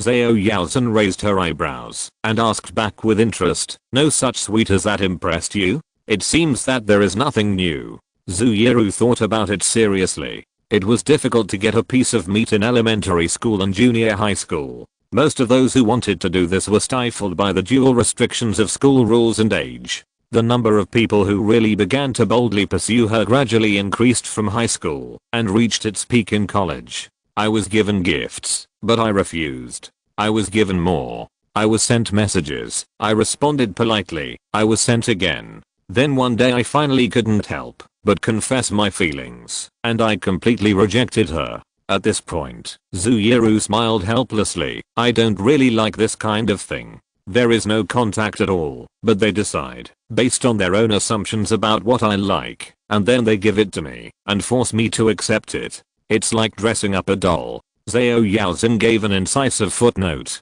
Yes, it's this kind of uncomfortable feeling. Zuyuru held the almost empty wine glass and breathed a sigh of relief. It's the same with confession. I can't even remember your name, and you told me that you like me. Then how should I answer? I just don't understand. Through long-term interactions, slowly getting familiar with each other, slowly getting closer, until one day you find that you can't imagine what life will be like without that person. This is the best. Zhao Yaozhen stared at Zuyuru and said not only the other person's emotional outlook, but also his own. The Chinese word is, water comes naturally. Yes, why can't it be like this? Zuyuru gave a very approving look. At least you have to know each other well before you dare to open up to that person about the little shortcomings in your life that you don't even like, right? For me, trust and companionship are the most important. I prefer the phrase, not too fast, not too slow, not too far, not too far. Like Han Yi. Before Zuyuru finished speaking, Zhao Yaozhen casually threw a heavy bomb at her. What a huge equivalent. Han. Zuyuru was dumbfounded, not knowing how to continue the conversation. I didn't. Then let me ask you another way, Zuyuru. Zhao Yaozhen tilted his head back and poured the remaining wine into his throat, pushed the glass aside, and stared at Zuyuru with burning eyes. How long did it take you to realize that you liked him? Only God knows. Only you and I know. Let's talk about what we need to talk about here today. Chapter 86. Like and get. Zhao Yaozhen's words were like a pair of sharp scissors, trying to cut through Zuyuru's tangled mess, but were trapped by the clues that made no sense, and stabbed into her heart, and could not move. When did you start to like him? Zuyuru had never thought about this question. Do you like him? What does it mean to like him? These were also topics she had never discussed with herself. Others don't know, but I definitely know. Zhao Yaozhen moved his face closer to Zuyuru, his voice extremely calm and gentle. How about I say it first? You say. Zuyuru continued to stutter. I like him. After saying this, Zhao Yaozhen pretended to be calm and picked up the wine glass and drank another sip, completely unaware that there was no drop of liquid left in the glass. It should have started in the taxi. Zuyuru did not respond, but just stared at Yaozhen with great concentration, not even daring to blink, as if she closed her eyes, she would miss some key information. Have I ever told you that after losing weight, if I consume too many calories, I will feel dizzy for a while? No. Zuyuru shook her head and replied in a low voice. It's much better now, unless I really eat an extremely exaggerated amount. At this point, Zhao Yaozhen subconsciously glanced at the 3 empty plates in front of him, which were of different sizes, but when I just resumed my normal diet, I would feel dizzy after every meal. The most severe dizziness was when I went to Peter Luger. Zuyuru nodded slightly, indicating that she was listening. She pursed her lips tightly, trying not to let the sour emotion rise to her throat. Peter Luger. That was clearly the place I said I wanted to go. He tricked me into eating a big piece of cheesecake with cream. Very, very sweet. I felt a little dizzy just after swallowing it. I felt better in the middle, but when I got in the taxi, I lost all my strength again, and my thoughts and memories were very confused. I only remember closing my eyes and opening them, and I heard the driver yelling in a trance. When I regained full consciousness again, the first thing I saw was his face. He was very close to me, and put his hand, here. Zhao Yaozhen gestured under the nose, check if I'm still breathing. He looked very concerned, very flustered, stupid.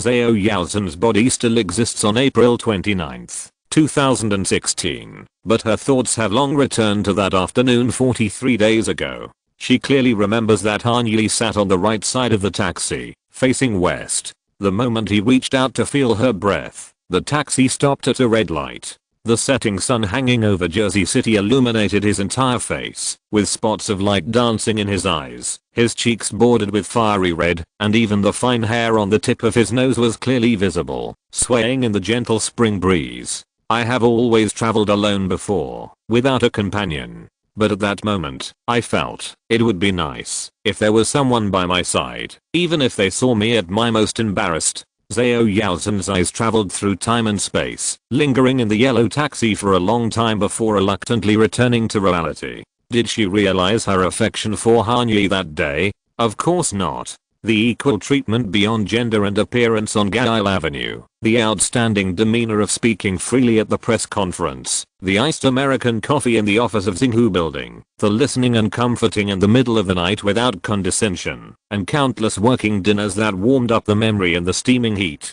They had known each other for a short time, but Yaozen had already opened up her heart to Han Yi for the most part.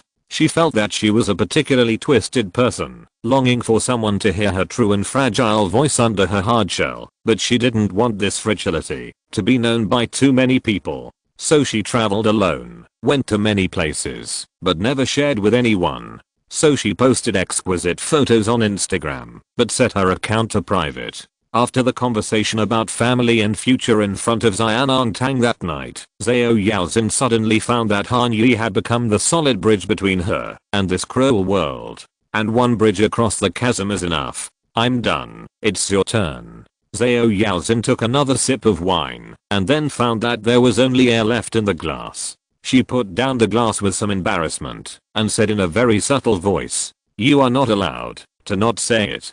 Me." Perhaps the story Zhao Yaozen told touched the long dusted heartstrings, and Zhu Yiru's eyes began to become blurred. I was in the car too. She traveled back to, not the yellow taxi in New York, but the royal blue Ford Kuga. March 1st, 2015. I had agreed with my advisor that I would take 4 years to complete my undergraduate and master's degree. After finishing the first semester, she allowed me to take a graduate course to try out the difficulty. The professor of that class was more concerned about the bonding between students, and the classroom atmosphere was quite good. So on his birthday that day, he specially invited the whole class to his house for a party. At this point, Zhu Yiru's voice choked. Unfortunately, my parents had a big fight that day. My mother called me crying and talked for more than an hour, saying that she wanted a divorce and that she would take good care of me alone. They had also had fights before, but it was never serious enough to file for divorce, and they never showed any conflicts in front of me. With less time together and more time apart, the outbreak point of the conflict will naturally be delayed. I hid in the bathroom of the professor's house and cried with her. When I came out, the party was about to end, and it was raining heavily outside. It's raining heavily? Yaozen, who has lived in California for many years, couldn't help but have a hint of doubt in her tone. It's not her fault. Anyone who calls LA home knows that it's a strange thing to encounter a little rain here.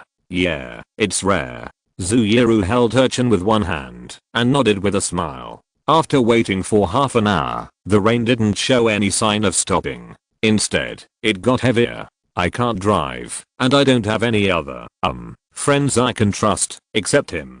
Zhu Yiru turned her back to the terrace. Even late at night, Fifth Avenue and the classical buildings in the Upper East Side that were connected in the distance were still brightly lit. Americans don't have the habit of turning off lights to save electricity, and commercial insurance also stipulates that buildings must maintain visibility at all times. Therefore, even if there is no one in the building, all lights will be turned on, and the overflowing light beams will brighten the night sky by several shades. The temperature in Manhattan dropped sharply at night, and a layer of mist appeared on the peninsula surrounded by water on 3 sides. The lights shuffled and reflected in it, organically merging, forming a ring of halos behind Xiaoru. This is what people call a beautiful night. In this hazy scene, Zhao Yaozen couldn't see Zhu Yiru's face clearly, but he thought that there would be no regrets on that pretty face. The watertight way of doing things, the polite and friendly social mask, and the independent attitude towards life would have led to such a result.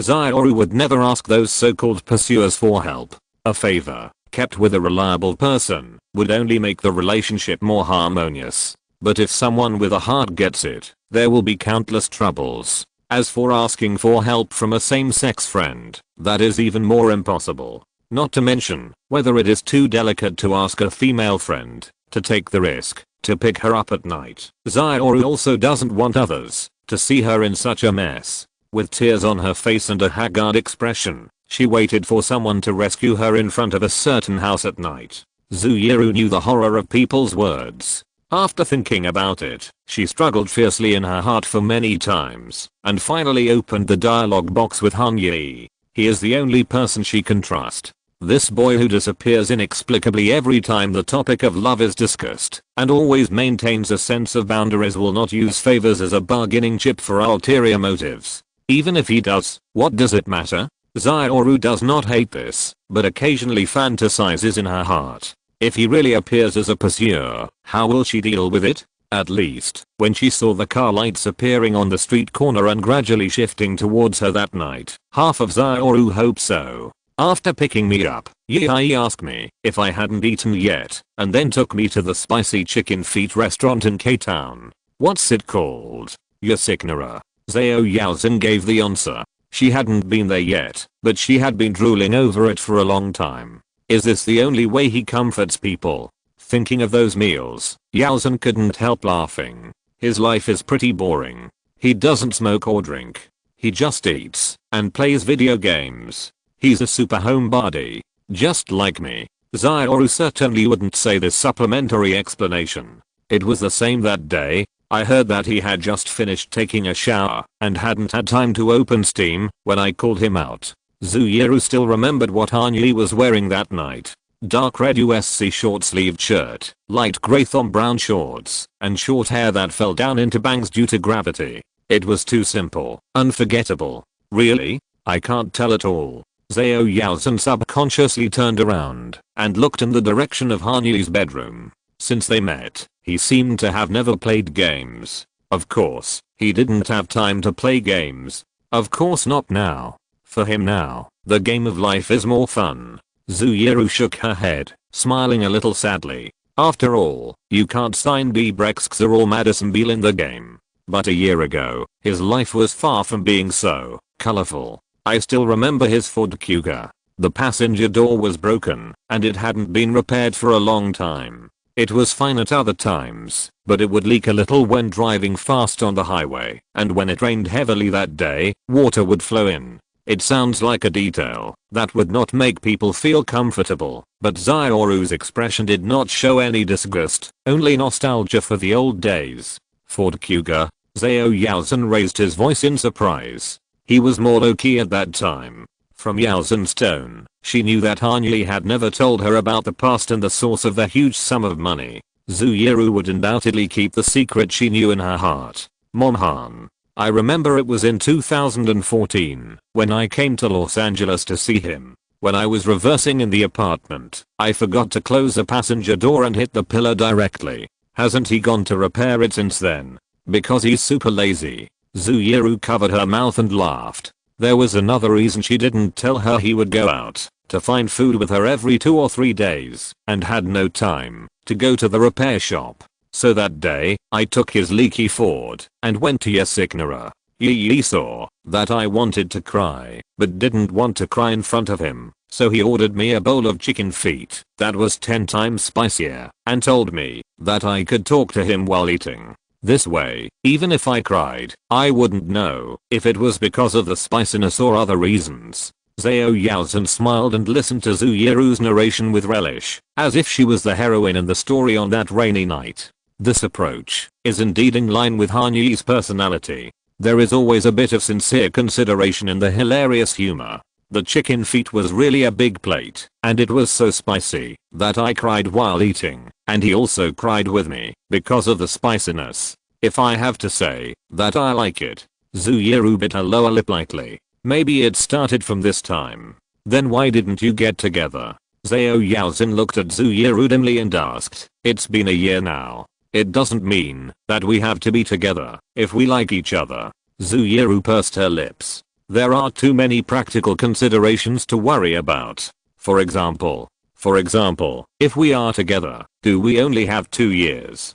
Or, after graduation, will he go to Taiwan with me, or will I go back to the mainland with him? He can't accomplish what he wants to do as a mainland spouse in Taiwan, and with my accent and other things, it is definitely impossible for me to do anything related to my major in the mainland. A strong enough heart does not need a short companionship to comfort it. She is the best, and she only needs the best. If he is really worth it, then it is better not to have him from the beginning than to have him for only 2 years. Go back?" Zhao Yaozhen asked in confusion. "Why go back? He is obviously here. He has already taken root. That was just completed a month ago. Before that, he should not have had this plan." At this point, Zhu Yiru breathed a sigh of relief and smiled. "Besides, there will be more concerns now." "What concerns? What do you think?" Zhu Yiru did not answer directly, but tilted her head and stared at Zhao Yaozhen.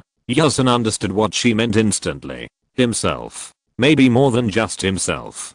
"Zhao, actually this is what I want to tell you today." Zhao Yaozhen lowered her head and adjusted her cuffs, trying to keep her voice calm and composed. "I hope you can rest assured. I'm into him, but I'm not into being his girlfriend. At least not now." Without asking the reason, the smart Zhu Yiru could guess the inner reason why Zhao Yaozhen said this. Now she is TGO's manager and Han Yi's partner in the music business sector. Before proving her indispensable value, Yaozhen will never let her career and feelings be linked. She is as strong-willed as herself, and even more obvious. Because she is Han Yi's girlfriend, she can become his partner. This is a logical chain that she absolutely cannot accept. Understood. Then I will also tell you my reason.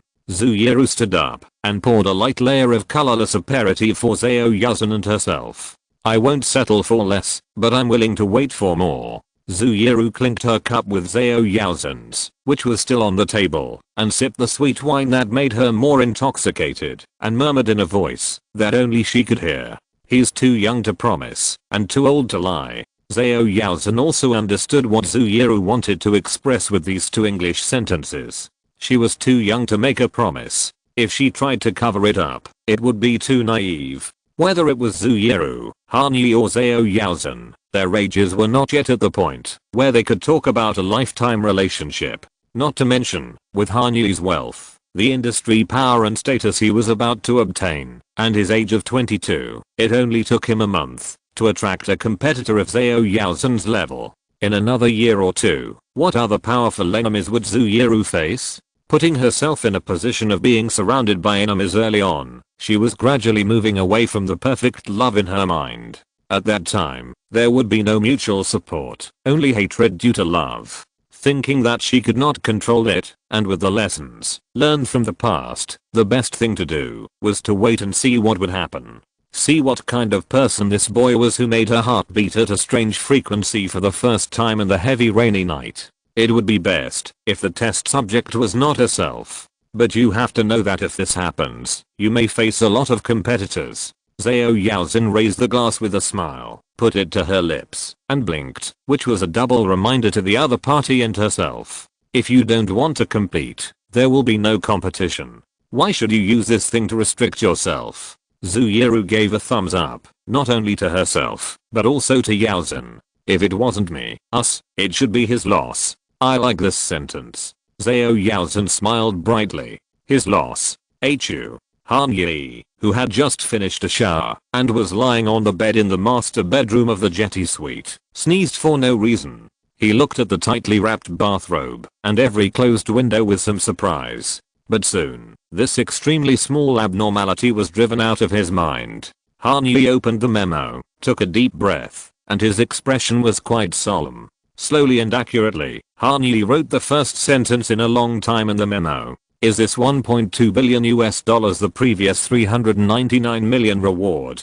Chapter 87 5 Maxims. In other words, under what conditions can this $1.2 billion be activated? In the real world, there are only a few group companies that can manage large amounts of funds worth hundreds of millions of dollars. The puzzling answer appeared on the screen, and Han Yi frowned in confusion and placed his fingertips on the keyboard. But before he pressed the first letter, the memo continued to refresh the text. Therefore, pre-burying possible future awards in large capital management companies such as Carlyle Group in advance is the best way to be as inconspicuous as possible. So that's it. Han Yi suddenly realized. Blackstone, Carlyle, KKR, Apollo, institutions that can store huge amounts of funds for subsequent rewards can be counted on two hands, and at most half a foot. Carlyle Group, an asset custodian with nearly 1 trillion yuan, certainly cannot be used once and then abandoned. After all, the they in his mobile phone memo can't create things out of nothing and make money out of nothing like the system of other predecessors at Gideon. They may be able to provide a steady stream of funds, but the creation and circulation of every penny must comply with the financial rules and order of the real world. Even if it is buried in the dust of history, there are still traces to follow. Judging from David Rubenstein's words, they should have started managing and increasing wealth a long time ago. Maybe it was during the Great Depression that they took advantage of the asset depreciation tide, or maybe it was during the Florentine Republic era that they used the Medici family to plunder gold and silver in Europe, or invested in shoemakers' guilds, silk guilds, cashmere guilds, and lawyers who studied Roman law during the Renaissance to pass on wealth forever. You know, after the Renaissance, Europe, especially Italy, is the most stable region for wealth inheritance and growth, without a doubt. In Florence, most of the big taxpayers in 1427 were still the richest families in the city in 2016. No matter where the starting point is, it is not difficult for Han Yi to judge that they use only one method, and it is extremely simple. That is, the compound interest effect called the eighth wonder of the world by Albert Einstein. Those who understand it will be rewarded, and those who do not will be punished. Given enough time, even an insignificant shekel in Mesopotamia 5,000 years ago can evolve into a huge wealth that can instantly overturn an industry or a country. What Han Yi saw was just an inadvertent display of power by the eighth wonder. Han Yi, you are only one step away from being called a billionaire, but this last step will never be so simple. As Stella Mupanduki said, if you want to bring healing power into a person's life, you need to improve yourself on 5 levels first: physically, spiritually, socially, politically, and financially. Only comprehensive and lasting improvement can help you reach a new level: material level, spiritual level, social level. There are also political and financial levels. What do you mean specifically? There are many ways to complete them, but here are 5 tips that you may be able to use. 1. I don't count how many sit-ups I do. I only count when I feel pain, because only these things matter. Muhammad Ali 2. There are no accidental encounters between souls. Sheila Burke 3. Absorb the useful, discard the useless, and add your own. Bruce Lee 4. Dear reader, suppose you are an idiot. Suppose you are a member of Congress. I said it twice. Mark Twain 5. If opportunity doesn't knock on the door, build one yourself. Milton Berle. Try to understand these words and see how they can be applied to your life. When you are ready, wealth, fame, and more will naturally appear at your door. Okay, last question. Do the rewards that appear in a capital management group have to be kept in the group's internal funds? Or can I use them myself, as long as they are related to career development? As long as they are related to career development. Okay, I have no questions. Thank you very much. Good luck, Han Yi. There was no countdown this time. Less than half a minute after Han Yi's English letters appeared, all the words disappeared out of thin air. Only the 5 famous aphorisms remained, standing silently in front of the jumping black vertical line. When you feel the pain, there are no accidental encounters. At your own. Idiots in Congress?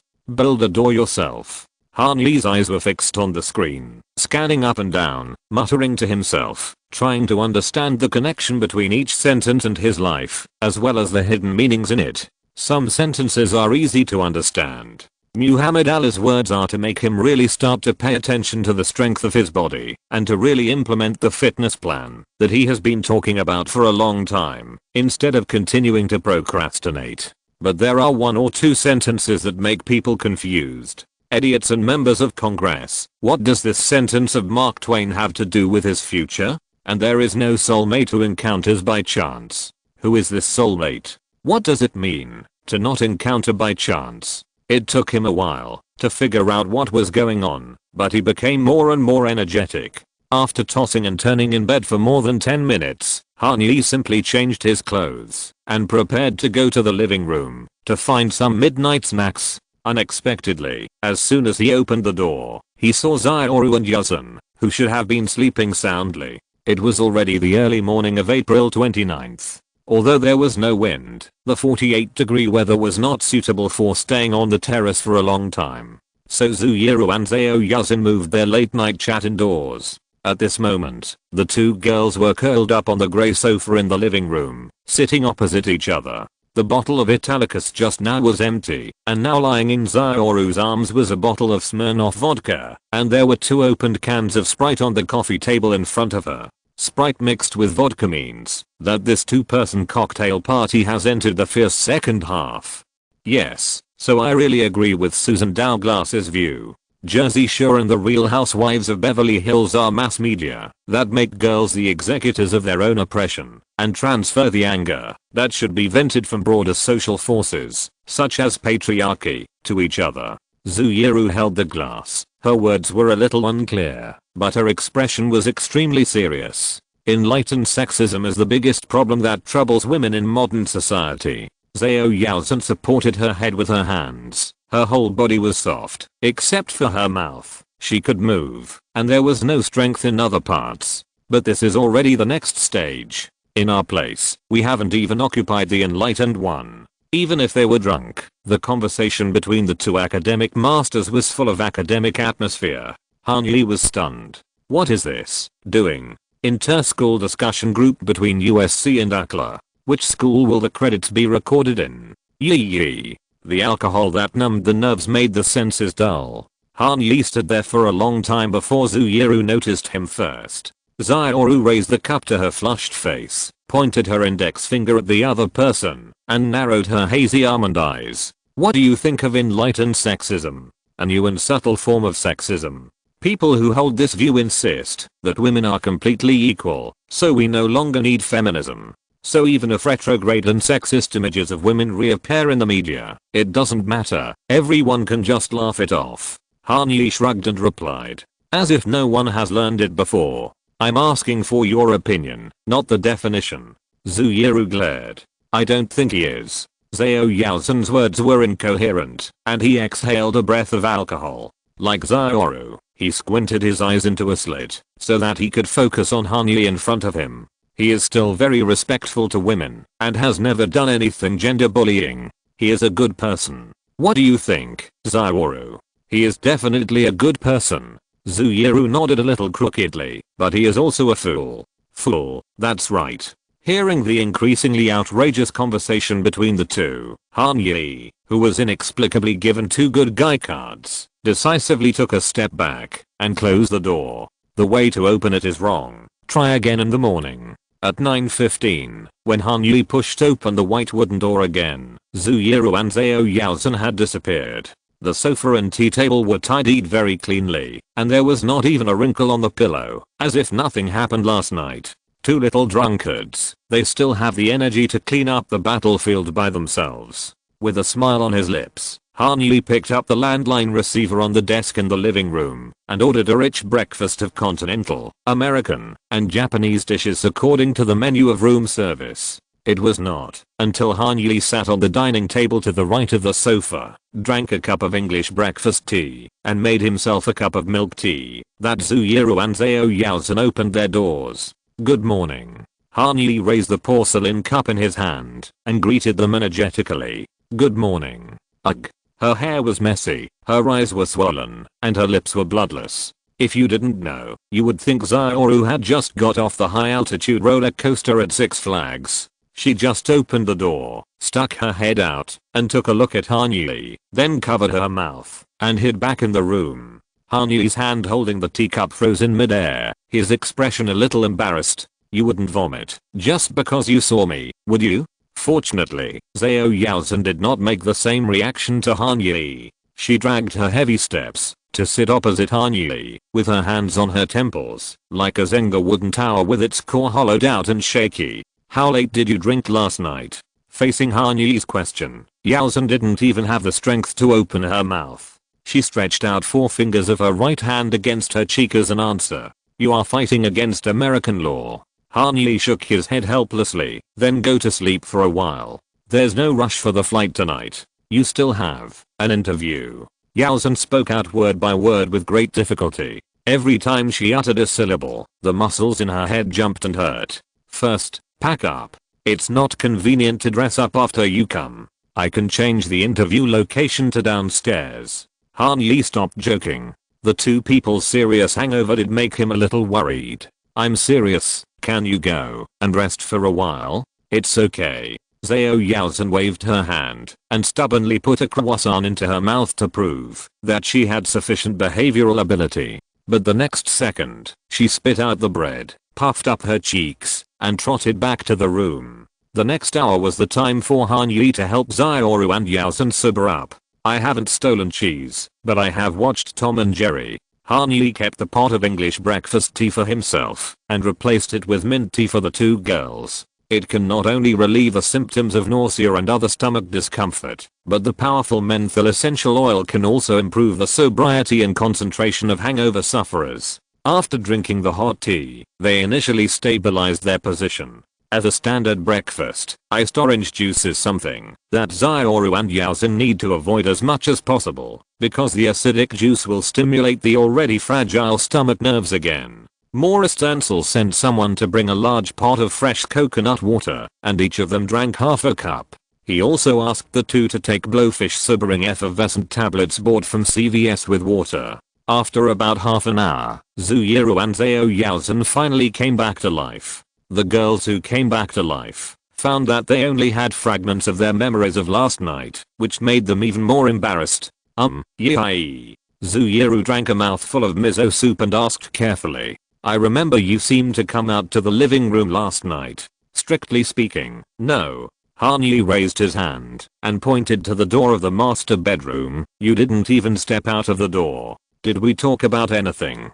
Zhu Yiru scratched her hair and glanced at Zhao Yaozhen, who was looking at her with the same guilty eyes. Strange words? That's not the case. Han Yi took a sip of orange juice and answered calmly. Just gave me 2 good guy cards. Okay. Zhu Yiru's breath stagnated. What else? You also said I was an idiot. Nothing else? Nothing else. Zhao Yaozhen and Zhu Yiru breathed a sigh of relief at the same time. That's fine. What do you mean by fine? Han Yi raised his voice in a false reproach. Just pretend that nothing happened after you bullied me, right? That's enlightened sexism. I wasted my time helping you sober up. Yes. Thank you. Zhu Yiru put her hands together and raised them above her head, thanking him exaggeratedly. Have you finished eating? Zhao Yaozhen asked, looking at her empty plate and the pancakes that had been untouched in front of Han Yi for a long time. I'm done. Han Yi was stunned for a moment and pushed the plates towards Yaozhen. Here you go. That's not what I meant. Zhao smiled secretly and Yaozhen blushed slightly. The Korean girl rolled her eyes and said softly, I mean, after we finish eating, we'll go to your bedroom. This time it was Han Yi's turn to blush. He swallowed and murmured, well, what's going on with me? Looks like I should bully you more. Zhao Yaozhen and Zhu Yiru exchanged a tacit look, and the corners of their mouths curled up in a triumphant smile at the same time. Han Yi always teased them, and this time he finally succeeded in teasing him. Don't you have an interview in the afternoon? Zhao and I will pick out a suitable outfit for you. That's right.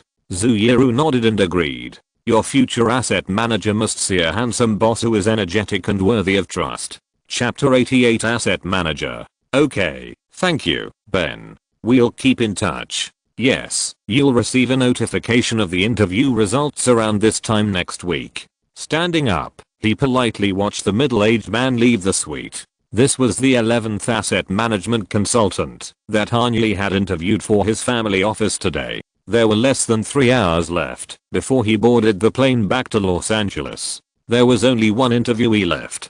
Han Yi turned on the screen of his mobile phone, looked at the 4 milky white number 1620 on it, and sighed softly. Even if the 30-minute lunch break was removed, it took Han Yi 4.5 hours to interview the 11 interviewees. Finding the head of the asset management department for the family office, a core team member who will help him control billions or even tens of billions of dollars of wealth in the future. Such a crucial role would never be recommended by Douglas Lepen of Parkview Capital or David Rubenstein of Carlyle Group. In Han Yi's plan, this employee, whether in terms of career or network, should be as far away from the capital management groups he cooperates with as possible. If the person in charge of supervising the operation of assets has a close relationship with the custodian, it will undoubtedly be a nightmare for the employer. Therefore, Han Yi only used 2 channels. With the assistance of Corey McIntosh, he posted online recruitment advertisements on Glassdoor and Ladders, and then commissioned Jordan Bromley to recommend candidates in the industry for him. Chief Investment Officer is the official name of this position. The basic salary of $560,000 is not much different from that of most single-family offices in the United States. In addition to benefits and incentive bonuses, after achieving revenue targets, the final total income can reach between $1.135 million and $1.52 million. Even in Wall Street, where there are mountains of gold, such a generous salary is rare, which is why many managers of investment banks, private equity funds and hedge funds have flocked to the family office industry in recent years. The work is easy, the goals are clear, and the service objects are single. And generally speaking, the requirements of family offices for asset managers are not as strict as those of top financial companies. As long as they can ensure the stable, healthy and orderly growth of family assets, it will be fine. The resume submitted online or Jordan Bromley's reference information will be collected by Corey McIntosh first. According to Han Yi's requirements, a batch will be selected first. Corey will conduct the first round of telephone communication, and then select the more suitable candidates. Jordan Bromley's paralegal will complete the personal due diligence, and finally they will be sent to the Jetty Suite of the Pier Hotel for an interview by Han Yi in person.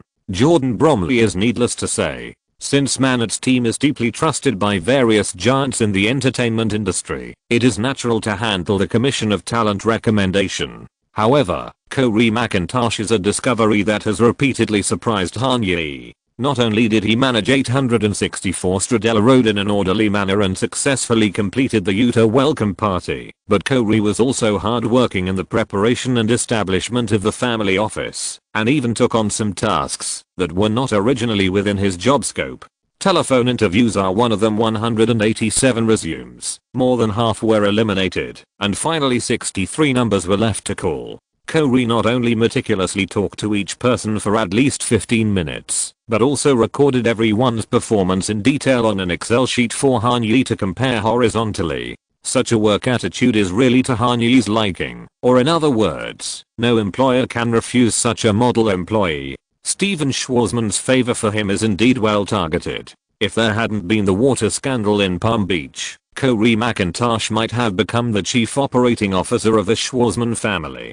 Then, if he continues to maintain such excellent performance, when Han Yi's assets grow a little more, Corey might be responsible for a wider range of internal affairs. Of course, the road must be taken step by step, and the meal must be eaten bite by bite. The current priority is to find a competent steward for the current $724 million of assets, and to allow the $1.2 billion that will be activated at any time in the future to be smoothly converted into one industry milestone after another under the control of experts. Han Yi had only 2 requirements for the CEO of Han Capital. First, he had to have managed at least $1 billion in assets, preferably tens of billions. Second, at least 1 or 2 of the assets he had managed were mainly in the entertainment industry. He originally thought that his requirements were simple, but he didn't expect that only 12 of the 63 candidates would be able to make the cut. The first 11 candidates he met today disappointed Han Yi greatly.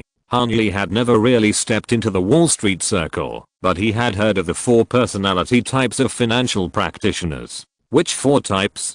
Dominant, a decisive and even arbitrary strong personality. improv, and extroverted. It's okay, we'll figure it out. Improvisational, or lying personality. Steady, a stable personality that takes customer needs and preferences as the first priority and has no personal opinions. Conscientious, a fact-driven workaholic personality that is always on the clock. The four personalities together are collectively called DISC. If you want to be successful on Wall Street, you have to have a little bit of all these four personality types. But unfortunately, the 11 people I met today, or too many so-called successful people on Wall Street, have the wrong proportions. Most of the 11 people have a personality trait dominated by dear group of big D's. A little self-taught I. If they all wear Calvin Klein, it would be a perfect echo. In front of them, Brandon Williams is a humble and polite gentleman. Everyone who participated in the on-site interview knew that Han Capital is a new family office. Not only is the founder young, but the assets under it are also recently acquired. In other words, the face of this potential employer has the glaring word outsider written on it.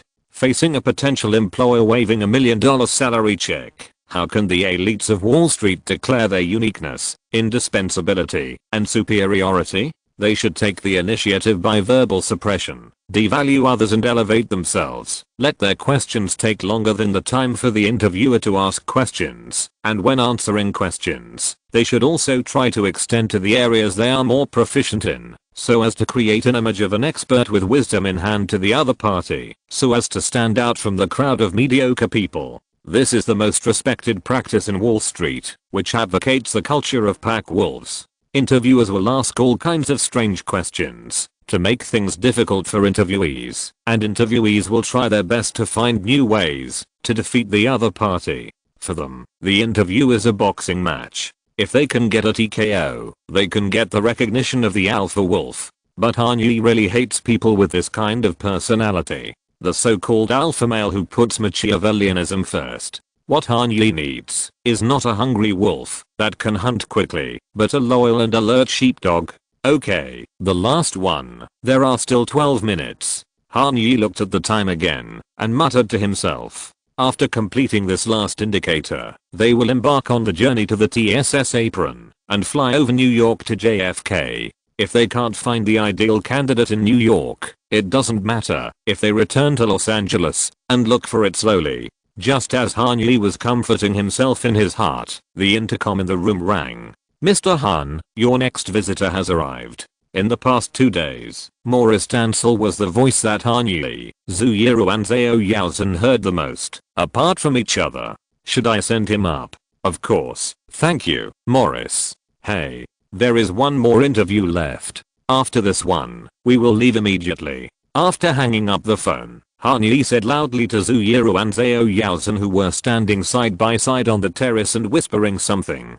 Since the long heart-to-heart talk last night, the relationship between the two girls seemed to have taken a big step in the right direction. The longer Han Yi interviewed, the longer they stayed together. Not only did they take advantage of their free time to go shopping on 5th Avenue downstairs for a long time and buy a few small gadgets they liked, but they even moved their luggage to a bedroom and packed it up. No problem. Zhu Yiru turned around and waved at him with a smile. Take your time, don't rush. Zhao Yaozhen also moved his eyes over, nodded slightly at him, and smiled with understanding. Zhao and Yaozhen have different personalities and preferences, and even their Chinese accents are very different, but they share the same concept of understanding each other. For the person they like, career is the most important thing. Even if the interview time is extended for another 5 or 6 hours, neither of them will have the slightest complaint. Thank you. As soon as Han Yi finished speaking, the doorbell rang at the right time. He made a gesture to Zhao and Yaozhen to wait, and then hurriedly opened the door. Antoine Gachet. Han Yi extended his right hand to the visitor standing outside the door, smiled politely, and accurately read the visitor's name in French. In order to read the pronunciation correctly, Han Yi also read it several times with Google Translate. Yes, Mr. Han. Antoine Gachet took off the grey French flat top hat on his head, revealing a head of black short hair that was not sparse, but could definitely be said to be in a recession crisis. Please come in. Han Yi turned sideways and welcomed Antoine into the house. It's like going home. Antoine put his flat cap on his chest with his left hand, touched his broad, but not high nose bridge with a strong southern French flavor with his right hand, and said with a smile, "Really?" Han Yi liked Antoine Gatchet's familiar, but non-aggressive way of talking the most. He poured a glass of water for Antoine Gatchet, and motioned him to sit on the single sofa. "Geneva? No, nice." Antoine Gatchet drew a circle in the air with his fingers. "Although I have worked in Geneva and Zurich for 17 years, I was actually born in Nice." "Wow." Han Yi exclaimed. "Then you should be tired of the wonderful sea view there. I haven't been back often enough." Antoine shook his head, and the smile lines at the corners of his eyes were very friendly. "Even if you are used to seeing the beach, who would get tired of Provençal stew? You don't have much accent, right, Antoine?" Han Yi looked at Antoine Gatchet with interest and asked. His English is a very pure standard British accent, closer to the textbook level than most people in London. Only when he speaks some French nouns will he show a little European flavor. "I got a bachelor's degree in statistics and operations research from the Swiss Federal Institute of Technology in Zurich. After working for 3 years, I went to the London School of Economics and Political Science to study for a master's degree in finance and private equity. So I think I can communicate normally in German, or Swiss German, and English. I feel that, although it has not been officially announced, we have already started the interview process." "Yes, Mr. Han." Antoine spread his hands and smiled. "Everything happened so naturally. Then let's continue." Han Yi also spread his hands and pointed at Antoine. "Continue to tell your life story." "Of course, before that." Antoine Gatchet raised an index finger, motioning the other party to wait, and then carefully took out a light beige paper bag that was tightly sealed with no gaps from the black Swiss deer backpack he carried with him, as if he was going camping. "Cedric Grollet's croissants. I flew here from Paris, so I thought, no matter what, I should bring you some of the best bread in France." Antoine Gatchet pursed his lips and teased, "Please don't think of this as a bribe. To prove my innocence, you see." Antoine took out another bag like a magic trick. "These are for other friends in Manhattan. Cedric Grollet, I think I've heard of it." Han Yi took the bag and put it beside him. "The one at the Opera House?" "It must be the one at the Opera House," Antoine answered decisively. "Here he bakes it himself. It feels like I've been carefully studied. You do your research. I do mine." Antoine pointed to the resume placed on the tea table in front of Han Yi. "And my research shows that you will like this little gift. Where did you conduct your research?" Han Yi touched his chin, with a hint of curiosity in his tone. "Google, Facebook. Mainly Facebook. Your homepage, except for your profile picture, is all food. It seems I need to reduce the weight of my public homepage." Han Yi took a sip of water and brought the topic back on track. "Your research is very precise, Antoine. So, what do you think my research has reached? It should be quite in-depth, judging from the information I provided in my resume and cover letter. For example, you should know that, after graduating from ETH Zurich, I first worked as an anti-money laundering business analyst at UBS for 3 years. After graduating from LSE, I worked in the asset management department of Shore Capital Group and became a senior consultant. Yes, sure, it's a name I'm very familiar with. In fact, this is the starting point for Han Yi to become interested in Antoine Gatchet. Relationships between people often start from a coincidence that is so small that it is difficult for others to detect. Between Han Yi and Antoine, the name of this coincidence is Howard Shaw, a London financial tycoon who once competed with Han Yi for 864 Stradella and then gracefully withdrew in a graceful manner. "Your friend? We've had dealings before." Han Yi waved his hand. His personality would never allow him to boast about insignificant things on such occasions. "It's not worth mentioning. Please continue." In 2001, I accepted a job offer and came to Geneva to become the vice president of private equity in the asset management division of the Edmund Rothschild Group. Then, in 2009, I was transferred to the Rothschild Heritage Group, responsible for managing all the company's assets in France. Can you describe it in detail? No problem, Mr. Han. Please allow me to drink a sip of water. This will be a long story. Antoine moistened his throat with water before continuing. Edmund Rothschild Heritage Group is the family wealth inherited by Edmund from his mother Nomi. It includes 5 parts: wineries, hotels, catering services, cheese factories and shops. In terms of wineries, the Rothschild family has 4 wineries in Bordeaux, all of which are wholly owned. Shops, restaurants, and hotels are almost all in Megève, including the Four Seasons Hotel, the Mont d'Arbois Chalet Resort, and the Golf Farm, all of which are investments made by Ms. Nomi Rothschild, because she loves skiing. What about the cheese factory? Han Yi was very interested in this novelty that he had never come into contact with in real life. In Favius, Saint-Etman, the French place name that came out subconsciously made Han Yi and Antoine scratch their heads at the same time. Han Yi could understand words with simple syllables such as Bordeaux and Megève, but he was confused when they were connected like this. And Antoine, who was sitting on the single sofa, didn't know how to explain it.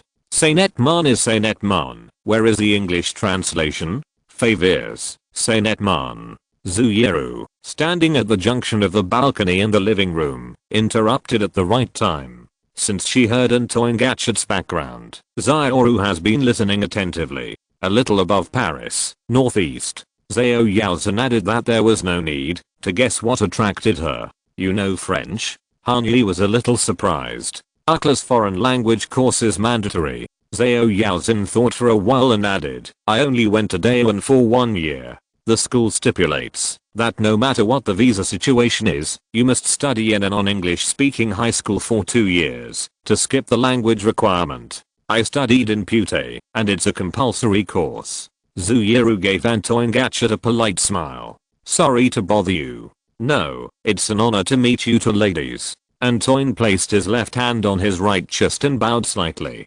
Fortunately, I brought half a dozen croissants, enough to share. Apart from the most basic polite exchanges, Antoine Gachet would not make any comments or speculations about the private lives of potential employers. It was just a necessary confidentiality filter when dealing with top celebrities. 6. Zhao Yaozhen's eyes lit up.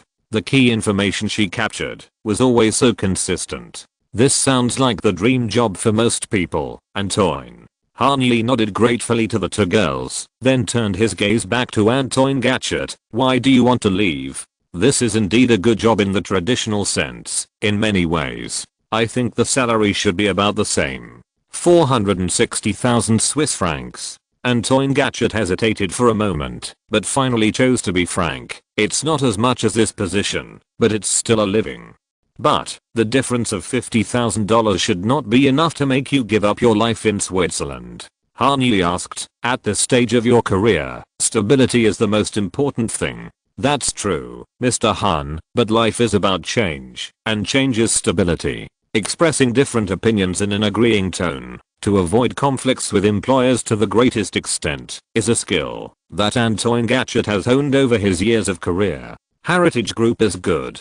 If I don't leave, I can work stably until retirement. However, at my age, the balance shown in the bank is enough for me to achieve all my goals at this stage. Croissants, red wine, cheese, what else does a man need in his life? Antoine's words revealed his emotional state in a subtle and clever way. I hope to help my employer build a new legend, rather than helping the past historical stories continue to remain on the calendar of 2016.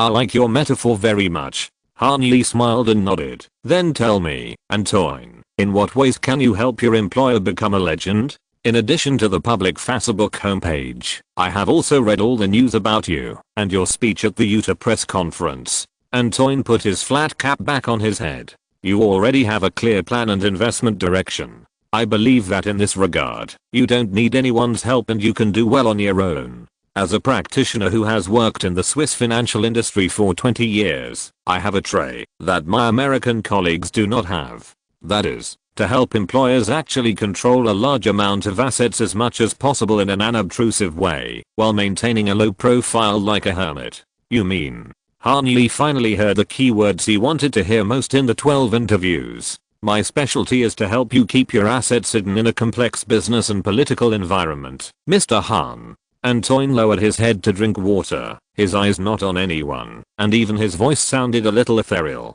This is the promise of an honorary Swiss citizen. The child has never experienced the double monthly ticket day. He wants it. RRRRR. If you're listening to this novel on a channel other than Fanfic World, it means they downloaded and uploaded it without effort. We cordially invite you to visit our channel, Mundo Fanfic Novelos. There you'll find the original version of this story and you can explore many other novels of various genres. We're waiting for you to immerse yourself in a world of incredible novels.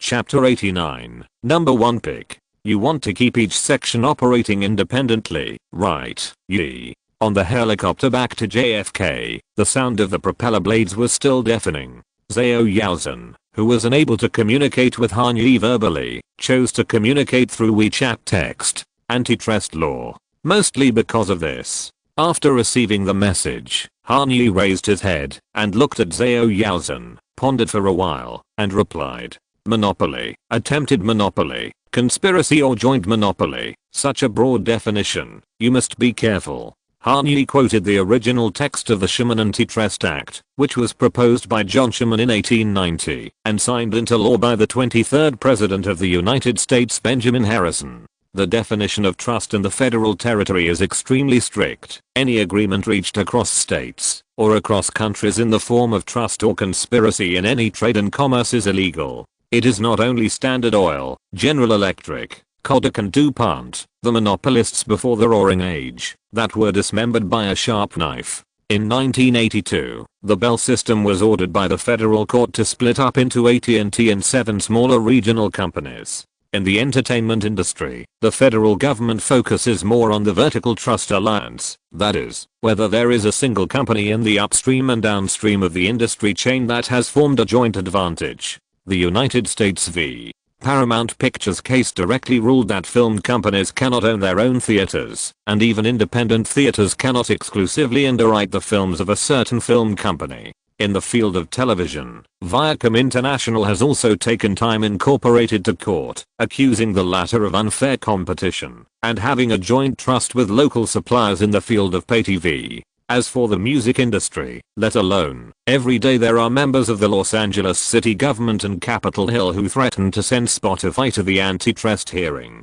The monopoly of the 3 major music groups on music distribution, record recording and artist management has always been a hot topic, especially after the emergence of the 360 contract. Of course, we can't forget the world's 2 major performance giants, EGLIV and Live Nation. There are only 2 live performance companies that can really do world tours among the 6 billion people in the world. The harshness of the monopoly criticism they face can be imagined. As a reborn person who wants to change the global entertainment ecology, the career map outlined in Han Yi's mind is more ambitious than all the trust cases described above. What he wants is not to become the 4th largest music group or the 3rd largest live performance content provider, but to completely open up every keynote from music creation, copyright distribution, record production, online promotion and live performance. More importantly, this is just the music field. As long as the reward mechanism remains unchanged in the pan-entertainment industry such as film and television, fashion and trendy technology, Han Yi, who has sufficient funds, is willing to take risks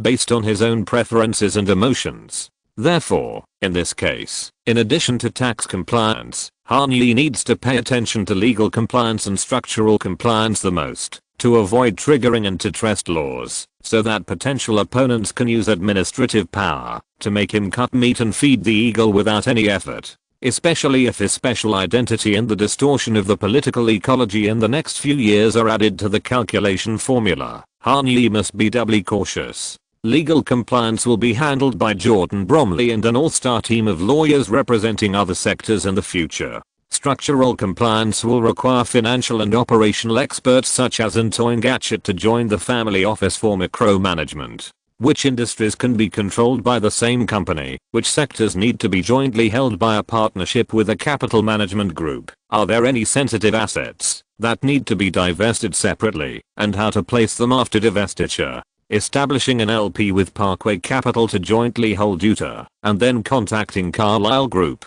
to let them be the frontline implementers of the next plan to reduce unnecessary risks. Han Yi thinks that he has done the best within the scope of his own ability and insights. The next more dangerous waters with high winds and rough waves will have to be handed over to professionals to carefully steer the ship under his supervision. From this point of view, Antoine Gadget from the European continent is a qualified second mate, and it is more appropriate for him to avoid reefs on the way. Even if he accidentally hits a reef and sinks to the bottom, Antoine can take him to the life raft to Switzerland in time. But the real first mate position must be filled by a local who is familiar with this sea area. Todd Gelfand and Lau Taylor are both in place, and the next step is to see how they perform in the race. Han Yi still needs to settle down for the crucial role of CEO of Han Capital, and the most suitable candidate will emerge. I feel that you don't need to be so cautious, Yi. Walking in the waiting hall of JFK Terminal 4, Zhu Yiru kept changing her body shape to avoid the crowds of people passing by, and she was also comforting Han Yi in a low voice. It is true that there were some hostile reports before, but the overall situation is getting better, right? Well, the connection between the mainland and this side is getting closer and closer, and there won't be too many entertainment companies that will come here to develop in the future. Zhu Yiru thought that Han Yi was worried about the hostile report in The Guardian and the negative waves it would stir up. Dave Simpson left no room for maneuver in that report. He wrote, "This new dynamic highlights Hollywood's dependence on China, and the slightest change in China's national policy will have a chain reaction throughout the entertainment industry." China's strong financial resources have become a frequent topic of speculation and interest among entertainment executives, some of whom believe that China is full of potential buyers willing to pay a high premium for flashy Hollywood assets. Young and dazzling, Yi Han, who deliberately dresses in Western style, is obviously the latest capital spokesperson launched by the Far East. The ruthlessness of the professional reporter is fully revealed here. Not only did he use an unquestionable tone to link Han Yi with China's national decision making, but he also used the term capital spokesperson, a description used for villains since its birth, which has not been a good word since its birth. And what does it mean to dress in Western style? Can wearing a Zhongshan suit reduce Han Yi's threat level? Of course, the deepest malice is in the last paragraph. To some extent, any deal with China represents a roll of the dice, said one longtime Hollywood executive. While it's relatively easy in the US to predict what might trigger the attention of government regulators, in China, the government operates with little transparency. You can't assess their intentions on any deal, the executive said. The end of the full text. A business report on the joint acquisition of an unlisted entertainment agency by two private capital institutions, Bohu Capital and Han Capital, actually ended with a comment on the Chinese government. If an ordinary reader is holding a mobile phone during rush hour and wants to quickly absorb hot news, what will he read from this news? China, capital, and the wolf is coming. Zhu Yiru, who studied journalism, is too familiar with this routine, so she also understands how lethal such negative reports are. In this era of extremely developed internet, any report will be permanently stored online, and these reports will accompany Han Yi throughout his career. As long as he is still in the mainstream vision of European and American society, as long as he has new achievements, the reporters who write the reports will always conduct basic investigations on him online, and Dave Simpson's character sketch will follow him closely. The most important thing is that, like the gloomy dark yellow filter, The Guardian's report on Han Yi, there were no specific personal attacks or derogatory words throughout the article, but the horrifying atmosphere of invasion was created through the sophisticated and brutal writing style. How to refute? How could it be possible to refute? If Han Yi had any public or private actions regarding this report, the subsequent waves would be beyond his control. In other words, unless he directly bought The Guardian and withdrew the report, all Han Yi could do was remain silent.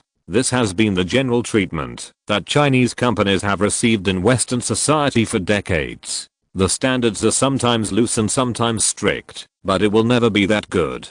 Han Yi is just following in the footsteps of many predecessors. Zioru was worried about the impact that this report would have on Han Yi's heart, especially after seeing the other party's forced indifference, as if it didn't matter. The heart of the Treasure Island girl was like being tightly bound by a ball of extremely thin, but extremely strong threads, and every time it beat, it was so tight and painful. The current environment is indeed not bad, but we have to prepare for a rainy day. Contrary to Zooyeru's guess, Dave Simpson's words did not have any impact on Han Yi. If you have to say that he felt a little emotional, it was not wrong.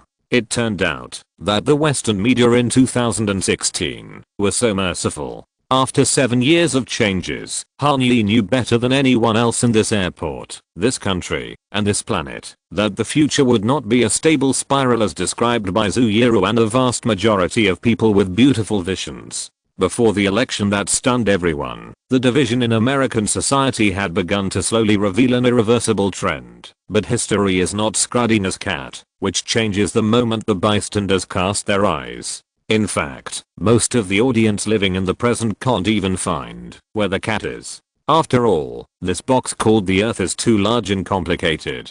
Elite students in the ivory towers of prestigious schools always have overly optimistic, romantic, and liberal predictions about trends, especially in California, a stronghold of the blue camp. They believe that this increasingly flat world will continue to flatten, globalization will reach every corner, racial and gender equality will be fully realized step by step. The first female president in American history will lead the country to a more progressive and open tomorrow. On November 8, 2016, when they hugged their professors and cried in class, they realized that the world is not moving in a spiral, but in Brownian motion. To be more precise, the next 7 years will be a free fall. There is no way to tell Zooyeru this explicitly. Even if she tells it now, she will only find a way to cure Han Yi's pessimism. This really can't be blamed on her. The limitations of the times and the advantages of rebirth are precisely reflected in this. It's not the winning number of the next Powerball, nor the winner of the 2018 World Cup. It's about how to find a corner to hide in advance and put on indestructible armor in an era when knives are raining from the sky. Do you want to eat croissants? Sitting in the front row of the first class cabin, Han Yi decided to change the subject with the gift he had just received. He propped himself up, kneeled on the seat, and promoted Cedric Grolet's French pastries to Madison Beer, who was sitting next to him, and Zhao Yaozhen and Zooyeru in the back row. Madison Beer returned to New York 2 days earlier than Han Yi and the other two, and had already stayed at her home in Long Island for 4 days. It was time for her to return to the West Coast to restart her music career. After all, she was deeply moved by the conditions offered by Han Yi and Zhao Yaozhen, as well as the opportunity to record a single, and she also had a 360-degree full contract to sign in Los Angeles. Well, I love croissants. Madison Beer, who had been concentrating on replying to Twitter fans' messages, raised her head and sighed in an exaggerated and drawn-out tone. Just as Han Yi said, as a New Yorker, she has learned a lot of the habits of Valley girls. Coupled with her image as a heavily internet-addicted girl who spends more than 10 hours a day on social media, Madison Beer can be said to be the best among basic girls in many ways. Oh my god, I can't even, she's so basic. After silently complaining in his heart, Han Yi took out a well-packaged bread from the bag and handed it to Madison. Thank you, boss. Taking a piece of perfectly shaped, golden and crispy fluffy croissant from Han Yi's hand, Madison Beer gave Han Yi a cute smile. The lights in the cabin that was still being entertained were very bright, but it did not prevent Madison's white teeth from becoming the most dazzling source of light here. The name changed so soon, I'm still not used to it. Han Yi put his left hand on his chest, deliberately pretending to be flattered.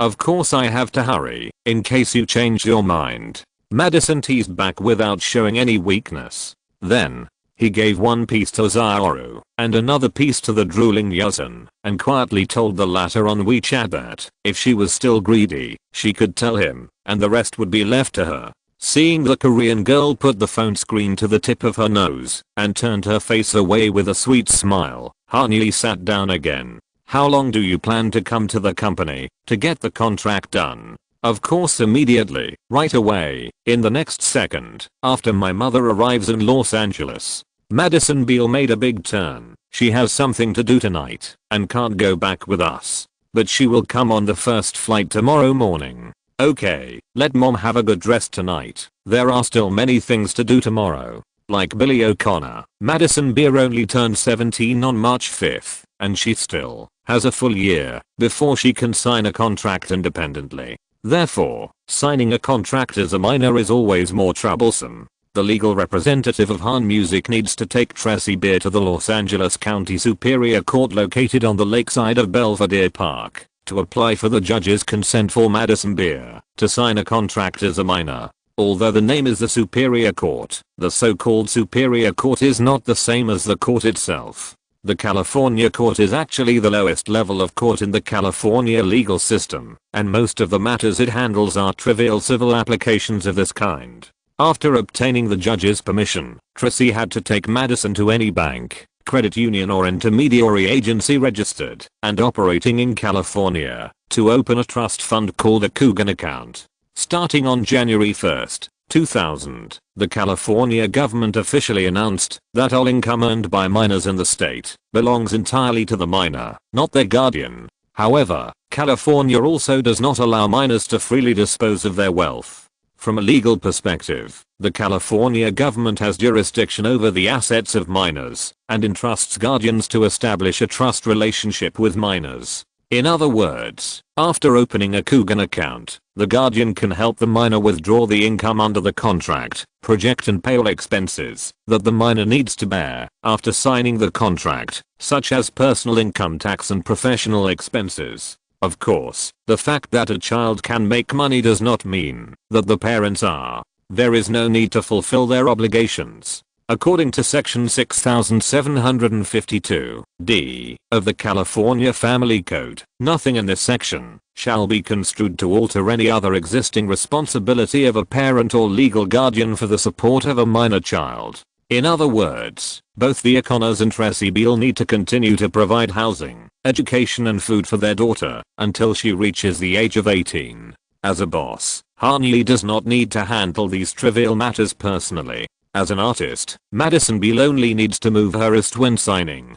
But even so, hearing about the busy and meaningless long day that Tracy Beal is about to face, the two of them still feel a headache at the same time. Many times, these seemingly small but unavoidable rules can make people realize how happy it is to have a well-trained and efficient auxiliary team. Han Yi, who is rewarded for every consumption, can use the power of money to make this happiness come more and stay longer. It should be done in the afternoon, right? Madison asked while browsing the first-class menu provided by Delta One in the evening. Almost. Han Yi thought for a moment and nodded. Man, it handles this kind of thing very quickly. As for the bank, if you are not picky, I can let Chase help you. Let's go with Bel-Air. Their financial policies for musicians and underage artists are better. Seemingly innocent and naive, like a good girl who will never grow up in the arms of her grandmother and mother, Madison Beal is actually very concerned about her career, and this concern is aptly reflected in such details. And Chase's annual interest rate is really too low, isn't it? Han Yi nodded in agreement. Then let's meet around 3 or 4 in the afternoon. Hey, after the signing is completed, it's a good time for afternoon tea. I know the best place. If you dare to say Earth Cafe, then I officially declare you the most basic girl I have ever met. What's wrong with Earth Cafe? Except that it is the best brunch place in the world. Madison opened her eyes slightly with an expression of disbelief. This is a temple in her heart. No, in the hearts of all the beautiful girls in California. It's nothing. I just feel that all the people with more than 300 followers on Instagram in Los Angeles seem to spend their time there every day. Han Yi found Madison Beal more and more interesting.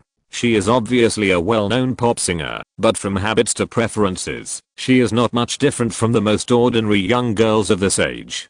Perhaps this is the key to her perfect appearance. And I have 1 million fans. This means that I should stay there for 3,333.33 days. Stuck in the math calculation, Madison also specially called out the calculator on her mobile phone and carefully pressed the formula, which made Han Yi laugh. Okay, no problem. I promise this will be the most unforgettable one of your 33 days at Earth Cafe. Han Yi blinked and lowered his voice. Because this is your last afternoon tea before you become a superstar.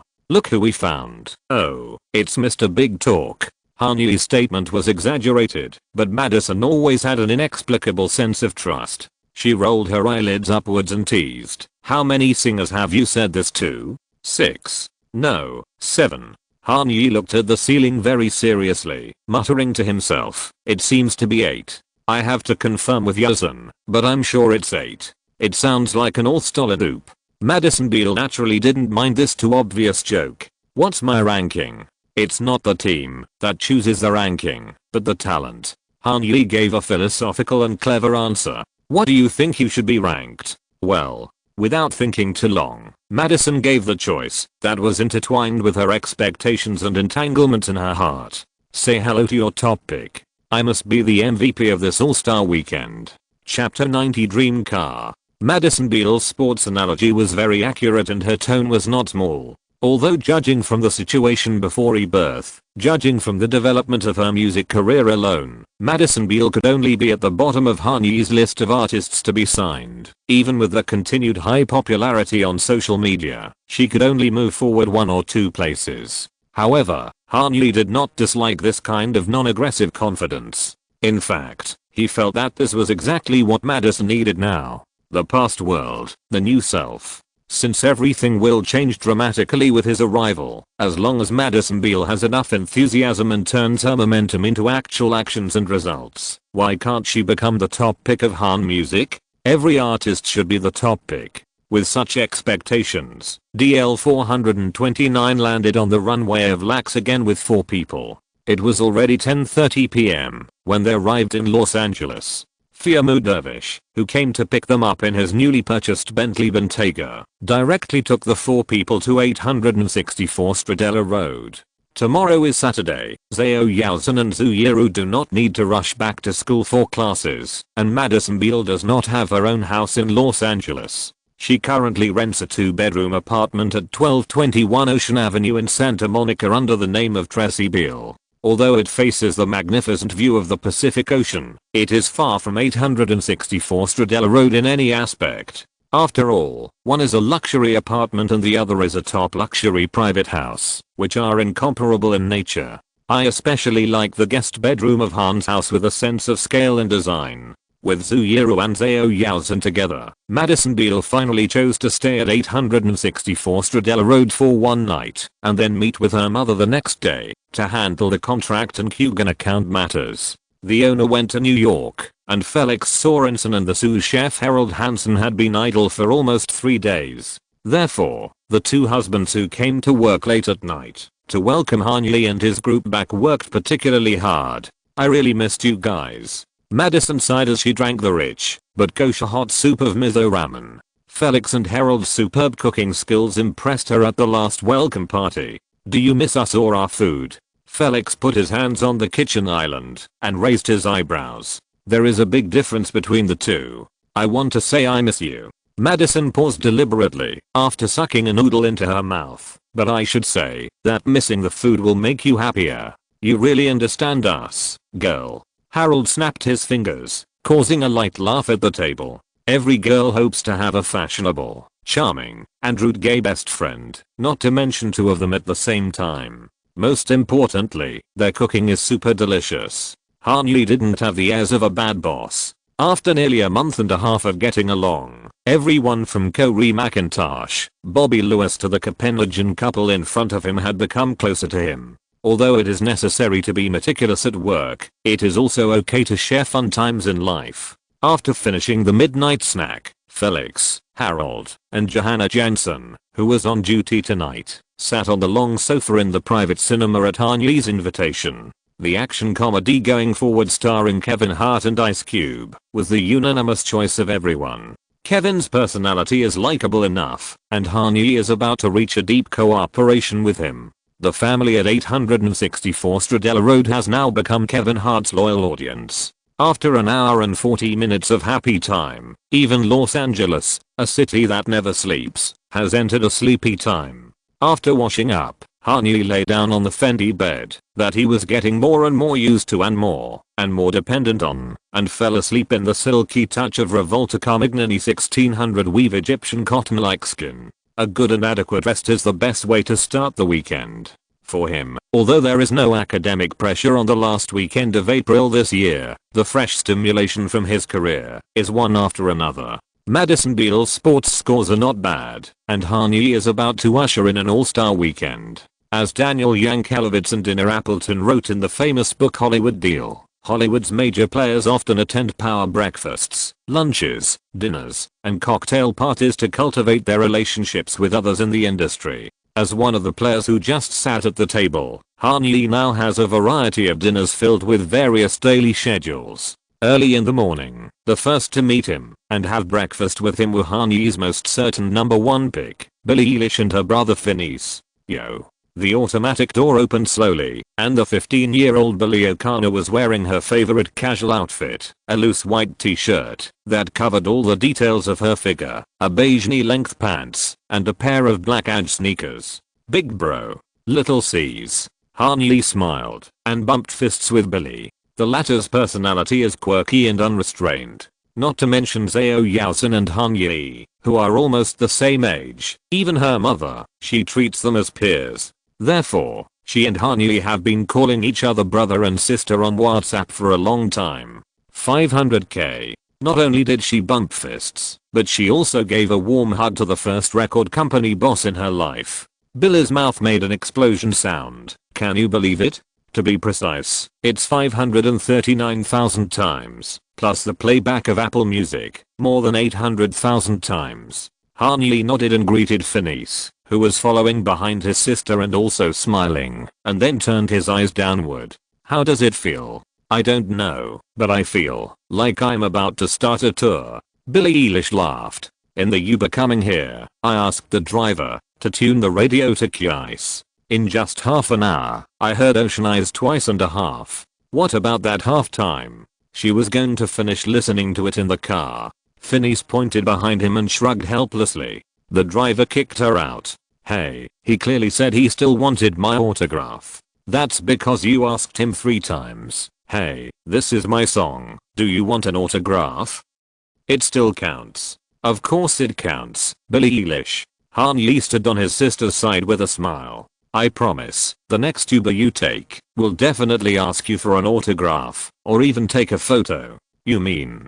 Billie Eilish grinned mischievously. The Uber I take home later? It shouldn't be that fast. Han Yi's smile became more and more mysterious. Are you hungry? Not very hungry. Billie shook the vanilla iced latte in her hand and turned to look at her brother. What about you, man? By the way, don't forget to bring them coffee. Same. Phineas quickly raised the takeaway bag in his hand. I just passed by Starbucks and brought everyone a cup. Come in first. They are having breakfast inside. Eugen, Grace. Billie shouted and threw herself into the arms of her 2 sisters. After a warm greeting, she noticed Madison Beale sitting on the left side of Zuyeru and widened her eyes in surprise. Maddie. When they met for the first time at the welcome party, Billie and Madison first exchanged Snapchat and later added WhatsApp friends. After Madison Beale confirmed her intention to sign with Han Music, they even followed each other on Instagram, which excited Billie for a while. This is Billie Eilish's first celebrity friend with more than 1 million fans. He is also the one she chats with most frequently. As 2 minors with severe social media addiction, it is not difficult to find common topics. As a diehard fan of Justin Bieber whose bedroom is covered with posters and whose door is hung with a sign that reads "Forever a Belieber," Billie O'Connor knows every detail of her idol's life, including Madison Beer, whom she has praised and signed. Becoming friends with Madison is one of the ways that Billie has gotten closer to Bieber. In Hollywood, where everyone knows each other, young Billie believes that, as long as she works hard and succeeds, she will get his attention and praise one day. Billie, congratulations. I just heard you talk about the performance of your new single. Madison Beer hugged Billie, and her congratulatory tone was filled with a hint of envy. It should be on the charts soon, right? I hope so. Billie shrank her neck. Karen told me that, even if it doesn't make it to the Hot 100, it should have a place on Alternative. That's great. After she finished speaking, Madison Beer's eyes seemed to inadvertently sweep over Han Yi. Billie Eilish's first single as a musician is about to enter the Billboard charts just 2 weeks after its release. What about her first single after signing? Cold Water. Major Lazer plus Justin Bieber plus Benny Blanco. How high can it reach? Sensing Madison's gaze, Han Yi also looked over at her, smiled and nodded. The meaning behind the action is easy to understand. These are all trivial matters. Leave it to me. Don't worry. After receiving the message, Madison relaxed from her movements to her expression, hugged Billie Eilish in her arms, cut a piece of pancake for her, and brought it to her mouth. "Are you ready to sign too?" Billie Eilish asked vaguely with a mouthful of soft and sweet food. "Yes." Madison rubbed Billie's back intimately. "If it weren't for the contract, I'd just be a stranger who came to eat for free, which would be quite strange. Even if you don't sign, you're always welcome here." Han Yi took a sip of orange juice and smiled. "Of course, after signing the contract, this will be your home. I'll move in this afternoon. I'll ask Sophia to help you pack your things at noon." "Okay, stop teasing me.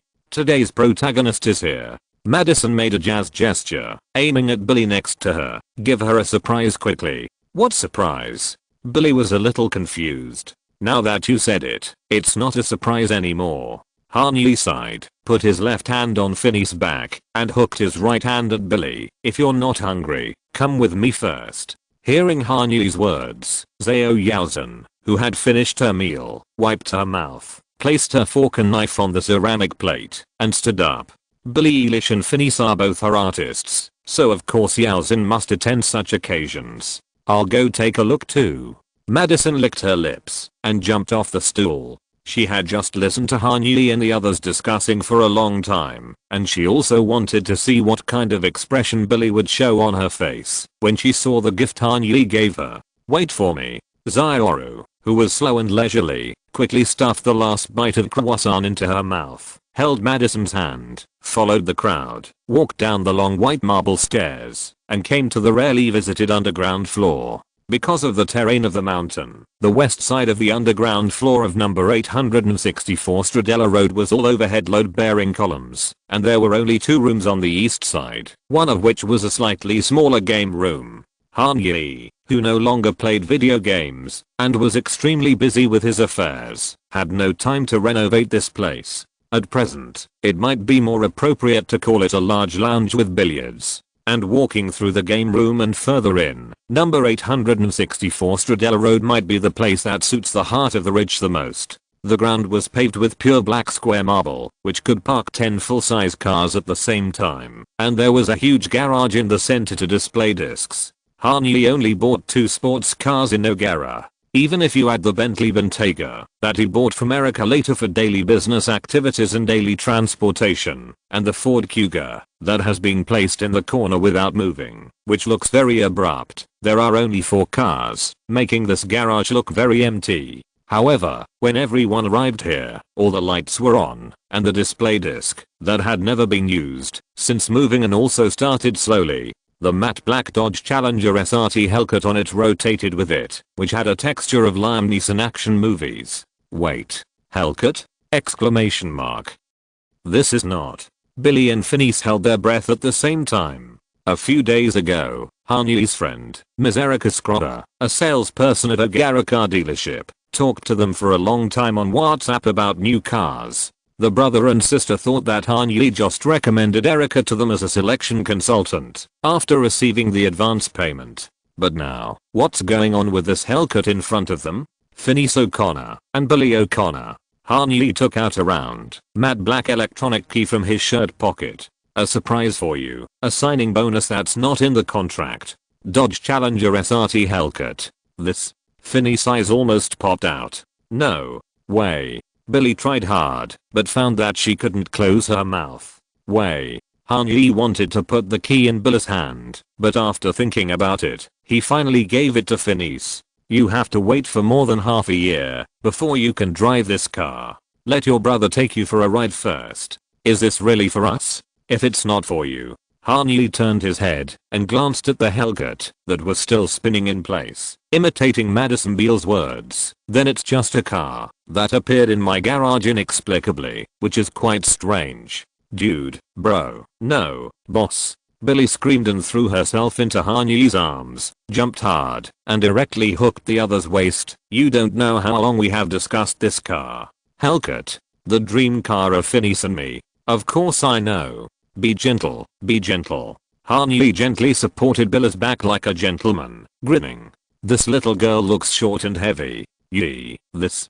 Phineas covered his mouth, looking at the Hellcat for a while, then at his new boss, and waved his other hand in the air, not knowing where to put it. This gift is too expensive. Compared to the contribution you are about to make to Han Music, it's nothing. Han Yi bent his knee slightly, put Billy down, and gave Phineas a warm smile. Is it expensive?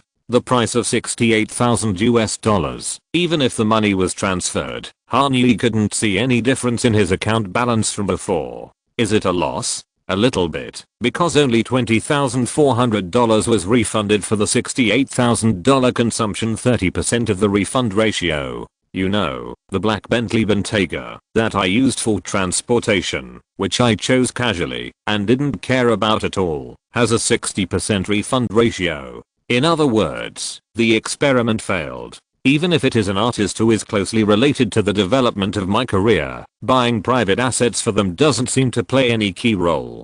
And, to be honest, no matter how hard I try, I can't feel too strong positive emotions. Does this mean? As his mind turned, Han Yi couldn't help but look at Zhao Yaozhen, who was hugged tightly by Billy and whispered something in her ear, and Zhu Yeru, who was snuggling with Madison Beale and watching all this with a sweet smile. As for wings, at present, it seems that there are only two.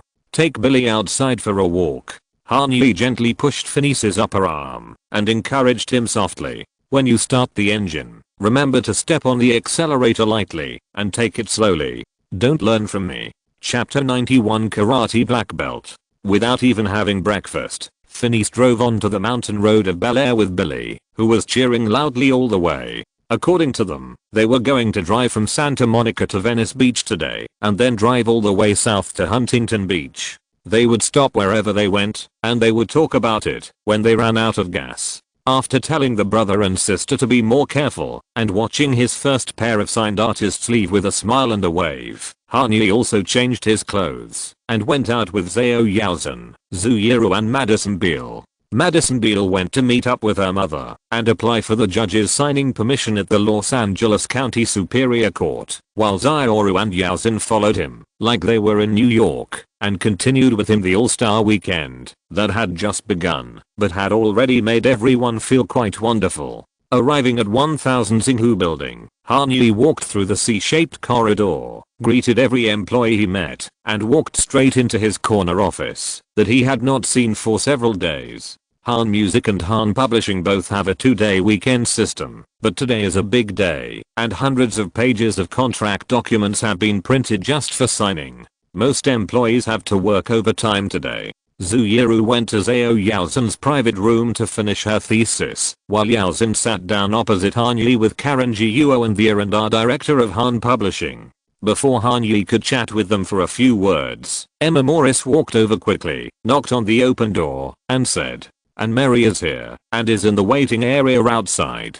Do you want her to come in now?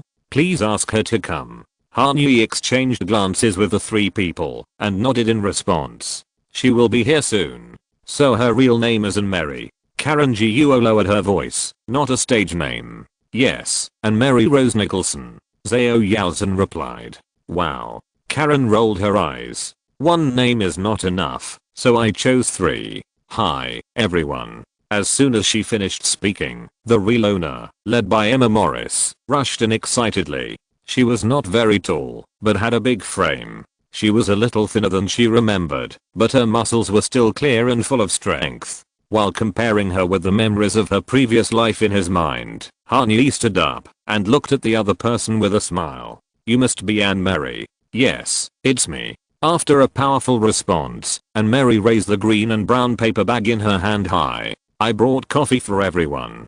"You are so thoughtful. You don't have to be so polite." Han Yi swallowed subconsciously and exchanged glances with Zhao Yaozhen. "The coffee bought by Billy and Phineas hasn't taken effect yet, so I want another cup." But refusing a drink on a first meeting was definitely not something Han Yi could do. He took another iced vanilla latte and asked Anne Mary to sit down in the middle chair opposite the desk, then smiled and introduced the team members in the room to her one by one. TGO's manager Zhao Yaozhen, Karen Guo, the director of the R&R department of Han Music, and Adrian Nunes, the director of the R&R department of Han Publishing. Oh my god, I actually read about you online. And Mary's thick and powerful London accent was an octave higher than her usual speaking tone, echoing in the office. Karen, you helped Rihanna become Rihanna, and Adrian, you basically put Zaytoven on the map. Well, Wheezy, Zaytoven, Millie Raw, Cassius J. But who's counting? Karen Guo shrugged and smiled, coolly accepting the compliments that she had long been tired of hearing, while Adrian spread his hands and laughed, obviously enjoying Mary's admiring eyes. Before accepting the job offer from Hanfa, Adrian Nunes was the vice president of the R&R department of Ultra Records. He worked closely with many electronic music, hip-hop music and pop music singers and songwriters. Zaytoven was just one of the more eye-catching names in his resource library. The reason why Kanye chose to extend an olive branch to Adrian Nunes was that he saw his influence on different types of music, especially electronic music singers and songwriters.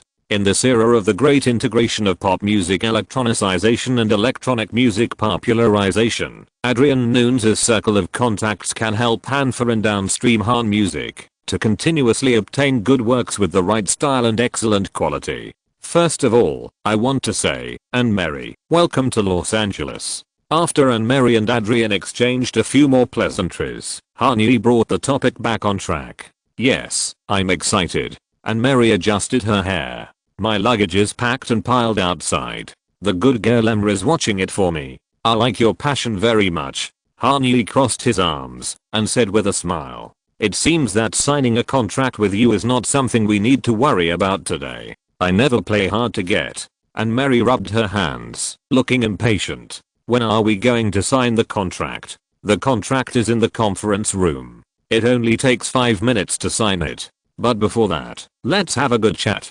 Han Yi said slowly. The 3 people around you are allies who will fight alongside you in the future. I think it would be a good idea to use this time to deepen your understanding of each other. Of course, what do you want to know? And Mary put her hands on her knees and nodded seriously. I will answer any questions. Let's start with the simplest one. Who is Anne-Marie, and what was she doing before? She was born in a small village by the sea in Essex. She attended stage school at the age of 5 and participated in 2 West End musicals, Les Miserables and Gone with the Wind. At the age of 6, she secretly went for an audition without telling her parents and finally got the role of Little Cosette. 6 years old, secretly audition? Kanye asked curiously. How did you do it? I told them that the stage school had an event in the West End and asked them to drive me there. It's that simple. And Mary snapped her fingers. Her expression was justified pride. It seems that her reckless personality is not a way of doing things acquired after birth, but a gene that flows in her blood.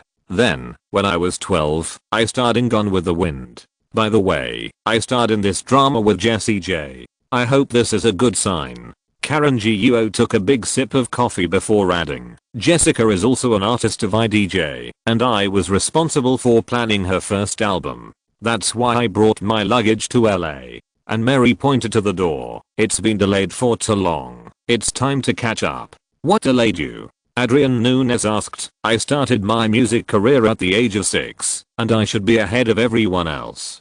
Karate. Huh. Zhao Yaozin felt that she had heard it wrong. Yes, karate. And Mary gave a serious affirmative answer. Shotokan karate. Besides music, this is my biggest hobby. I started learning it when I was 9 years old, and now I have a black belt. No wonder.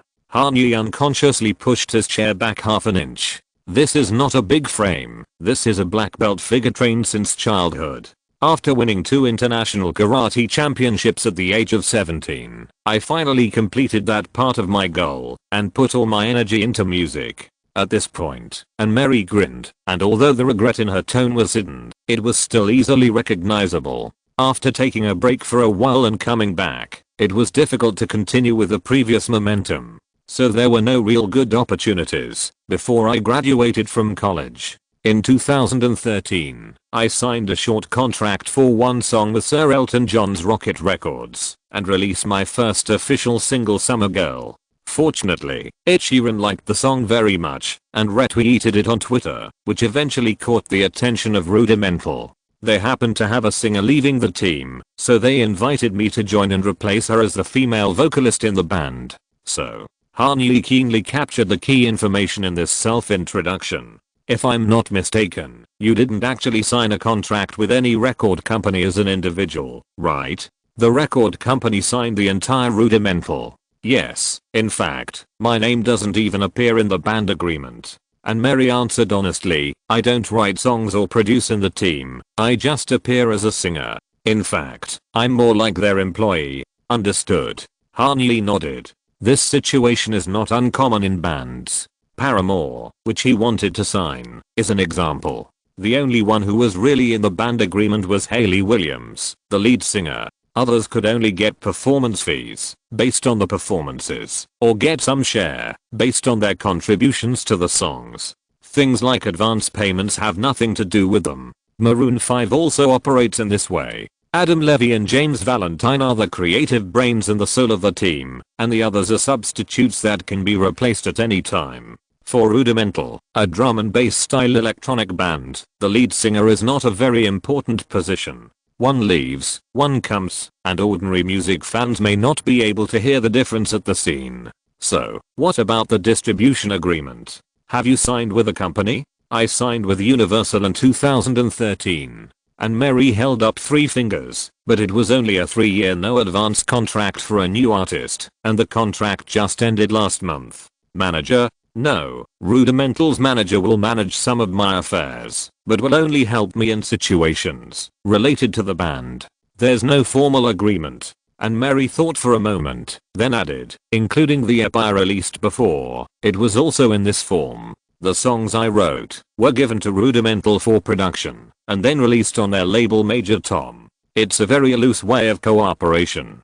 Great. Han-Yi clapped his hands and smiled. Except for a full contract, any other way of cooperating with you would be a pity for us. We all appreciate your original works. Zhao Yaozhen took over the conversation. Personally, my favorite is Do It Right, which can reflect your creative ability, and is very suitable for your own voice.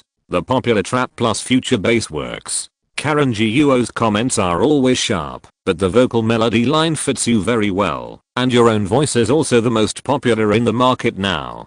The problem with the song is that there are too many high frequencies that make people headache, but this is not your problem, it's the producer's level problem. I understand, I must know myself better.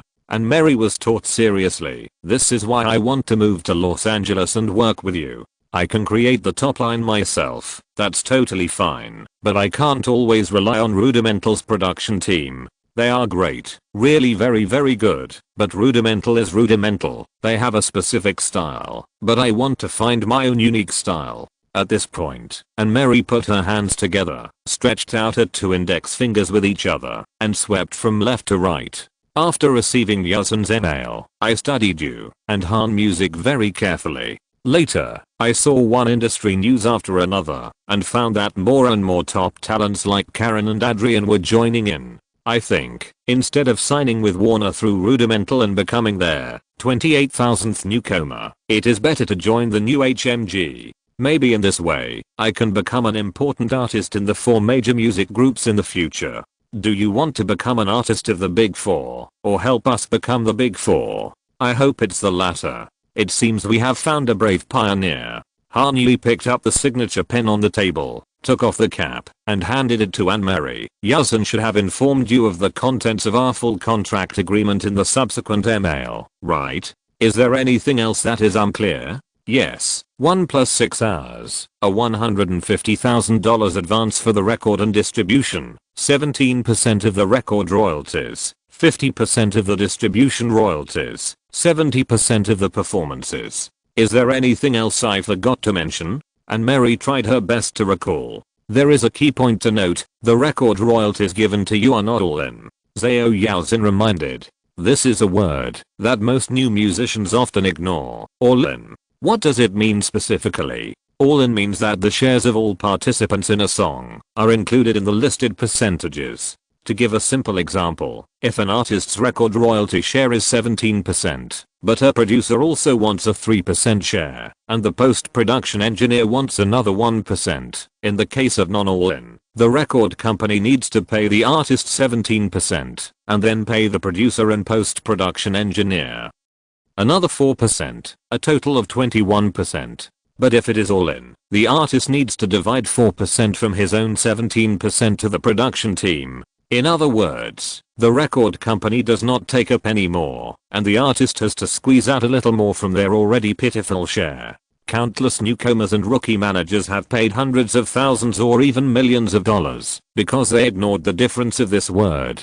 There are even tragic examples of people who owe more and more albums and eventually have to file for bankruptcy. Universal, Sony, and Warner have no concern at all about whether the new artists they signed will be insolvent after receiving the advance payment. But the newly born Han Music Group, or HMG, is different. At present, every full contract artist contacted by the group is a pop star that Han Yi is very optimistic about and will shine in the future. Therefore, the goal of signing a full contract is not to snatch food from the artists and squeeze them to the last drop of blood, but to make them feel the company's sincerity and cooperation as much as possible within a reasonable range that is in line with their own interests, so as to establish a sense of belonging and loyalty. The agreement Anne-Marie got obviously belongs to the half of the spectrum that represents goodwill. The $150,000 advance for the first album is not the same as the $500,000 cross guarantee and $8 million total guaranteed contract that Madison Beer received for her first album, but for Anne-Marie, it is still enough for her to start a full-time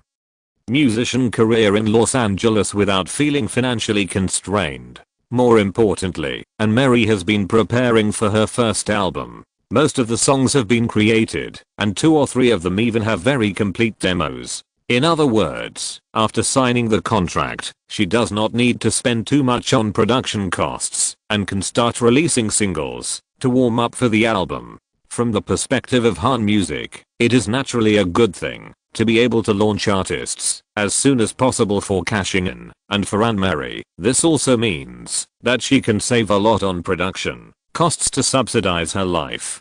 The 17% share of the first album, 2% higher than Madison Beer, is also based on this consideration. Madison, who lacks creative ability and is still learning to write lyrics, needs not only music producers, but also music creators to empower her. Anne-Marie is a singer-songwriter who can write her own songs and is responsible for many aspects of the album production. It is understandable that she gets a higher salary. Han Yi is satisfied, Zhao Yaozhen is satisfied, HMG is satisfied, and Anne-Marie herself is even more satisfied. The 4 boxes of different sizes placed at the front desk have long shown her attitude towards this agreement. As Han Yi expected, the contract signing took only 5 minutes. Anne-Marie, who did not have an independent manager to remind her, did not even look at it. She signed wherever she was told to sign, and used whichever finger she was told to use to make a fingerprint. Although she is not the fastest artist to reach an agreement with Han Music, Anne-Marie, who has already reached an agreement with Han Music and is particularly agile, became HMG's number 002 full contract artist after Billie Eilish on the pleasant Saturday of April 30th. Her stage name is the same as her real name, Anne-Marie. Chapter 92 Halshi 003. This mainly depends on the progress of Madison Beer and her mother in the Los Angeles County Superior Court. But no matter what, this position will belong to a New York girl. Because, whether it is Madison Beer or Ashley McCall Frankie Penn, stage name Halsey, they are all from the Big Apple. After the contract was signed, Anne-Marie, Karen Guo and Adrian Nunes did not leave the meeting room even at lunchtime. They ordered 3 salads from the Eataly restaurant in the West Park shopping center next door, and continued to communicate in depth about the planning and release of the new album. According to Karen Guo, since there is already a nearly completed demo, it is time to strike while the iron is hot and make the finished product within half a month and put it on the release list of Han Music in May. After all, this new record company is currently in a situation where there are more wolves than meat. There are many professional talents, but there is a lack of works that can be used for promotion. This year, Karen Guo's goal for the R&R department is to sign as many new talents with good qualifications as possible. As many new songs that meet the requirements of commercial promotion as possible will be released.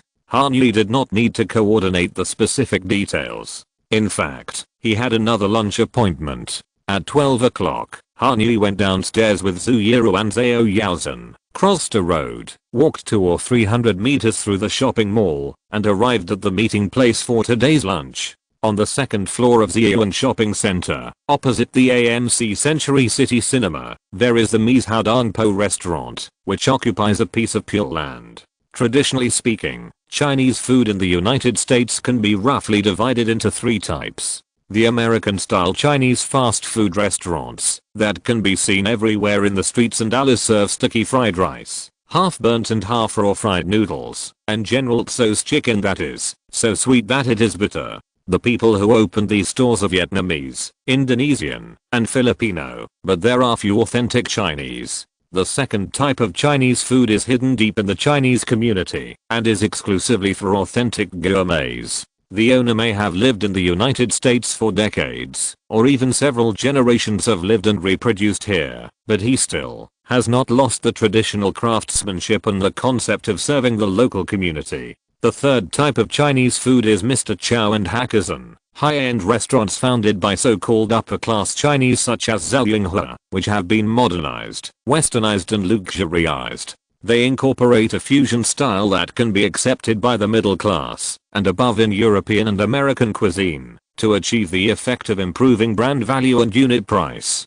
Although these 3 types of Chinese food are all called Chinese food in terms of name and form, they are already very different from each other and do not belong to the same species. Entering the 21st century, with the miraculous rise of China's economy and the rapid expansion of Chinese people in the United States, especially Chinese students, more and more brands that are popular in the Chinese market and represent the new era of Chinese catering concepts have begun to enter the United States. Little Sheep, Haidalao, Zia Lankan, Zhangliang Malatang, and the Sichuan cuisine brand that cannot be ignored, Mies Haodongpo. Unlike most Chinese catering brands that started in the Chinese community, Mies Haodongpo is determined to use authentic Sichuan cuisine to hit the mid to high-end consumer market in the United States. The first store in Los Angeles, and also the first overseas store of Mies Haodongpo, is directly opened in Century City, the most prosperous area in Beverly Hills, and is the most central point of the West Park shopping center with the largest flow of people.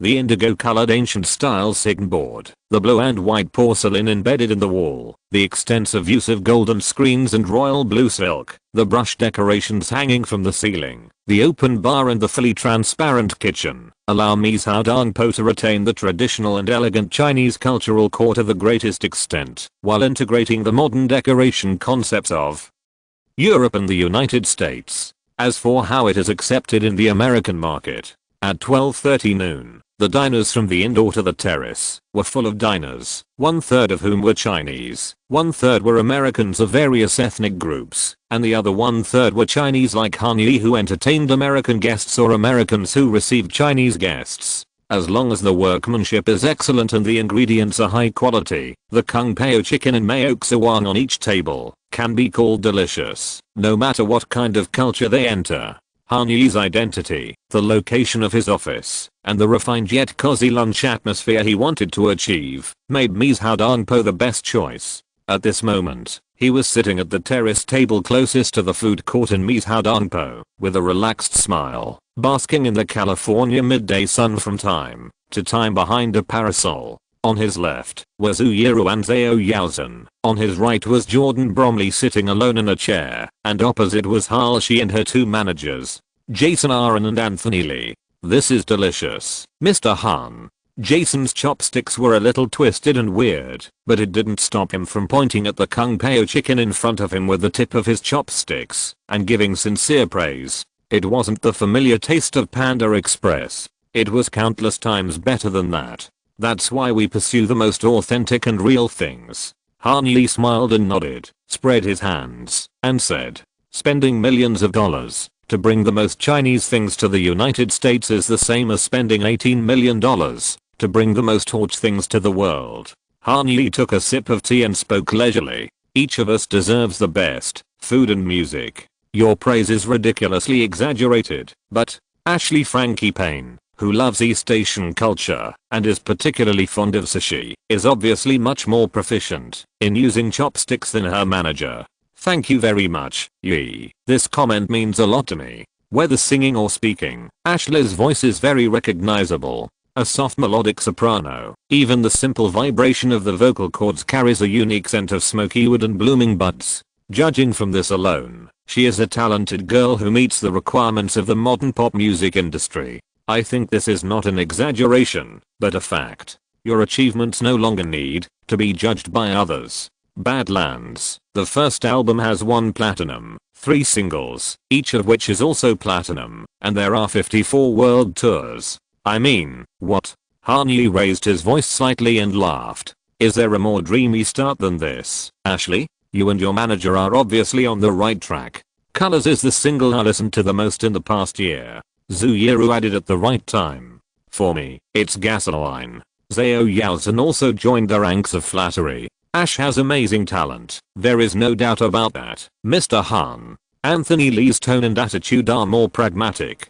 But we still need to work hard. There are too many failed cases of one-hit wonders in front of us. Yes, being down to earth is the only way to go after achieving great success. Hanyi nodded in agreement and cast his eyes on Jordan Bromley, who started drinking martinis at noon. But I can't blame my lawyer. He was in Atlanta yesterday, but today I called him back to attend a partnership meeting of Halsey Incorporated. He really needs some refreshing drinks. That's why we want to provide more fuel for your rocket. Right, Jordan? Mr. Han is optimistic about your future in the field of art. To be honest, I'm also quite optimistic about your achievements in the commercial market. Jordan put down the goblet, smacked his lips, and quickly organized a clear and irrefutable persuasive statement. That's why we are willing to work with Halsey in such an amazing way. I mean, I've been in this industry for a long time, but I've never seen anyone like Mr. Han invest so much in a new artist who has only released 1 album.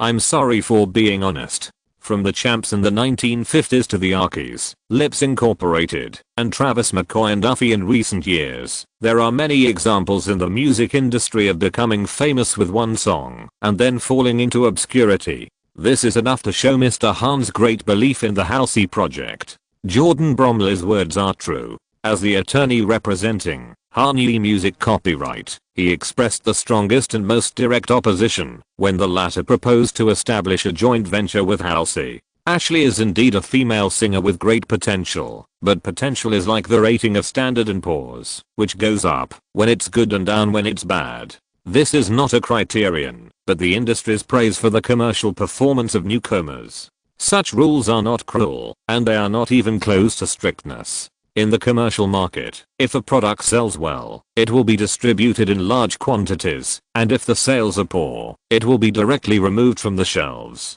This is the most normal business logic. So, what is the Halsey product like? In Jordan Bromley's opinion, if Halsey is a soda brand, then its current success is just that it is on the shelves of soda stores in several gas stations in a small city, and there are a group of loyal fans who like this taste. When it is pushed to Target, CVS and Walgreens across the country, competing with Coca-Cola, can it still maintain such market response and actual conversion rate? Everything is a question mark that no one can answer. Jordan Bromley's task is to try to make Hanyi's life have fewer question marks and more exclamation marks. Usually, Hanyi respects the opinions of Jordan, a music law expert, but this time, he seems to be unusually persistent. This is our best investment opportunity.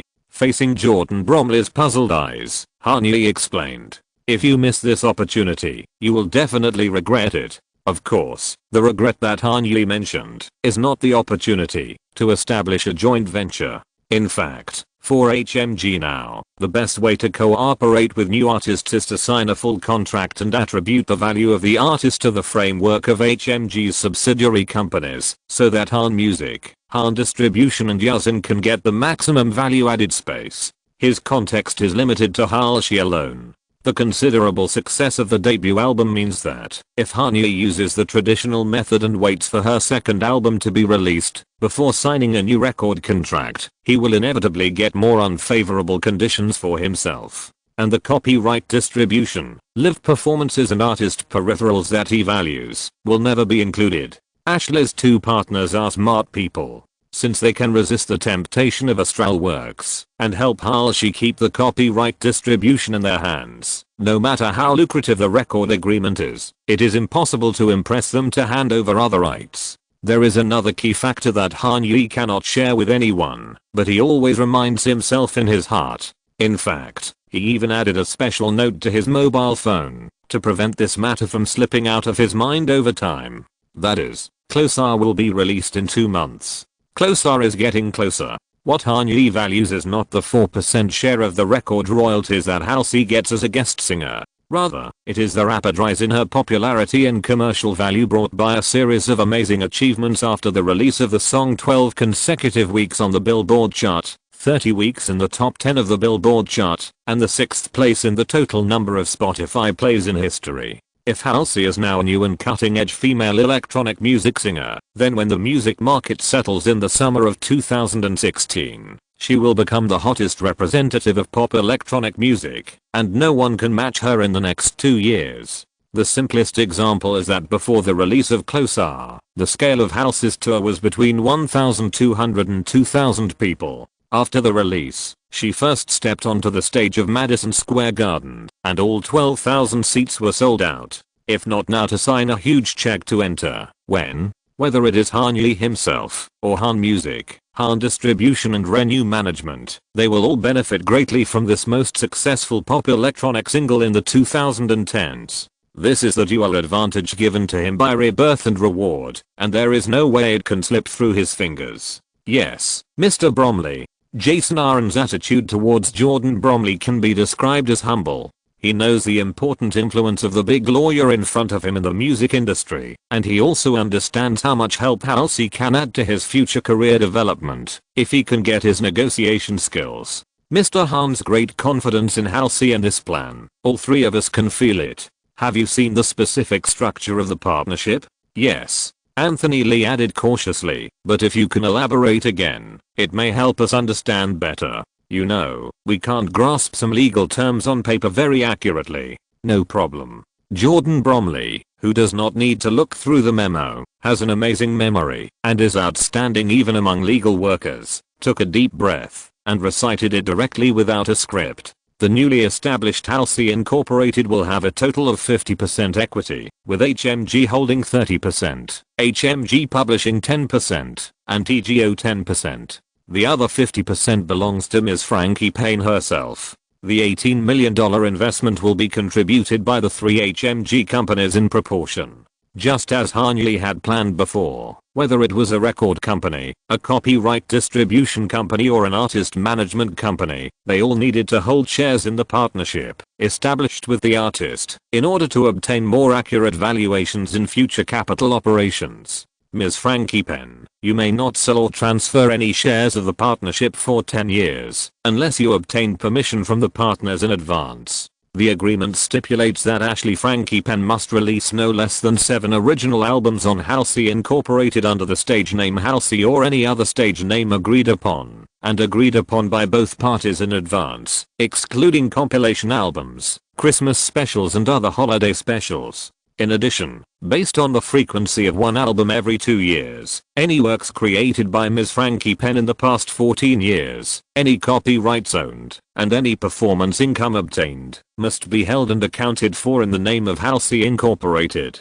Do you know what this means, Ashley? Jordan Bromley looked at Ashley Frankie Payne with a burning gaze. I can get more autonomy. Ashley, who has been immersed in the circle for many years, knows very well the significance of a partnership to an artist. What are the specific aspects? Jordan asked. This is true for almost all of the entertainment industry. But for me, the most important thing is the music copyright and master copyright. Ashley put down her chopsticks and brushed her beautiful and smooth brown hair. It will be our common property. Yes, in my opinion, apart from the $18 million, this is the most generous gift Mr. Han has given you. Jordan Bromley smiled with satisfaction. He finally made his negotiating opponents say what he wanted them to say. Think about it. How many artists in the industry, including Sir Paul McCartney, can have the decision-making power and control over their own copyrights at such an early stage in their careers? This is indeed the case. Billy O'Connor, Madison Beer and Anne-Marie Nicholson, who signed ordinary full contracts with Kanye, could not touch the master copyright. Even Taylor Swift, who is as powerful as she is, must accept the reality that Big Machine Records owns all of her master copyrights. In her previous life, no matter how much Taylor begged, negotiated, threatened, and spoke out publicly, she could not stop Big Machine from selling the master copyright, including the company itself, to Ithaca Holdings, which is backed by the Carlyle Group, and is the entertainment capital company of Justin Bieber's manager Scooter Braun. Just after releasing an album, a capital tycoon like Kanye, who easily invested tens of millions, was willing to escort her and share the master copyright and music copyright with her. This condition is even more attractive than the $18 million on the table. Ashley Frankie Penn and her two managers are extraordinary people who have been able to walk step by step and come to this day as an independent artist. They can laugh at the investment of tens of millions of dollars because the three of them are confident that they can make more in the future. But the proposal of copyright sharing is something they absolutely cannot resist. This is Kanye's conspiracy, and it is also the conspiracy of all music groups that propose partnership plans with artists. Why? Because, in the future career, as an entity, two partners, we will continue to cooperate closely and faithfully, so that Halsey and the copyright assets behind this name will be revitalized with everlasting vitality. Hearing this, Kanye's originally perfectly maintained smile could not help but turn up a strange wave. He glanced at Jordan, and the smile lines at the corners of his eyes suddenly increased. He glanced at Zhao Yaozhen, and the Korean girl who maintained her charming demeanor also had the same expression change. It turned out to be a Hollywood lawyer who relied on eloquence to make a living. The negotiating opponent did not realize it, but Kanye and Zhao Yaozhen knew very well in their hearts that in Jordan Bromley's sugar-coated words, there was a Pandora's box hidden. A Pandora's box with the banner of copyright sharing. Although Ashley can now immediately and nominally own all her own copyrights, however, she has never, and will never, directly own her copyrights. What's going on? The real copyright owner is actually the partnership Halsey Incorporated. Horch himself is just one of the shareholders of the partnership. In other words, if she is a signed artist of a record company or copyright distribution company, she can naturally transfer all the assets to herself 35 years after the music work is publicly released. Although it takes a long time, it will eventually return to her. But if the ownership is handed over to the partnership, controlled by herself, when the copyright is produced, from a formal point of view, this belongs to the work for hire in copyright law. In other words, Halsey will no longer be the creator of the copyright, but the commissioned creator. She must always be a shareholder of Halsey Incorporated to have the copyright rights forever. This is the impeccable conspiracy of Amy against Robbie Williams and Kanye against Halsey. I share the copyright with you, but you can't take these copyrights away or sell them. Only by deeply binding with me for life can you continue to enjoy the royalties. The English slang,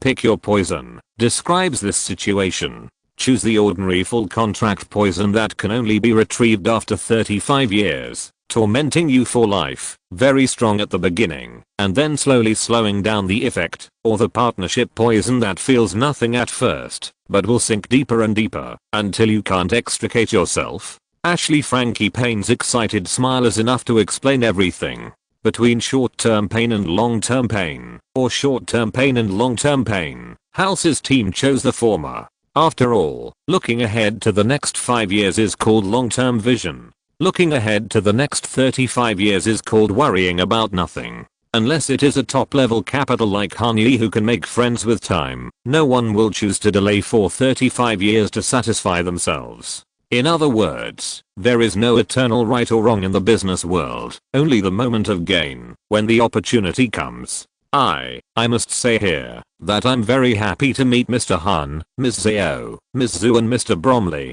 The concept of Halsey Incorporated is what we have been striving for since our debut, so Anthony, Jason and I are all looking forward to working with HMG to achieve our goals ahead of schedule. Independent spirit and actual independence are the principles I want to uphold throughout my career as a musician. Thank you for helping me stand firm. Ashley, who was full of beautiful visions for the future, stretched out her hand to Hanyi and said sincerely, "I hope we can get what we want from this cooperation." Chapter 93 Matcha Boba. What does Halsey want? An independent attitude that can be perceived by the outside world, and a copyright library that seems to be in her own hands. And what does she need to embrace for this? In addition to the fact that she must accept all the additional conditions in Pandora's box, Halsey has accepted a very different sharing arrangement from ordinary full contract artists in terms of different types of performing arts income. First of all, the establishment of the partnership Halsey Incorporated means that Halsey will not receive any advance payment, but this is not a bad thing for her. Although there is less cash that can be used immediately, no one should forget that this money, provided by the record company, is essentially an interest-free loan. No matter how much is used or saved, it will eventually be withdrawn from the royalty share and returned to the company. Now, under the framework of the partnership company, every expense of Halsey, whether it is living costs, channel distribution fees, production fees or other operating costs, can be directly deducted from the performing arts income obtained, and the remaining amount will be shared. Although this settlement method seems to be constrained in many ways and each sum of money must be audited by the partnership before it can be received, it actually avoids the debt trap in traditional music agreements. In other words, every sum of money that Halsey gets from Halsey Incorporated is clean, audited, and does not need to be repaid. Another very friendly sharing condition for Halsey is that her share of the gross profit of record royalties reaches 29.74%, which is almost unimaginable in ordinary record agreements. Not only that, before generating performance income, Halsey and her two managers can also get a guaranteed salary from the partnership. In addition to the 15% personal income share from Halsey, Jason Aaron and Anthony Lee can also get a basic salary of $60,000 per year from Halsey Incorporated. Ashley herself, as the Senior Director of Creative Affairs of Halsey Incorporated, can get $120,000. If considered from the perspective of the full contract agreement, the money the three people get is actually equivalent to a stable advance payment that does not need to be repaid every year. It is not linked to the delivery of any album, and there is no need to be responsible for it. The relaxed conditions in terms of record royalties and guaranteed income naturally need to be exchanged for concessions in other areas. In terms of non-record income, Halsey will only get 55.065% of the share, which is far lower than the 70% that Madison Beer gets from the full contract. And this is exactly what Hanyi wants to achieve. The copyright distribution sector is always 50-50, needless to say, and the record royalties are reduced to 73%, and then the non-record income sector gets a ratio of about 45:55, which can meet the equity structure of Halsey Incorporated, where both parties hold 50% each. After all, the proportion of non-record income to the artist's overall performing income can even reach more than 80% for some artists who rely heavily on live performance income. The shared music copyright and master copyright, the record royalty share, that is much higher than that of ordinary people, is far lower than the other income share of ordinary full contract artists. Did Halsey lose money? It depends on one's opinion. At least for her now, it is still a very fortunate thing to be able to get such a partnership agreement. Therefore, after lunch, Halsey, Jason Aaron and Anthony Lee followed Hanyi and his group back to Xinghu Building. The memorandum of cooperation for the partnership had been sent to them for review, and the two parties had already negotiated the details of the changes in the ML exchanges. Next, they needed to sign the formal agreement in the office of room 1000. Then, they waited for Halsey Incorporated to be established, and Halsey to amaze the world as the first music partner of HMG. Filling in the English abbreviation of his name E in the lower right corner of each page of the agreement, and then signing his Chinese signature on the last page in a flamboyant manner. HMG, as an emerging force in the music industry, has completed another milestone under the leadership of Hanyi. Signing the first artist Billie Eilish, the second artist Anne-Marie, the first partnership Halsey Incorporated, and the first single released, is about to be on the Billboard chart.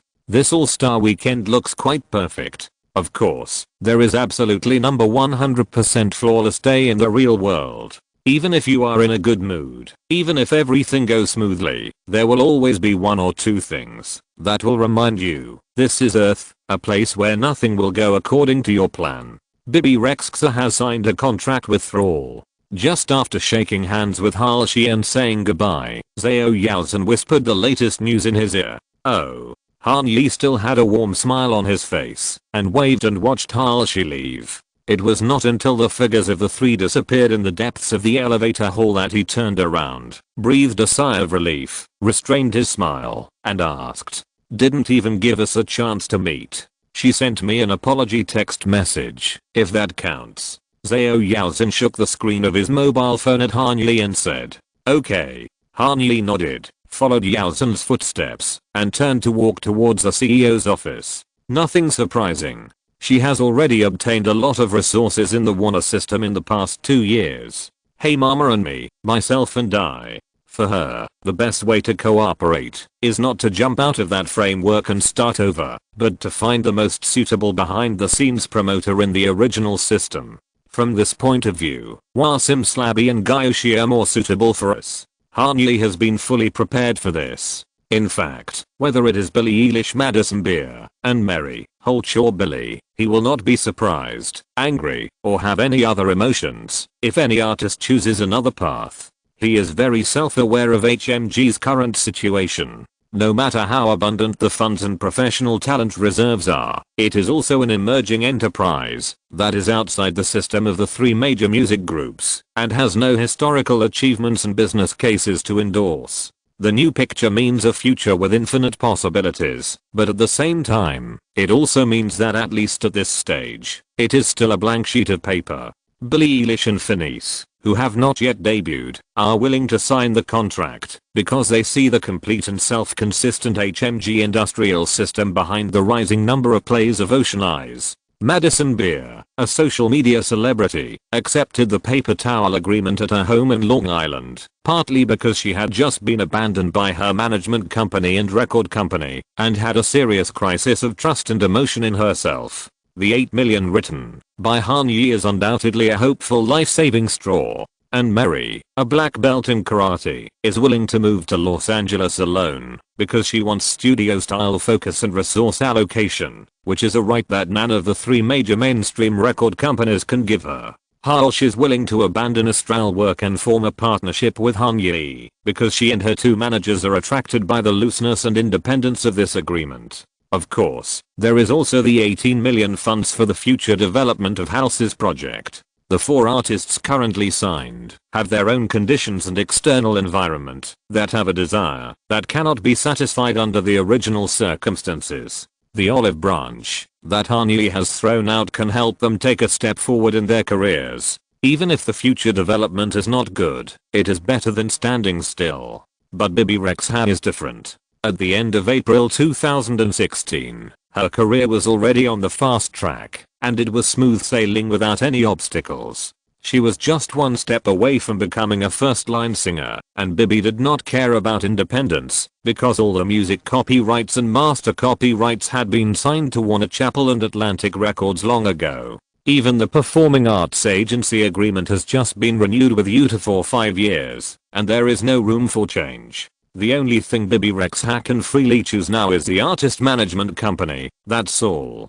Therefore, without the need to pour in a lot of financial resources, Bibi's selection criteria for managers are of course based on past successful cases, as well as their business relationships and monetization capabilities in recent years. Therefore, Han Yi and Zhao Yaozhen can actually express their understanding of Bibi's final choice. After all, if you put aside the bottomless wallet, even if it's Billie Eilish, Halsey or Madison, they will all choose Wasim Salslabi, who is bringing the weekend to the top of Europe and America step by step. Han Yi has an advantage in having a huge cash flow that can compete with the three major music groups in the short term without losing. Cash flow is the disadvantage that Han Yi must face up to at present. However, since his rebirth, he has always been a lucky guy. He has lost some, but he can always get more.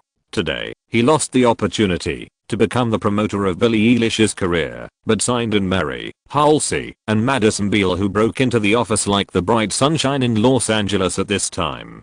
Hey, guys. Madison Beale leaned on the door of the president's office and poked his head out. Guess who just became a trust fund baby? Not this kind of trust fund. Han Yi raised his hand and waved at Madison with a smile. Hi, Madison. Good afternoon, Trussie. I like your skirt. Hey, why did you change your clothes? Han Yi looked at Madison Beale carefully. This morning, the girl was still wearing a simple Topshop white t-shirt and light blue jeans, but now she has changed into a beautiful outfit that makes people unable to take their eyes off. The white and blue printed short skirt on the upper body is an affordable clothing bought at the flea market in Melrose, and it can be done with an Andrew Jackson. The black leather boots on the feet are also Steve Madden, which only costs $64. Even the bright leather tote bag in his hand was picked up at random in a second-hand store in Silver Lake, and it is usually used as a toy bag. But even so, Madison Beale still meets Han Yi, or most people in the world, the ultimate fantasy of the American sweetheart. There is no wrong type of trust fund. Madison lifted her skirt with both hands and knelt down cutely. A good day requires a good dress. Who's ready for brunch? As we all know, LA's brunch time is from 11 AM to 4 PM. Just finished lunch, but anything for you, Maddie? Han Yi looked at Madison, who was clapping and calling Zaoru to come over, and then looked at Jason, who was excited again after hearing the word brunch, and said with a smile, "Have you signed the contract?" That was the first thing I did after entering the office. Madison puffed up her chest, quite proud. 4 contracts, more than 100 pages, signed in 10 minutes. Who is faster than me? Yes, there was one in the morning. She didn't even read the content, and she wanted to sign 2 names on each page. Han Yi silently complained in his heart that Anne-Marie could almost be described as vigorous when signing the contract. So, where should we go for brunch? Where else can we go? Madison raised her right hand in front of her cheek, as if showing an invisible treasure. Of course, Earth Cafe. I should have known it was here. Han Yi sighed as he sat under the turquoise parasol of Earth Cafe, squinting his eyes and casually scanning the passers-by. Why? Madison asked as she took the drink handed to her by the waiter and unsealed the straw. Because this is the most basic way of life, and you are the most basic girl I have ever seen. Han Yi smiled and added, in a very beautiful way. Basic itself is beautiful. Madison inserted the straw into the cup, shrugged nonchalantly, and responded with a happy smile. Basic means that most things and most people in this world can make you feel happy. What's there to complain about? For example, this cup of boba. Grace, Yazan, you must try it. Earth Cafe's matcha boba. Just the name can make me happy all day. This is my mother and I's favorite. Yes, it's impeccable. Tressa's index finger and thumb overlapped and slid across her mouth, an important factor that made me fall in love with Los Angeles. Really? That's really worth looking forward to. He said this, and the smile he showed to Tracy was sincere enough, but Han Yi didn't really listen to this sentence. Why? In the United States, there are 3 standards to distinguish whether a cup of milk tea is authentic. 1. If it is just called boba, without the word milk tea at the end or beginning, or there is no corresponding Chinese translation, run. 2. If it is milk tea served in a non-Asian restaurant, run. 3. If a white person, especially a white girl, recommends boba to you, for the sake of your life, run. This is a bomb. Madison sipped the matcha boba in the cup, tilted her head back, and made a satisfied sound. Of course, her mother also showed a similar expression. The mother and daughter are not good at this. No, they are like-minded. You really have to try it now. Unable to refuse the kindness, the 3 Asians lowered their heads in unison and took a light sip. It's broken. Feeling the matcha powder with a strong flavor of essence piercing his throat, Han Yi knew that he had stepped on a big thunder today. The pearls that followed melted in his mouth without any chewiness and disappeared on the tip of his tongue like a puddle of mud. Han Yi and Yuzen looked at each other, nodded at the same time, and uttered a long mmm. In the United States, mmm can mean delicious or hard to describe. It doesn't matter how it is interpreted, each one takes what he needs. As for Zaoru, who came from the hometown of bubble tea, she just held the cup and stared blankly. If this were an animation, Zioru would have become a big Q version face now, with only the whites of her eyes, and a crow flying over her head with an ellipsis. What on earth did I drink? She drank too much coffee at noon. Han-Yi kindly helped Zioru out of the predicament. She felt a little nauseous. Then you can try this. Madison's trick was not over yet. She handed Zioru a fork, and continued to recommend it enthusiastically. If your stomach feels too heavy and needs some refreshing food, this is the best choice. Oh, okay. Zioru looked at the fried corn tortilla in front of her, which was bigger than her face, and shaped like a cabbage, that had escaped from prison, and the various stews inside, and fell into deep thought. How should I respond? Chapter 94, Mark of the Times. It is not fair to say that the dish in front of Zioru looks like a blooming Chinese cabbage. The whole salad is wrapped in a bowl-shaped tortilla that is fried to golden crispness. The bottom is covered with black beans and romaine lettuce, and on top is Madison Beale's favorite grilled chicken, served with salsa, avocado, Monterey-Jack cheese and sour cream, and finally mixed with Earth Cafe's special lime cilantro vinaigrette. It tastes great. Zioru sincerely praised the grilled chicken with the fresh smell of green vegetables and sauce. Right? This is the most distinctive classic dish of Earth Cafe, without Yuzen. What's wrong with you? Madison Beale stopped talking halfway. She looked at Zhao Yuzen, who was sitting next to her, looking away, pressing her chest, trying not to open her mouth, and whispered with concern. Nothing. Zhao Yuzen quickly turned her head and smiled at her. Since she found that she could not gain weight, no matter how much she ate, Zhao Yuzen's diet became more and more rampant. She had not touched salad for a long time. At present, seeing this green mixture, she was a little physiologically repulsive. In addition, more importantly, who would squeeze coriander into juice? Something that tastes like soap, made into sauce. Wouldn't it be soapy water? Thinking of this, Yuzen quickly lowered her head and stuffed a waffle into her mouth to divert her attention. In the next half-hour brunch time, Madison, Zioru, Zhao Yuzen, and Tracy, who was always young in mind,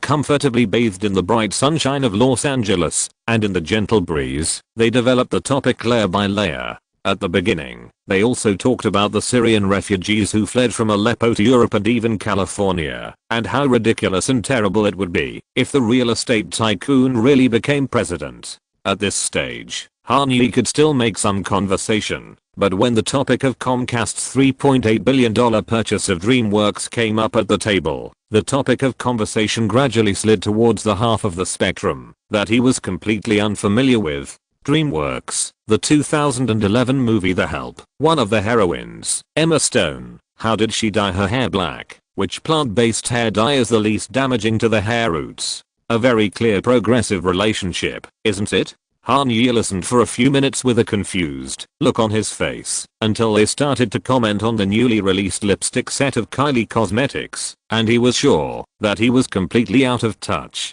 So, Han-Yi, who was excluded from the brunch social circle because of his lack of beauty knowledge, began to look at the various guests in this store. Earth Cafe is the most famous European-style restaurant in Los Angeles, with branches in Melrose, Beverly Hills, Santa Monica, downtown, Pasadena, Laguna Beach, and even Orange County and South Bay. The one Han-Yi and his friends visited was the most Mediterranean-styled cafe in Santa Monica, and it was also the most popular because of its location. Earth Cafe is located on the main street, only 2 narrow streets away from the beach. After a half-day sunbathing on the beach, leisurely wearing slippers to have afternoon tea here, and finally driving into the I-10 before sunset, which was not yet congested, to go home, this is the ideal weekend for many girls in Los Angeles. On Saturday, April 1930, at 3:30 in the afternoon, Earth Cafe was crowded. Some people were sitting on the terrace to kill time,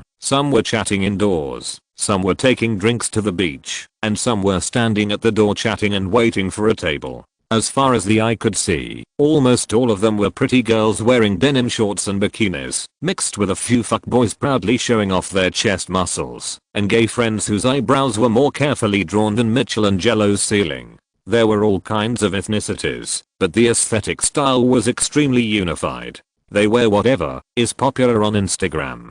This is the basic culture that is popular in the United States in 2016. Since the term basic bitch was coined by stand-up comedian Lil Duval in 2009, and then further promoted by rapper Kreayshawn in her work Guxy Guxy, making it a hot topic among American teenagers, basic has become a generalization used to describe an entire group.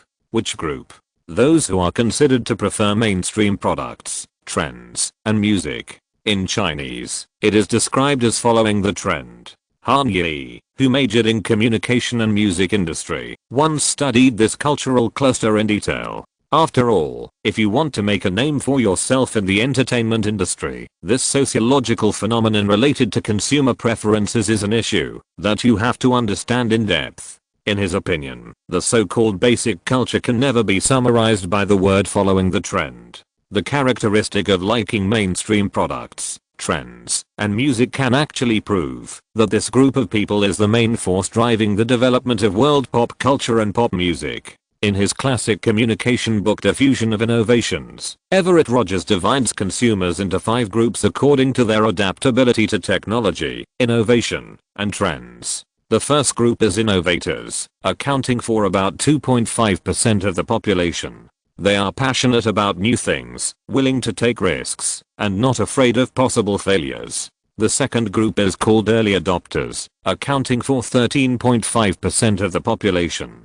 They are a group of people who lead the trend, are willing to take risks, and hope to try out a product or trend in advance before supporting it. They care about public reputation and hope to show their profound knowledge and advanced fashion taste in front of others. The third group, the early majority, accounts for 34% of the total population. They are interested in new trends, but hope that others can help them prove the reliability and effectiveness of new things. Compared with early adopters, they are more pragmatic, but they are still willing to bet quickly when a product becomes popular. As for the last two groups of people, the late majority and the so-called laggards, they account for half of human society, 34% and 16%. They need to wait until the new trendy products become the absolute mainstream of life, or even an irreplaceable part, before they belatedly choose to buy and use them. Therefore, from Rogers' theory, it is not difficult to find the vital role of the so-called follower dogs or basic bitch in the entertainment industry. They may not be innovators, but they must be early adopters and early masses. Whether it is movies, music or other art forms, after the initial appreciation by innovators, they need the support of these two types of people to transform from niche culture to mass popularity. History has proved countless times that if you are too far ahead or too far behind the wave, you will not be able to fully enjoy the dividends of the times. Little Richard is considered the founder of rock music, but it was Elvis Presley who started out by imitating black works, who really pushed himself and this genre to the peak of the mainstream. New Jack Swing, pop funk, funk rock, none of these genres would regard Michael Jackson as a pioneer, but he is the only king of pop in the history of pop music. They are all trying, imitating, and following the trend, but this imitation is necessary and indispensable. Only through these early adopters and representatives of the early masses can a cultural phenomenon that truly changes an era be born. Among HMG's signed artists, which one can be regarded as the real early majority, or the center of basic culture? Thinking of this, Han Yi couldn't help but cast his eyes on Madison Beer, who was excitedly introducing the design concept of her purple eyeshadow palette to everyone. Billie Eilish also likes pop culture, and is also a serious internet addict, but in terms of music, she has a strong personal aesthetic, and advanced aesthetic awareness. Apart from anything else, from 2016 to 2023, each of her singles can be labeled as independent pop. To put it in a way that people can understand, it's awesome. Her popularity, like XXXTentacion's popularity, is the product of the rise of emo culture around the world. In other words, their originally niche music styles have intersected with mainstream culture because of the evolution of the tastes of early adopters and early majority. But Madison Beer is different. Her love for pop culture is not like Billie Eilish, who stays at the level of crazy love for Justin Bieber. Madison fully absorbs and accepts mainstream European and American culture and constantly integrates them in her body, giving birth to an aesthetic system and popular system with her as the coordinate origin. This is a core factor that will enable her to gain more than 35 million Instagram followers in the future. She comes from this era, integrates into this era, and to a certain extent leads this era. Eat like Madison Beer, dress like Madison Beer, make up like Madison Beer. In 2023, she stood at the core of the gradually moving cultural wave. Don't forget that this achievement was achieved when her music career was delayed for 3 years and she only began to recover slowly before Han-Yi was reborn. This time, she signed a long-term contract with Han-Yi in 2016. Can she become a mark of the times that can be compared with Selena Gomez or even surpass her in her dual identity as a musician and a social media expert? This is the core driving force behind Han-Yi's offer of $8 million, and it is also the source of his confidence in choosing to sign this Long Island girl. With a hit single that's loud enough, it's only a matter of time before she takes off. Will the song Cold Water be okay? After brunch, Madison Beer invited everyone to her apartment at 1221 Ocean Avenue. Her room 1606 is located on the 16th floor of the apartment, the highest floor below the penthouse. Standing on the balcony and looking out, you can see the Pacific Ocean stretching from Palos Verdes to Malibu. Han-Yi, who lives in Bel-Air, is no stranger to this scenery, but no matter what, 864 Stradella Road is still a certain distance from the sea, and it's just a piece of blue as far as the eye can see, with no details. Standing on the balcony of Madison Beer's luxurious 2-bedroom apartment, Han-Yi can even count the sparkling waves with light spots. Surfing masters doing all kinds of fancy moves on the board, couples, friends, and families lying on the pure beach enjoying the afternoon sun, street singers with Latin style, and the Pacific Park Ferris wheel rotating slowly not far away. The so-called California life that local residents are unwilling to exchange for anything comes half from this blue sea. Walking to the balcony, Madison Beer handed Han-Yi, who was enjoying the beautiful scenery alone, a glass of iced orange juice, and stood beside him holding the railing, asking this question without disguising her worry. The Long Island girl's worry naturally has her reasons. Karen Guo played her the demo sent by Mad Decent. This pop electronic dance music with a strong Moombahton style was obviously created by Diplo and Major Lazer. From the arrangement to the bass line to the vocal melody, Madison Beer could not find any fault. It's not that this song is flawless on the artistic level, but from a commercial perspective, it is almost the same as Lean On. The chords, the direction, the ideas, are all similar. In the middle of 2016 when Lean On was still at the top of Spotify's historical playback rankings, what kind of commercial results could a sequel achieve? Maybe it can't surpass Lean On, but the performance will definitely not be too bad. Not only Madison Beer, but also Han Music is full of confidence in the latest masterpiece that the subsidiary label is preparing. In fact, an important reason that drove Karen Guo to accept this position was the agreement reached between Han-Yi and Mad Decent. Regardless of whether the record company itself has signed talented artists, as long as there is a currently prestigious electronic music label like Mad Decent as a subsidiary, Karen is confident that Han Music will achieve results. Therefore, Madison's worry is not about the song itself, but about another singer in the single besides her. The problem you are talking about is Justin Bieber, right? Han-Yi glanced at Madison beside him. Although it was a question, he already had the answer in his mind. Faced with such perfect commercial pop electronic music, what else can Madison Beer worry about? Of course, it is the most famous representative artist under Scooter Braun, the one who discovered him, and also gave up on her. Scooter has always been strong. Would he be willing to let Justin Bieber and Madison Beer appear in the same work, to help the latter boost popularity? Yes. Not wanting to be looked down upon by Han-Yi, who had just become her boss, Madison hesitated for a long time before she uttered a word. What are you worried about specifically? He's not the kind of person who would destroy something if he can't get it. I'm talking about Scooter Braun. Madison bent down and put her chin on the balcony railing. The sun burned the metal railing, but Madison did not move her skin away. Instead, she seemed to want to use this method to keep herself emotionally stable and alert during the next conversation. But he is the kind of person who will do everything he can to prove that his point of view is correct. Madison's amber eyes slanted at Han-Yi, and her demeanor was like a little fox licking its wounds alone after being injured. I'm what he thinks is wrong, impossible to succeed, and hopeless. Before you, Yee, there were other record companies that approached me, but they all had more or less connections with Scooter Braun. I only have fans on Twitter and Instagram, but he owns the entire music industry. Everyone knows who is more important to offend. I sing cheesy teen pop, and he makes Billboard champion singles. But those cheesy teen pop songs were stuffed into you by him. Hanyi reminded softly. Yeah. Madison lowered her eyes and looked at the bustling crowd downstairs. That's his ability, isn't it?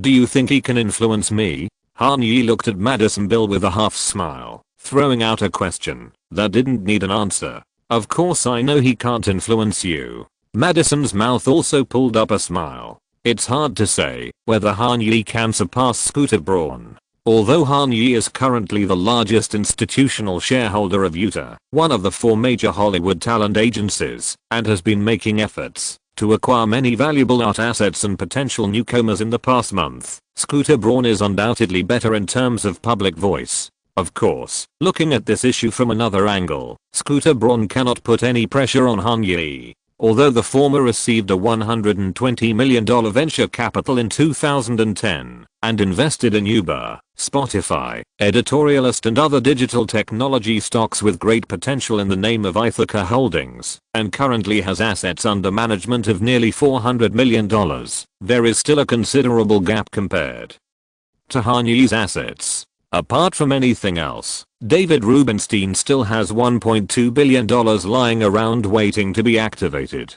This money is enough for Hanyi to buy all the assets, potential and artist lineup that Scooter Braun has accumulated in his life so far. After all, in April 2021 of the previous life, Hype bought Ithaca Holdings from Braun and Carlyle Group for only $1.05 billion. In this life, buying Scooter Braun's assets and making both parties happy is Hanyi's long-term plan. Would a big capitalist be afraid of an acquisition target? I don't want my previous cooperation with him to affect this song. Mad Decent, and you. It's not worth it. Madison Bill even began to comfort Hanyi in a low voice. The song Cold Water is great, and I'm very optimistic about its commercial prospects. But no matter how good a song is, it needs the blessing of a superstar to unleash its full potential. So, if my joining will affect Justin or Scooter's interest in this song, then I think someone else can sing it. Halsey and Billie Eilish are both very good. What's more, there is another great song waiting for me, isn't it? The song you played for me in the Hamptons, Stay. I particularly like it, and I've been looking for vocal guidance every day to improve it. Your joining will not affect any progress of the cooperation. Don't worry, McGrady. Hanyi put the unto-shade orange juice in his hand on the low tea table beside him, sat down on the edge of the recliner, and said seriously, Justin likes this song very much, and has been urging Thomas to release it as soon as possible. Since he likes it, Scooter will not let him withdraw from the cooperation at will, so there is no need to worry about this. So, what you need to do now is to practice your part well, and wait for the official recording next Friday. The recording location is at Thomas' new home, 2675 Rutherford Road. He has sent me the address. Eugene and I will pick you up on Friday. Yes, just as you thought, Justin will be there, and Scooter should be there too. But don't worry, you are responsible for the artistic work, and I will take care of everything else. Hanyi's tone was so strong that his confidence and irrefutable dominance calmed Madison's heart, which was beating wildly because she learned that she would reunite with Braun and Bieber. No one can bully my artists. Chapter 95 Albanian Eagle. No one can bully my artist.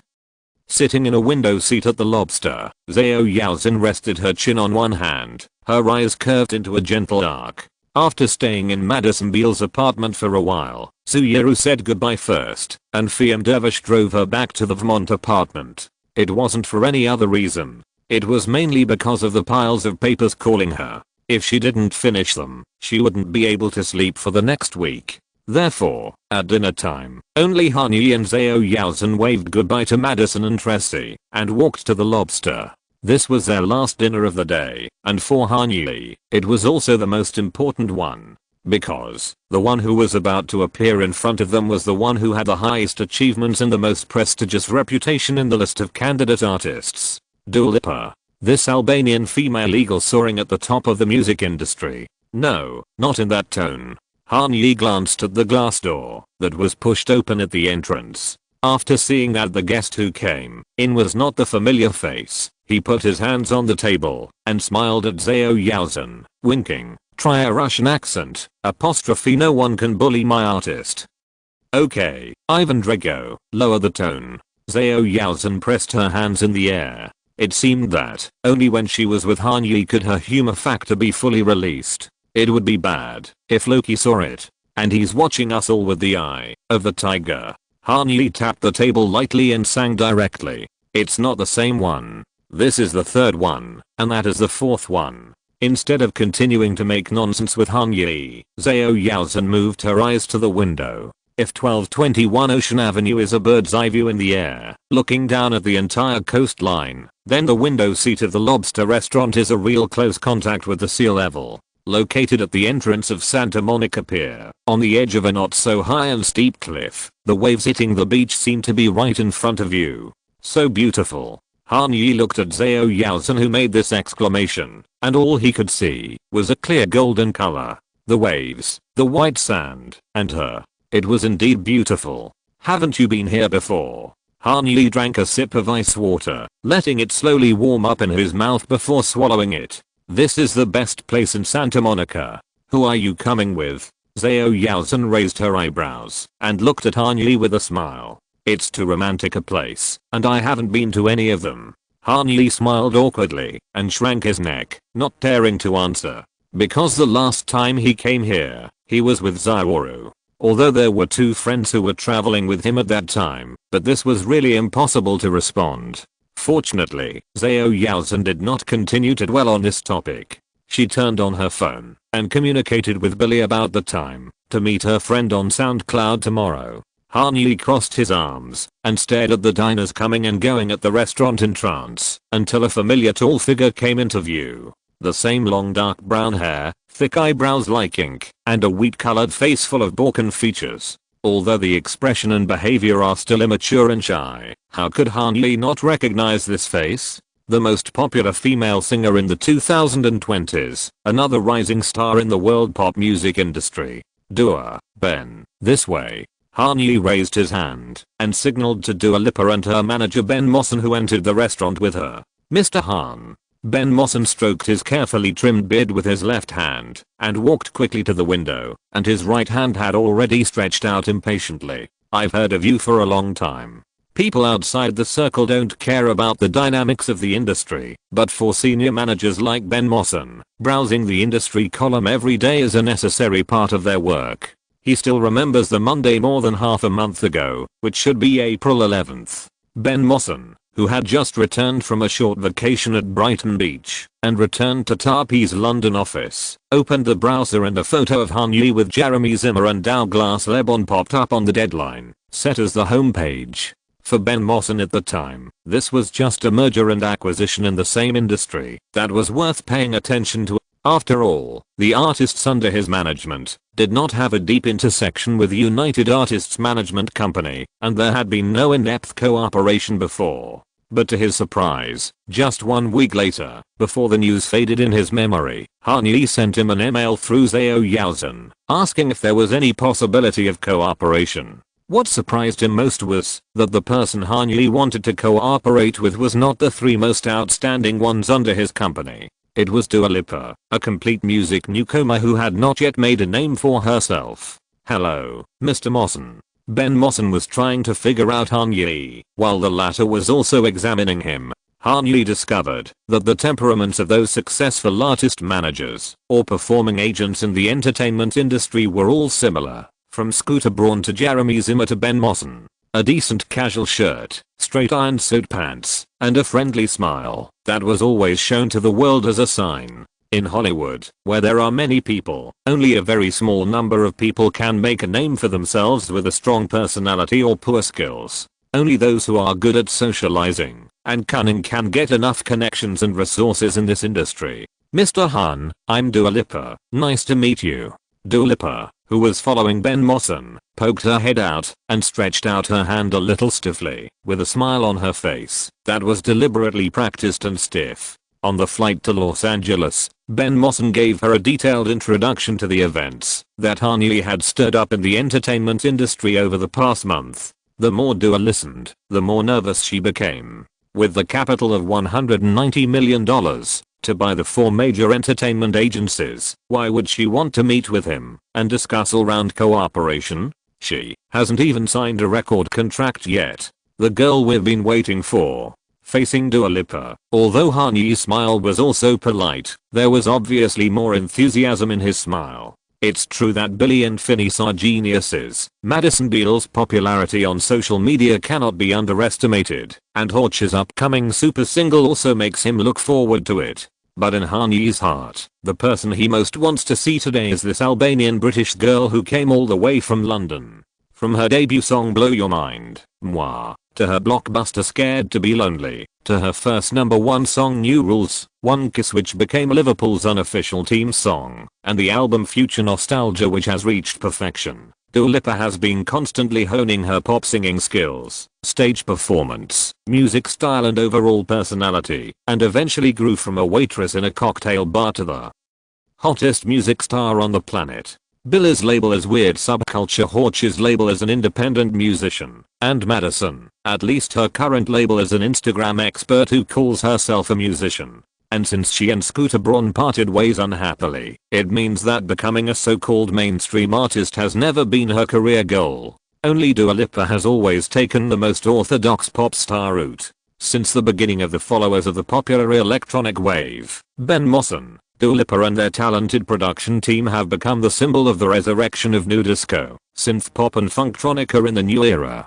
The Weeknd is a man and Dua Lipa is a woman. The two beauties of retro electronic and retro pop are a popular cultural phenomenon that everyone knows, and they are also rare treasures that all record companies and copyright distribution companies must get if they have the chance. The rebirth time is too late, and the Weeknd has fallen into the hands of others, so this rough jade in front of you can't miss it at all costs. She walked the path that Beyoncé and Rihanna have walked. She may not be a well-known musical talent, but as long as she sticks to this route, she can touch the crown of the queen of each era, which is only a few. Sit down first and see what you want to eat. The 4 people sat down, and the waiter, who had been waiting for a long time, presented the classic menu of the lobster restaurant. First time here?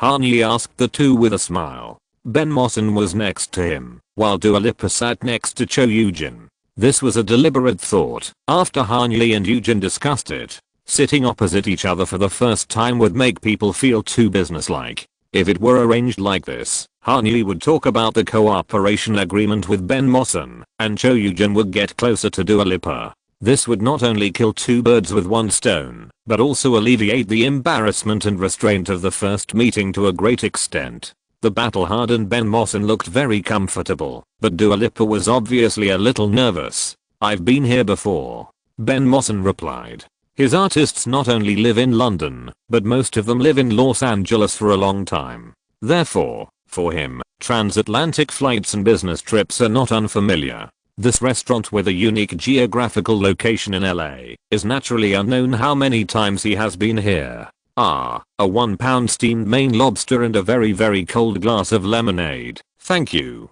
Are you sure, sir? £1 is the weight of the shell, which may not be enough. It's okay, I'm not very hungry. At this point, Ben Mosson turned his head and smiled at Hanyi to explain. My stomach has never been able to cope with long distance travel. Let me guess. British Airways? Yes, British Airways. Ben Mosson shook his head with some fear, the only flight with the right time. Yikes. Hanyi grinned. British Airways flight meals are famous all over the world. But it's not surprising. After all, this country can't make good food on the ground. What about you, Dua? Hanyi spread his hands in the direction of Dua Lipa in a friendly manner, like your manager. Has your taste been wiped out by British Airways? Just a little tired. After hesitating for a few seconds, Dua Lipa decided to start her greetings today with a harmless joke. Hanyi and Zhao Yaozhen both look kind-hearted. although it is difficult to judge the age of Asians from their appearance. Even if the guess is exaggerated, the age of the two should be similar to hers. In addition, Dua Lipa is a Leo. Although she is a Leo-Virgo cusp born at the intersection of Leo and Virgo, her personality is more inclined to the latter, but after all, she still has the brave blood of Leo flowing in her body. Therefore, after the initial restraint, Dua gradually began to find her own state. But I'm still super hungry. You don't know how torturous LA traffic is for a British person. Isn't there traffic jam in London? Of course there is. Dua smiled, but we have the subway. I can't refute that. Han Yi, who is half Los Angeles, had nothing to say. In fact, this is also an important reason why Los Angeles is ridiculed as a big rural area by its arch-rival New York. In that case, then I suggest you choose a steamed lobster like Ben, but the portion must be at least twice as much as his. Then, Han Yi turned the menu in a direction and put it in front of Dua Lipa and pointed at the sandwich column on the right side of the main course with his fingertips. They have one of the best lobster rolls in Los Angeles. If you don't go to Maine, I think this will be the most authentic taste you have ever tasted. It will be too much, right? It doesn't matter. If you can't finish it, I'll share it with you. Zhao Yaozhen pressed the back of Dua's hand at the right time and said softly, between girls, it is this kind of casual physical contact that can bring them closer. Okay. Then, a 2-pound lobster and a lobster roll. Thank you. I also want 2 pounds of lobster. Zhao Yaozhen calmly kicked Han Yi, who was trying not to laugh. There was work to do, and eating a hearty meal was certainly not the most important thing. Besides, if you get hungry later, you can just have more food.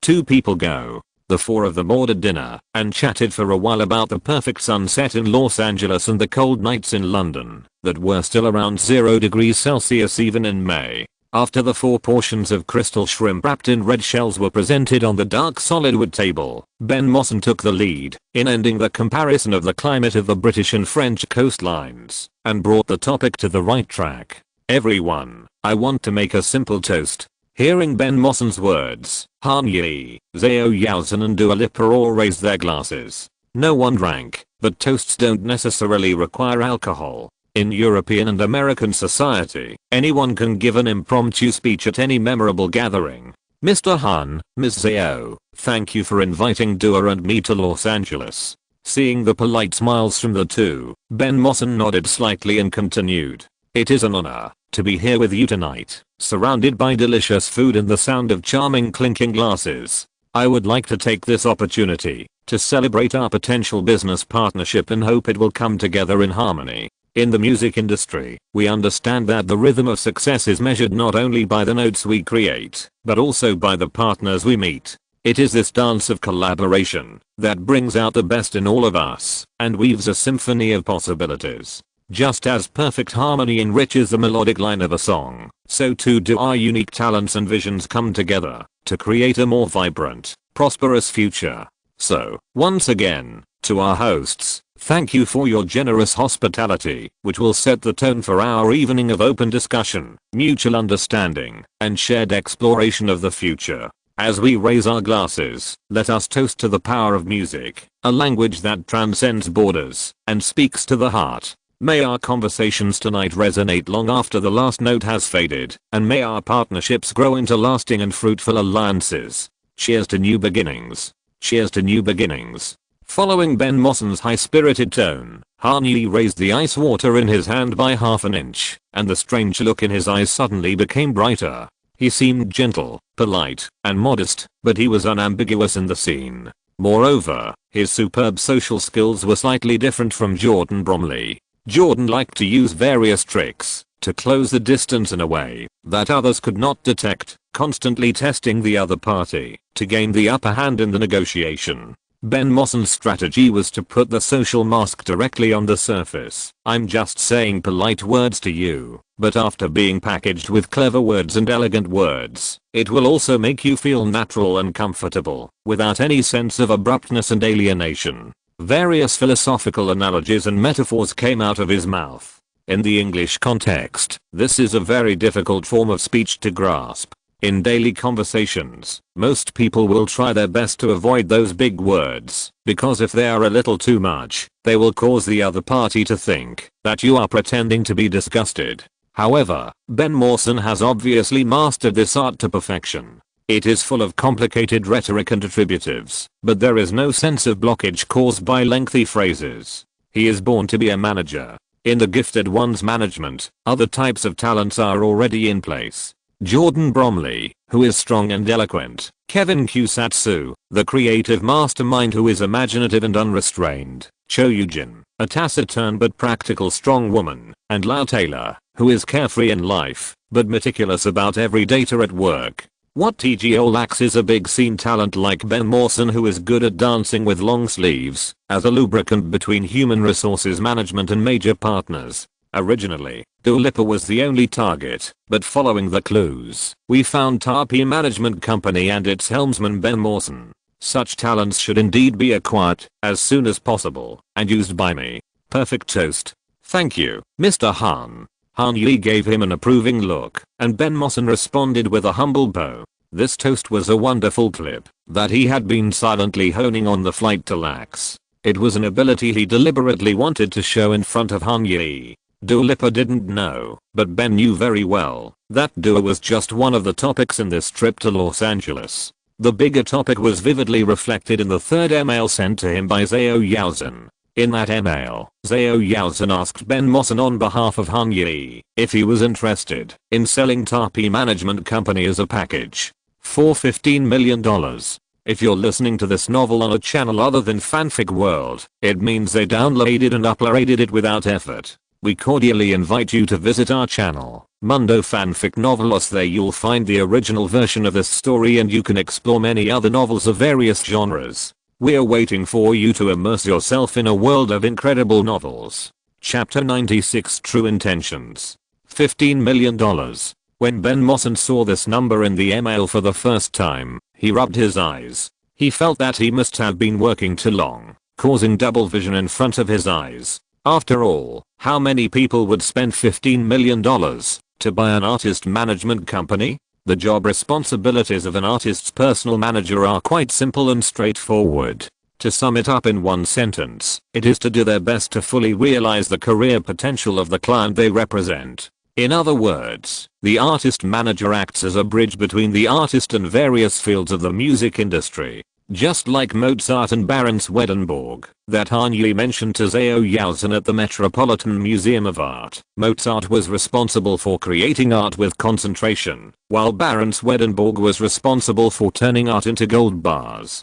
To be more specific, the work of an artist manager is composed of about 10 parts, including strategic planning of career, establishment, and maintenance of interpersonal network, negotiation and signing of external contracts, financial management of artists, marketing and promotion, management of performance and event details, directional guidance in the creative field, crisis public relations, team coordination, and of course, providing meticulous emotional care and spiritual support for artists. As the popularity, commercial value and performance income of artists increase, managers can expand the management team and hand over some of the matters to professionals, such as business managers, tour managers and public relations managers. But in the final analysis, the artist manager is the one who needs to take full responsibility. How much income does it bring for such high intensity work that requires hard work day and night? For the vast majority of independent managers without affiliated companies, first of all, the base salary is zero.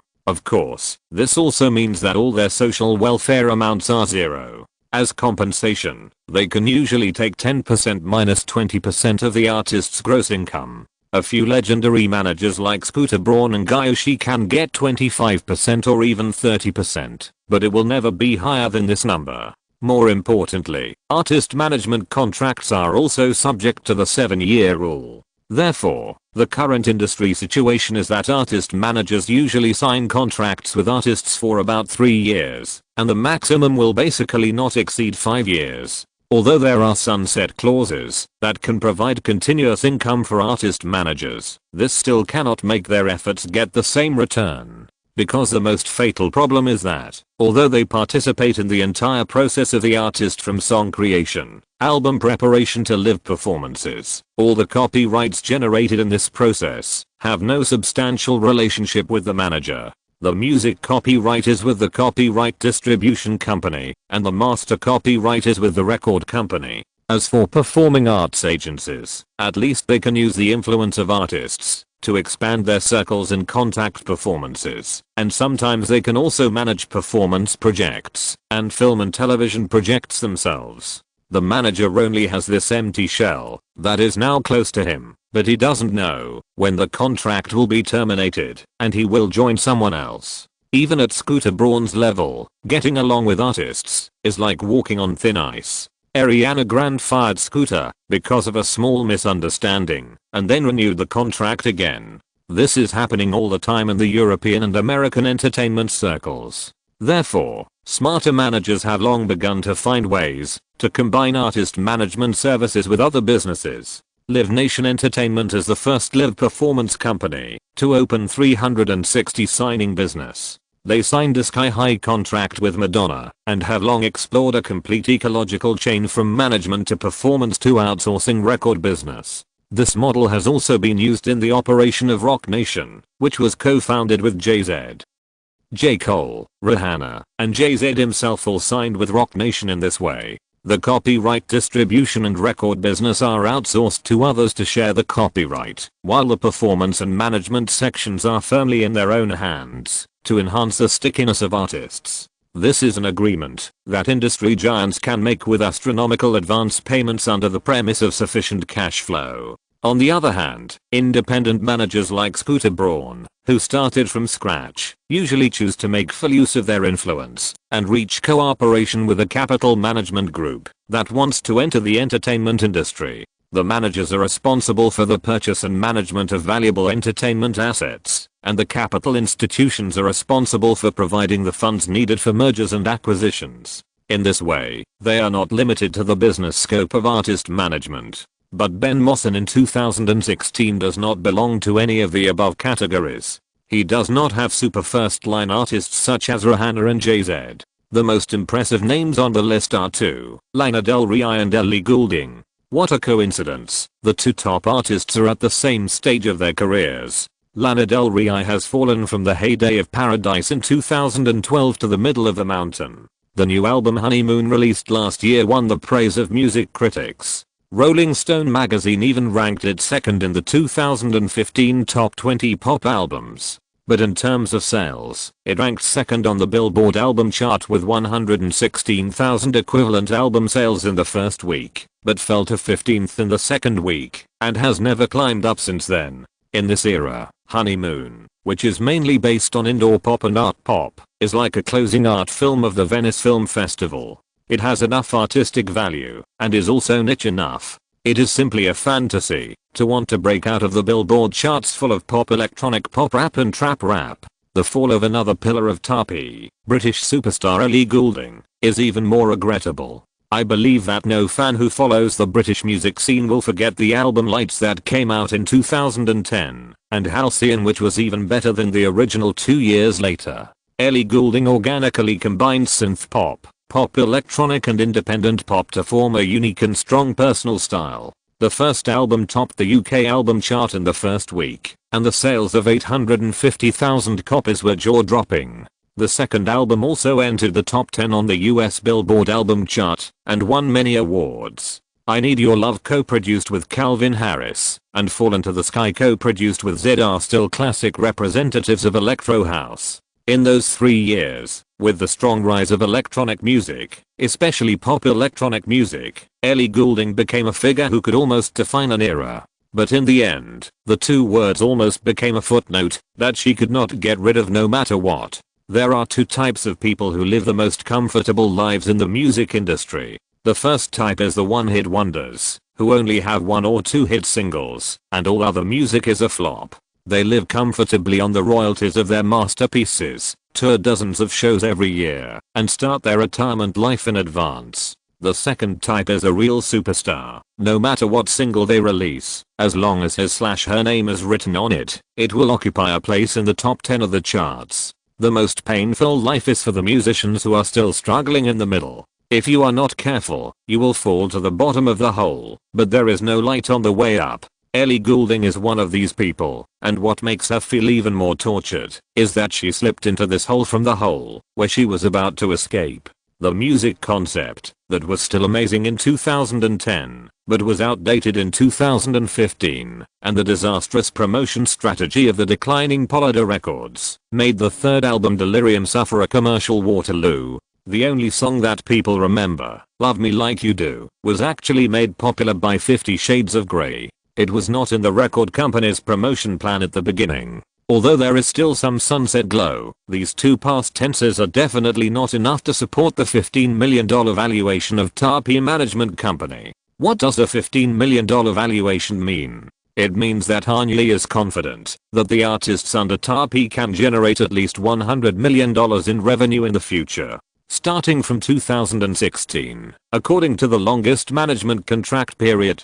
can Lana Del Rey and Ellie Goulding generate $100 million in performance income by 2021. Even as their manager, Ben Mosson is deeply skeptical about this. Han Yi, what is he interested in? Ben Mosson doesn't think that this Chinese tycoon who can spend $190 million to buy Uter and just revealed to him during the dinner that he wants to acquire 55% of Mad Decent shares is a short-sighted muggle who can't see the situation clearly. Even if he really has a soft spot for Lana Del Rey or Ellie Goulding and wants to win them over, why doesn't he just transfer $15 million as a signing bonus to their bank accounts? Such a large sum of cash is enough for them to find ways to break up with him and terminate the contract. Is he really doing this for Dua Lipa? Ben Mosson himself doesn't even know if he can help Dua get in touch with Warner, so why does Han Yi have such strong confidence? Too many abnormal signs rushed through Ben Mosson's mind, causing his temples to throb and ache.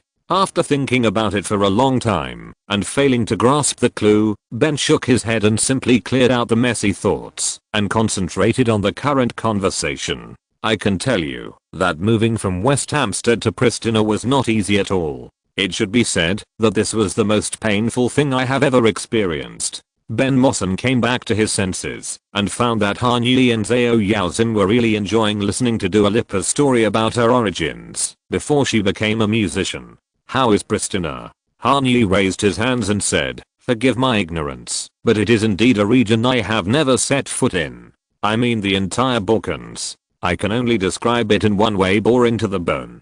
Dua Lipa shrugged, and it seemed that she had no nostalgia for this land that had never given birth to her. There is no Tesco, Sainsbury's, and no Gymkhana. When I was there, they had just become independent and there was not even a decent shopping mall. The whole city was like dead after 7 PM. It sounds like a very torturous time. Zhao Yaozhen said softly. Not really. Well, it wasn't a huge culture shock for me to go back to Kosovo. I could speak Albanian and I learned a lot more there. Pristina was actually pretty good from a learning perspective. And it was much safer than London, so I could do a lot of things, like hang out in the city centre with my friends. This was the freedom that I didn't have in the UK when I was 11 years old. But you still came back. Han Yi added some salt to the bland seafood clam soup and stirred it while continuing. Yes, because I had to complete my GCSE and A-level. Anyway, my parents thought that the British education system was better. And I was 15 at the time, which was when I was desperate for freedom. I still find it hard to believe that they would let you go back to London alone. Han Yi shook his head. Unbelievable. I mean, if it were in Asia, this would never happen. Many of us, when we are about to graduate from college, still have to worry about our parents arranging marriages. At this point, Han Yi glanced at Zhao Yaozhen, who shot back a sharp look with gritted teeth. At that time, I had a friend in London who was much older than me and was studying for a master's degree, so my parents felt safer. This lobster roll is really great. Dua Lipa let out a satisfied sigh of relief after the sweet taste of Japanese mayonnaise, shrimp meat and butter bread baked to a dark brown crust fermented in her mouth, and continued. But later I found that friends can only be friends. She was busy getting a master's degree and had no time to take care of me. Most of the time I had to take care of my own life. So, you should be able to guess that it is impossible to get high scores in the 4 A-level courses of politics, psychology, English and media studies by self-consciousness alone. When I was in China, I actually studied A-level. Han Yi felt very familiar just by hearing this term. Oh, really? Dua asked in surprise. I thought that was a course only available in the UK. That's true, but in my high school, there is an international program called the Cambridge class. We have cooperation with the UK and we have IGCSE, A-level, and A2.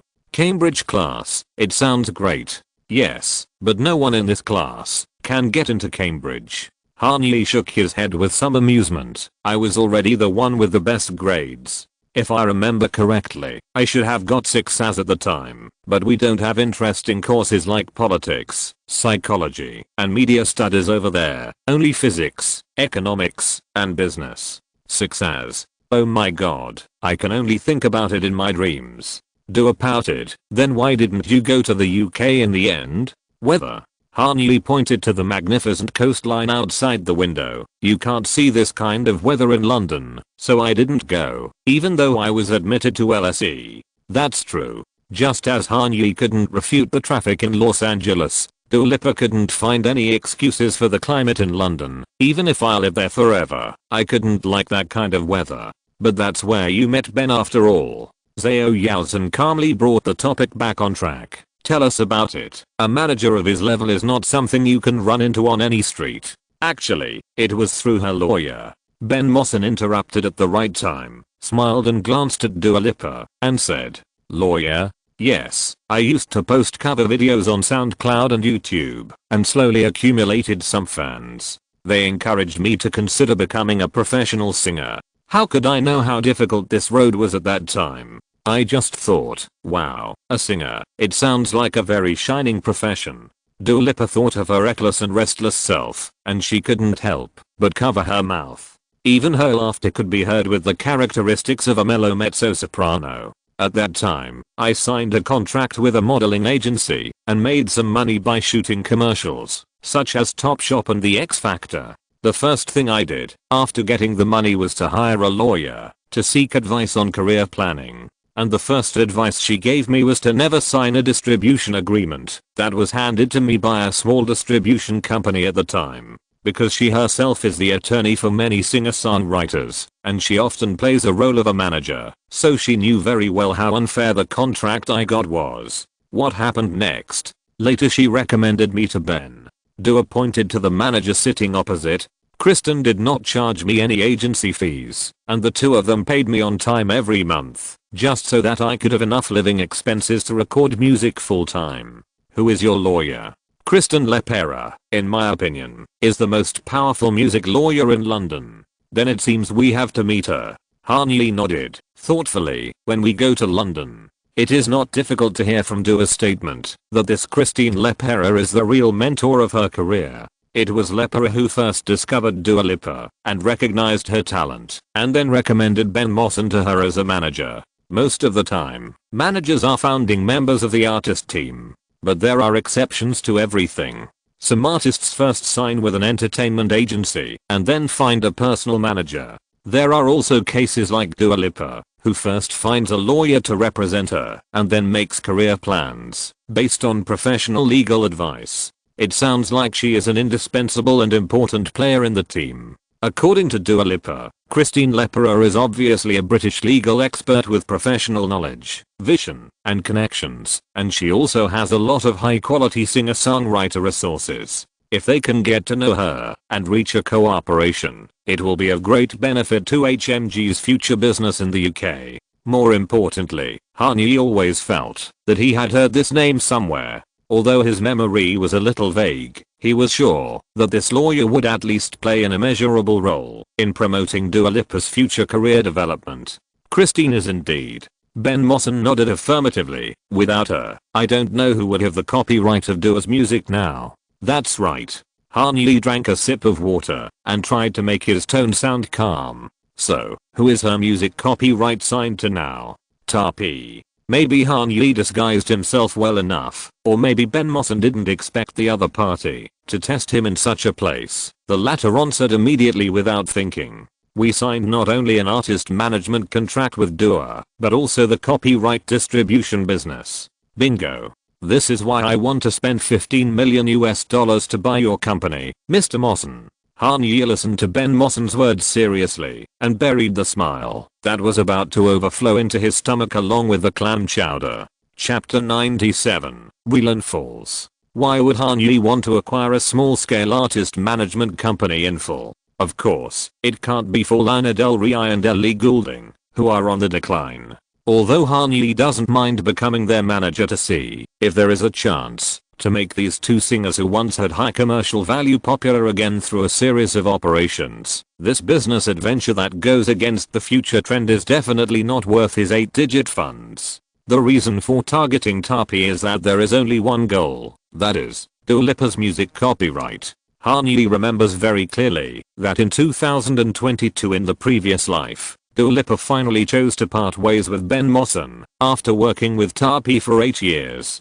The reason for the termination of the contract is inevitably related to interests. According to Music Business Worldwide, it was because she disagreed with a specific amount she should receive in the record agreement and commercial endorsement contract signed by the company. However, this is not the key information captured by Han Yi in this industry news. However, Lipa's relationship with Tap may not be completely severed. In terms of songwriting, the star signed a publishing contract with Tapi's copyright distribution department. The department is managed by Universal Music Distribution on behalf of the Copyright Matters. This sentence is correct. In other words, if the source of the media is true and reliable, then all of Dua Lipa's music copyrights are firmly in the hands of Tapi. This is the real reason why Han Yi wants and must buy Tapi Management Company. If he can really buy out Ben Mawson's shares for $15 million, it would be a big profit. In October 2020, British producer Calvin Harris, who once collaborated with Dua Lipa on a phenomenal single, announced that he would sell the music copyrights of more than 150 singles to Vine Alternative Investment Company. The music library includes not only the song One Kiss, but also many hot singles with popular stars such as Rihanna, Sam Smith, Frank Ocean, Ariana Grande, etc. The price is $100 million. You know, judging from the data performance of streaming platforms alone, Dua Lipa's single playback volume is one level higher than Calvin Harris. One Kiss, a collaboration with Dua, is already the most popular single in Calvin's music library, with a total of 1.25 billion Spotify playbacks. And what about Dua Lipa? Below One Kiss, there is a popular single New Rules that has also broken 1 billion playbacks. Ranked above, there are also Cold Heart, PNAU Remix with 1.45 billion, Levitating with 1.59 billion, and Don't Start Now with 2.08 billion. Except for the third song, all other music copyrights are here at Tapi. So, how much do you think it will cost to acquire Dua Lipa's music copyrights if it is acquired by 2023? Can $10-15 million be obtained? Therefore, Han Yi asked Zhao Yaozhen to directly throw out the acquisition invitation in the email to attract Ben Mawson to Los Angeles for detailed discussions. If the situation is true, and Tapi really has the copyright of Dua's music, then as long as they don't deliberately change Dua Lipa's development trajectory and let her release one global hit single after another, then the $15 million will definitely make a lot of money in the future, and the return rate will even be higher than the investment that will be put into the Jumanji project. If it is just the media's speculation, Han Yi doesn't have to worry. The investment intention is just an intention. Without the signature in black and white, the negotiation can be terminated at any time, and then Dua Lipa can be directly thrown into his own team with a signing bonus. It doesn't need $15 million, or even $5 million. Even a signing bonus of $1 million is enough for Dua Lipa to change her team in 2016. Han Yi will not have any pressure on this. After all, from his point of view, what needs to be broken up is not a perfect match made in heaven, but an old partner who has long been proven to have a gap in the long river of time. That's great. It can be said to be the cherry on the cake. Han Yi naturally didn't emphasize the thing he wanted most in his heart. Instead, he used a very clever English idiom to cover up his true intention. The cherry on the cake seems to be praising Dua Lipa's music copyright, but from the context, the highest priority is still the cake. After all, cherries are only enough to taste the freshness. Only cake can make people full. By the way, I heard that CL is also there, right? Han Yi lowered his head and stirred the thick soup, as if he casually threw out a trivial question. Yes, we signed her global management contract, except for Korea. Ben Mossen's eyes suddenly lit up and asked, Mr. Han, do you like K-pop? You should know that my partner Yuzhan is Korean. Han Yi looked in the direction of Seo Yuzhan and blinked quickly at the latter. In addition to traditional Western singers, we also hope to have Asian musicians form a synergy in Europe and the United States. We are optimistic about CL's development in the global market, especially in the United States. Seo Yuzhan accurately received Han Yi's signal, smiled, and added, in addition to TARP, we are also negotiating with HYBE, hoping to obtain BTS's agency rights in the European and American markets from them, whether it is performances, copyrights, records, or management. The same is true for IG. At this point, Yuzhan slightly emphasized his tone. A group of top Asian musicians is not enough to attract the attention of the capital market. Only by combining most of the excellent Far Eastern pop phenomena together can there be enough stories to tell. So that's it. Ben Mossen felt that he suddenly realized it. It turned out that what Han Yi wanted to buy for 15 million was an opportunity to tell a story to capital. In this acquisition, Lana Del Rey, Ellie Goulding, and Dua Lipa, who was sitting opposite him, were all extras in the transaction. What the two Asians at the table really wanted was to acquire TARP management and own IG Entertainment, or even the overseas market management rights of CL, the female rapper with the best commercial performance in the European and American markets so far. In Asia, Ben Mossen didn't know what Han Yi and Seo Yuzhan wanted to do after completing the acquisition, but he could guess the general routine by calculation.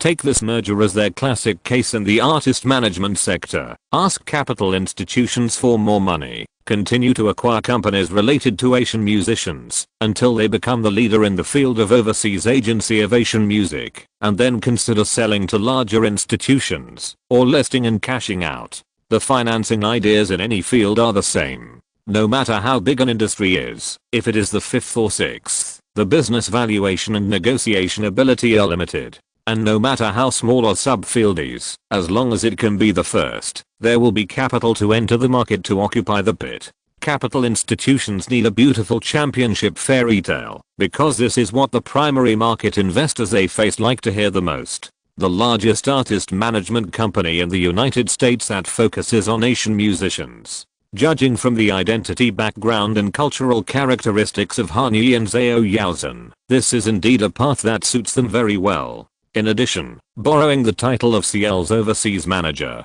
to get closer to IG Entertainment and thus develop more extensive cooperation is also a possible motivation. Apart from anything else, if IG Entertainment can reach a cooperation with Han Yi's Utah, the live performances and commercial endorsements that are contacted every year alone can add a touch of color to the financial statements of the United Artists Management Company. Ben Mossen quickly built an impeccable logical chain in his mind, and his mind, which was originally confused by the messy clues, gradually became clear and smooth. Indeed, Miss Seo, you have chosen a very correct route. Ben Mossen, who was much more relaxed, had a much more relaxed tone. Asian music, especially K-pop, has been developing in this half of the world in recent years. Choosing to enter the game at this moment is indeed a clever enough time. At this point, Ben turned his head and nodded and smiled at Han Yi, and the latter responded with a polite smile. Sure enough, there is a reasonable explanation behind all the weirdness. Sure enough, this smart manager believed the story we made up. Two completely different, but equally strong ideas popped up in Ben Mossen and Han Yi's minds at the same time. This is a negotiation strategy that Han Yi repeatedly instilled in Seo Yuzhan. Behind the 100% truth, there is 100% falsehood, or it can be switched one. Sign Lana Del Rey and Ellie Goulding to help the new TGO increase the depth of the loop. Do your best. If you can become popular, then become popular. If you can't, you can also have two more successful cases to show to the newcomers too. Sign CL to further cultivate in the field of K-pop, and even become the safest shelter for Asian musicians in the European and American markets. 3. Sign Dua Lipa, and hold her music copyright tightly in your hands. Each of them is what Kanye wants to do, and there is no fabrication. But Ben Mosson got the importance of each thing wrong. He thought it was 2, 1, 3. But in Kanye's mind, it was 3, 2, 1. Just such a small cognitive bias was enough to prompt Ben Mosson to make a business decision that he would regret for the rest of his life. Yes, so I hope we can complete this exciting long-term plan together. Kanye struck while the iron was hot, not giving Ben Mosson any time to think. He raised his glass and smiled. You are also an important part of the plan, Ben. I'm honored, Mr. Han. Ben Mosson clinked glasses with Kanye for the second time today. Moving to Los Angeles has always been one of my top goals in my career. But we can discuss these specific details when we go to work on Monday. I have reserved a Waldorf Astoria near the office for you. Have a good rest for a day and don't miss the hotel's breakfast. It's simply impeccable. Kanye didn't wait for Ben Mosson to respond again and turned his eyes to Dua Lipa. Today, we have only one task. That is to celebrate Miss Lipa's talent. This is a toast to you. Kanye deliberately imitated Leonardo DiCaprio's actions in The Great Gatsby and smiled at Dua Lipa with a self-righteous smile. To Dua Lipa. To Dua Lipa. Thank you. The glass made a crisp clash sound. Dua Lipa looked at her manager, then looked at the big boss across from her who would most likely become her manager's immediate superior, with a somewhat bewildered expression. Didn't you come to Los Angeles this time to discuss a contract with me? What just happened? Open the door, LAPD. Kanye clenched his fist and knocked on the wooden door of room 1902 on the 19th floor of the Vermont. The force was strong, but the door was thick enough that, even if the wrist was aching, the sound was still dull. It's still the same. Kanye took a half step back, looked up at the doorplate, and looked quite emotional. This is the first time I've come to Zioru apartment since my rebirth. Yesterday, all HMG staff worked overtime to complete the contracts of Madison Beal and Mary and Halsey and struck while the iron was hot and held the first creative meeting with Anne Mary and Halsey after joining. Madison's R&R meeting is scheduled for Monday, May 2nd. At that time, she will visit room 1000 of Xinhu building with Dua Lipa, one to sort out future work plans, and the other to discuss acquisitions and franchises with managers. According to California's overtime law, Kanye needs to pay 1.5 times the normal salary for the extra 8 hours of work yesterday. Therefore, although there are still many things to be dealt with, considering the religious beliefs of most office staff and the unnecessary extra expenses, Kanye still asked everyone to take a day off and handle official business at normal times at 10 o'clock on Monday. Kanye is not Elon Musk, and it is not Silicon Valley in 2023. Too much overtime is not only unbearable for the wallet, but also not in line with the American workplace culture. It has been almost a month and a half, and there are many things to worry about every day, including the establishment and improvement of the company, the signing and development of artists, the structure of the family office, and the operation progress of various investment projects. Kanye's mind is full. At this time, when he was working hard to wind up the clockwork, Kanye suddenly had a day of leisure, and he found that he didn't know how to kill time. Open Steam. The games he bought, but didn't play, have already piled up like a mountain. He wanted to find a casual game that could make people happy physically and mentally. Hey, why is my Hearts of Iron 4 gone? What? It hasn't been released yet. He went to the private cinema and opened Netflix. He looked left and right, but there was no new movie that suited his taste. But you can't blame the platform. People in 2023 traveled back to 2016, and everything they watched was nostalgic classics. Without someone to accompany him, how could those things that he had seen countless times still attract him? Wait, the person who accompanied him to the movie, Zioru. Okay, today's entertainment is you. Kanye excitedly got up from the sofa in the cinema and rubbed his hands. An hour and a half later, he came to the door of Zioru's apartment with a lot of bags. Fu Wenpei, open the door. You have the guts to steal. Are you crazy? Before Kanye finished his lines, the door suddenly opened. Zioru didn't need to look through the peephole to know who the blind person outside was. In the huge Los Angeles, Han-yi was the only one who could recite Love in the Rain to her. Good afternoon. Han-yi waved at Zioru, grinning. Are you rushing to finish your thesis? Oh, or not? Zuyuru sighed and pointed at herself helplessly. She wore black framed glasses with low prescription on her nose, and a pink headband blocked her forehead like white jade. She was wearing a grey sweatshirt that was so big that it covered Zioru from shoulders to knees, and she was wearing a pair of her favorite rainbow bear slippers. Although she completely disappeared under the sweatshirt, Han-yi knew that there must be a pair of shorts with the USC logo printed on it. What are you doing? Zuyuru looked Han-yi up and down, and then she noticed the 4 large paper bags at his feet. I don't accept boys staying overnight here. She crossed her arms, gritted her teeth, and tried to remain serious. Why stay overnight? I'm here to visit you. Han-yi bent down and flicked his fingers to reveal the red logo on the butter paper. See, Trader Joe's. Han-yi looked up at Zuyuru, who was about to burst out laughing. This is Love Feed. Chapter 98, Feeding with Love. Come in. Do you need help? Using her back to hold Han-yi against the door, Zuyuru gently placed her hands on the handle and asked Han-yi as she watched him put 4 bags on his wrists one by one.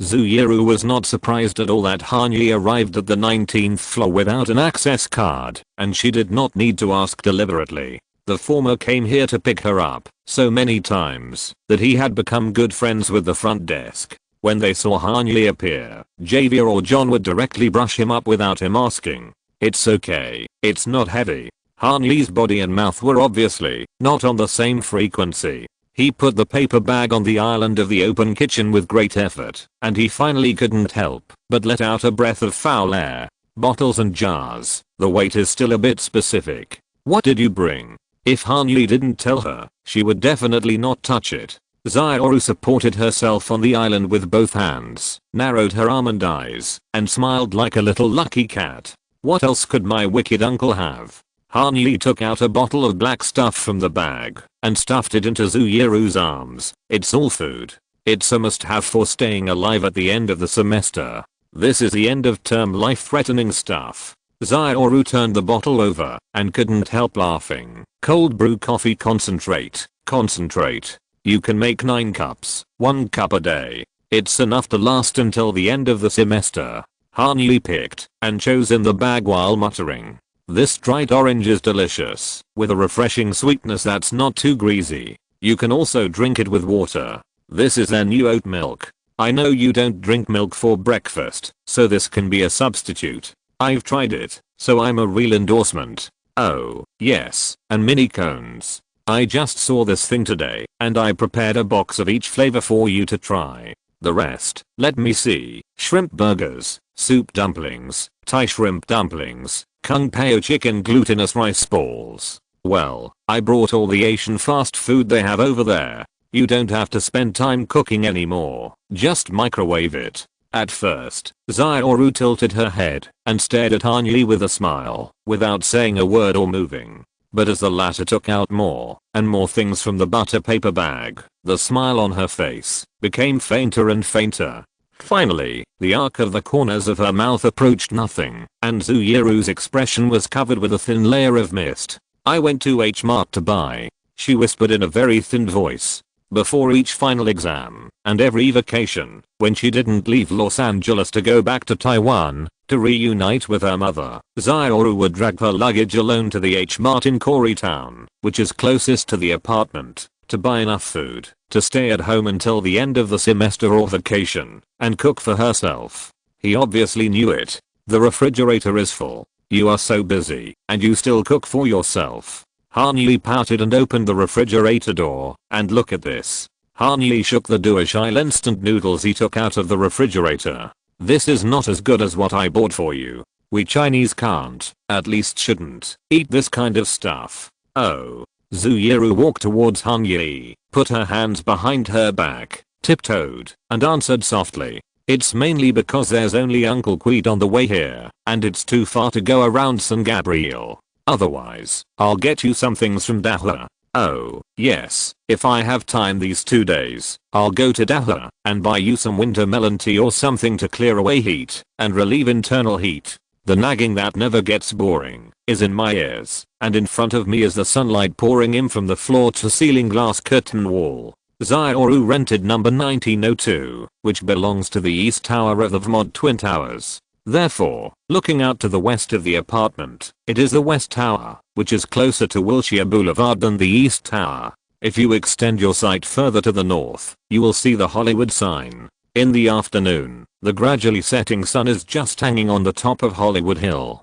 Only during this period of time every day can the sunlight just pass through the barrier of the west tower and shine into the room from the left.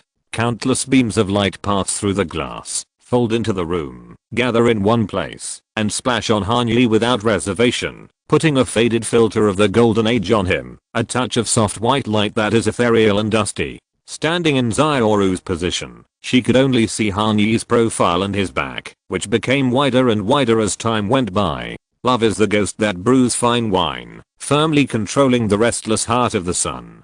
Heart of the sun, heart of the sun. Did you see that man who was asking the sky with his mouth against the wall? For some reason, Pink Floyd set the controls for the heart of the sun suddenly appeared in Zooyeru's mind. Zioru doesn't listen to rock music much, but the lyrics written by Roger Waters, who is deeply influenced by Chinese culture, are her favorite. If you don't explore it carefully, no one will know that this space rock and avant-garde music that sounds full of deep sadness is actually the lyrics written by Roger Waters inspired by Li He, Du Mu and Li Shangyan. It's better to say that it's borrowing than inspiration. Seeing the night railing for a while, how many branches shake the dawn, 1 inch of love sickness, and 1 inch of grey, how many green lotuses rely on each other with hatred. These meaningful and profound poems have been completely moved into the artistic conception of the song by Roger Waters. Of course, this also includes the line describing Guiyuan in Li He's the public does not go out, the public looks at the book on the wall and asks the heaven.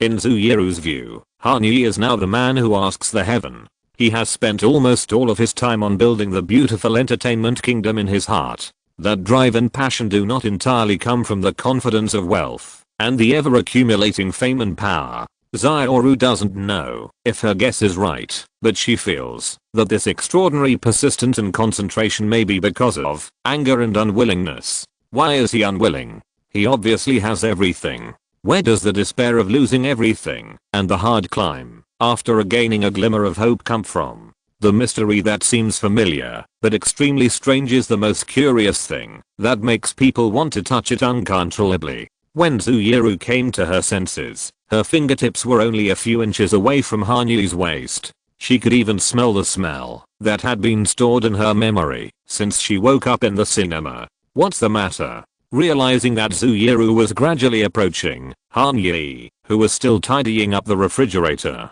turned around and asked, "There's dust on your clothes." Zioru casually brushed her palm on Hanyu's shirt and felt that her skills in not blushing or heart beating were getting more and more sophisticated. Just now, if it was not her hand that was touched, but her cheek, maybe she wouldn't have this little bubbling annoyance in her heart now. But if she did that, what would be waiting for her? I won't settle for less, but I'm willing to wait for more. Don't forget. Reminding herself in her heart, Zooyeru took a deep breath, walked around Hanyi, and took out the remaining half bottle of oolong tea from the refrigerator. I'll pour you some. Looking at the water level of the dark liquid gradually rising in the glass, Zooyeru found a topic to distract herself. How was Dua Lipa yesterday? Did they reach an agreement? We haven't officially started discussing the deal yet, but I feel like it's almost done. Hanyi cleared out a space in the refrigerator, turned around, and moved the things he bought from Trader Joe's into the refrigerator one by one. $15 million, and a position as a senior partner of TGO. If he works on his own, how long will it take him to make that much money? Yeah. Zooyeru no longer advised Hanyi to be cautious. He wouldn't listen, and it looked like the money wouldn't be spent all at once. Even if it was all spent, it didn't matter. Zioru could still support a little otaku who didn't move much. What are your plans for next week? You won't have to fly around, will you? There's only a week left until graduation. No, I won't fly for the time being. Hanyi nodded and responded. I have to finish the finals next week, but there's nothing special to prepare. I've already got the admission certificate, so it doesn't matter if my credits drop a little. I don't care whether it's manna cum laude or summa cum laude. You're so arrogant. Zuiru added a little sugar to her oolong tea and laughed secretly. Are you sure you're staying at USC? Why don't you try Columbia or Penn? Ivy League. What she wanted to say was the same, but Zuiru wouldn't show her anxious expectations on her face like Zhao Yaozhen. Say the opposite of what you mean. Say the hard word softly, and say the truth. Then don't say a word. Do you look down on your alma mater, Zaoru? You are now an honorary alumnus with a donation record.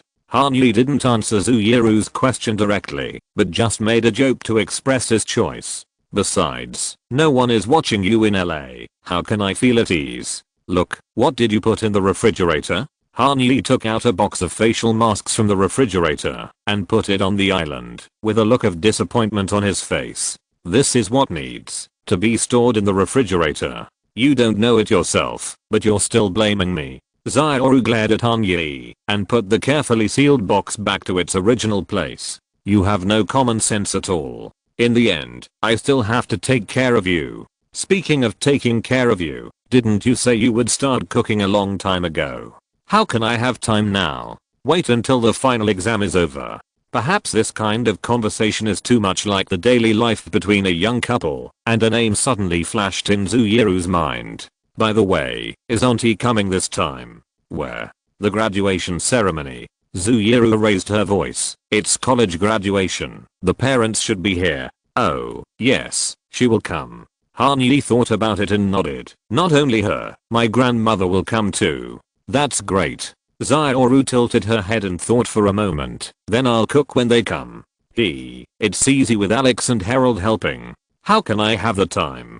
Hanyi lowered his head to drink tea and quickly changed the subject with a calm expression. This trip is very tight, so we should stay in a hotel near the school. After the graduation ceremony, we will take them to San Francisco via Highway 1 and then go directly to Las Vegas. My mom comes here a lot, but this is the first time for grandma, so we need to take her to more places. This is a countermeasure that Hanyi has figured out a long time ago. He arranged the trip very tightly and tried not to stay in LA for too long. In a week, he should be able to make it through if his mom and grandma have a lot of fun. It's not that he doesn't want them to enjoy the luxury of 864 Stradella Road. It's mainly because they can use their home as a cover when they are outside. But in front of their loved ones, according to common sense, they should have a few dollars in their pockets, and it's impossible to hide it. During this period, Hanyi has been using finding a job the boss appreciates, signing a new person for me to take care of as a prelude, step by step,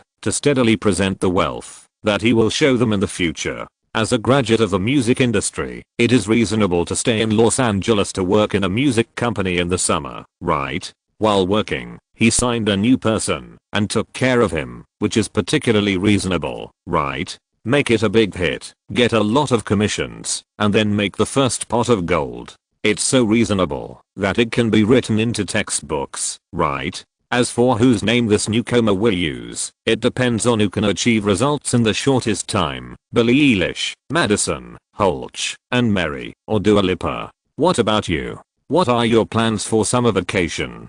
Hanyi shifted the topic of conversation to Zuiru, so as not to say too much and make mistakes. I have to go to summer. Zaoru sorted with Hanyi, and after putting the last bag of instant food in the refrigerator, she clapped her hands and said, I haven't finished the 300 courses yet, and I have to take another graduate school course, otherwise I won't be able to graduate on time. Are you really planning to graduate in 4 years? This time, it was Hanyi's turn to have a flickering look. He slowly walked to the living room and looked at the unobstructed USC campus located south of the Vermont. Zuanka, are you ready to debut? I don't know. Zuiru stared at Hanyi's back in a daze. She found that she had been looking at him from this angle recently. Besides, even if you graduate in 4 years, there are still 2 years left. Why rush? It was like an answer to Hanyi, but also like a comfort to herself. She put her left hand on her right hand and placed it in front of her.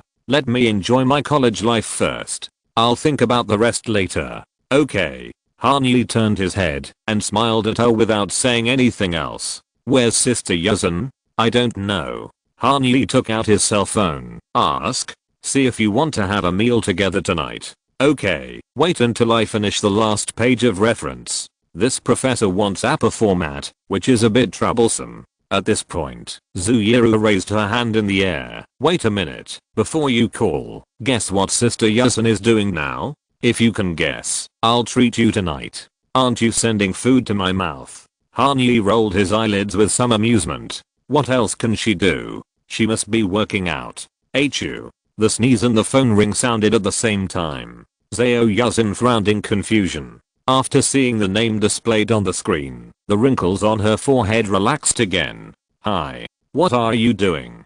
Hearing Han Yi's question on the other end of the phone, Zhao Yuzhen looked down at the gummy bear in her arms. Working out. Ha, I was just saying. What? Nothing. How can you still hear the sound of a TV show while you're working out?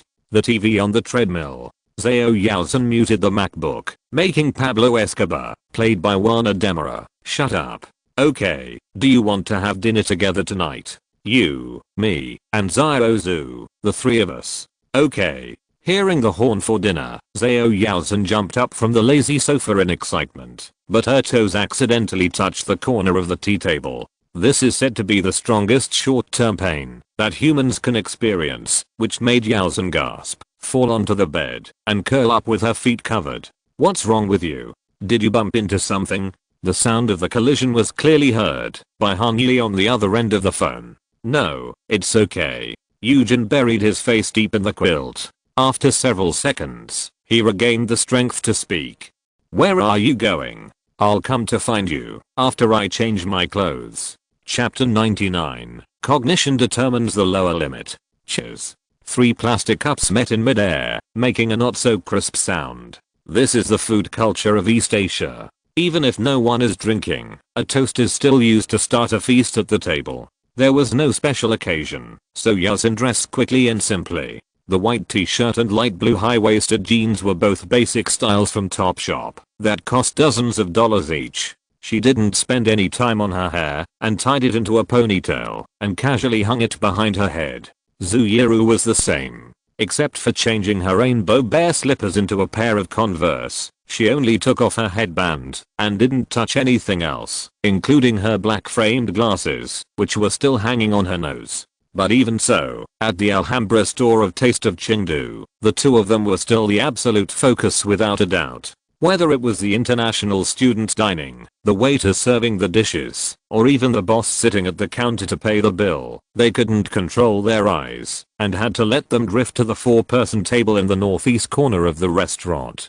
I came to Taste of Chengdu many times in my previous life. As a Chengdu native, it is definitely my duty to support my hometown cuisine. Moreover, Taste of Chengdu is a landmark restaurant that has changed the dining landscape of the Chinese community in Los Angeles. Before it opened in 2013, there were few authentic Sichuan restaurants in the Chinese community, which is centered on the 4 cities of San Gabriel, Rowland Heights, Alhambra, and Arcadia. Even if there were 2 or 3, they were all lazy in terms of workmanship and ingredients. After opening, Taste of Chengdu has not only been well received by international students, but also attracted the attention of local gourmets in Los Angeles. LA's top food critic Jonathan King has ranked it at the top of the 101 best restaurants in Los Angeles since his first visit, and it has never fallen out of the list. By 2016, Taste of Chengdu was not only flourishing in Los Angeles, but also had branches in New York, Las Vegas, and Honolulu, becoming one of the classic success stories of Chinese people in the new era operating in the United States.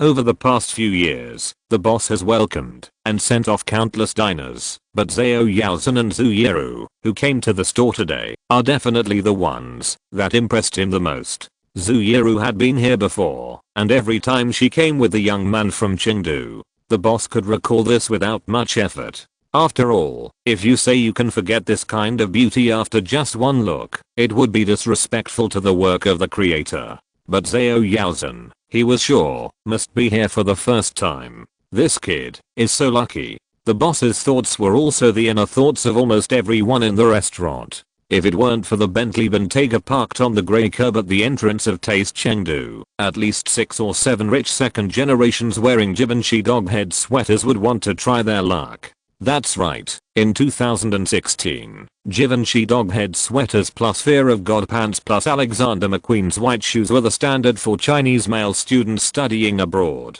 Han Yi's eyes reflected on everyone who cast his gaze, and the more he looked, the more he felt that this restaurant was full of his own black history. Why did he like this style at the time? Oh my god.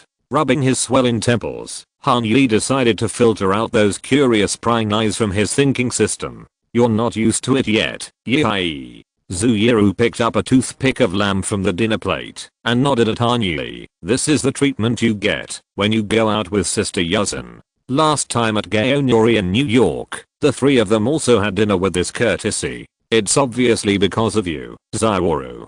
Zhao Yuzhen smiled nonchalantly. Whether in Seoul or Los Angeles, she had long been immune to this kind of undisguised gaze after successfully losing weight. She picked up a piece of pepperfish fillet and put it in Zhu Yiru's bowl. Try this. This one is better than the spicy East Village. The second half of the sentence was said while looking at Han Yi. Yes, the master chef is from Chengdu and lives across the street from my house. Looking at Zaoru, who thanked Yuzhen softly, Han Yi couldn't help but smile with relief. In any case, the two girls who play important roles in different aspects of their lives can get along harmoniously like this, which is the happiest thing. Yeah. Zhu Yiru blew on the hot fish fillet and winked mischievously. We live on the same street, but the difference is so huge. What's the difference? He's a top grade Sichuan chef. Zhu Yiru pointed to the photo hanging on the wall. You're a top grade instant noodle chef. Who said I only know how to make instant noodles?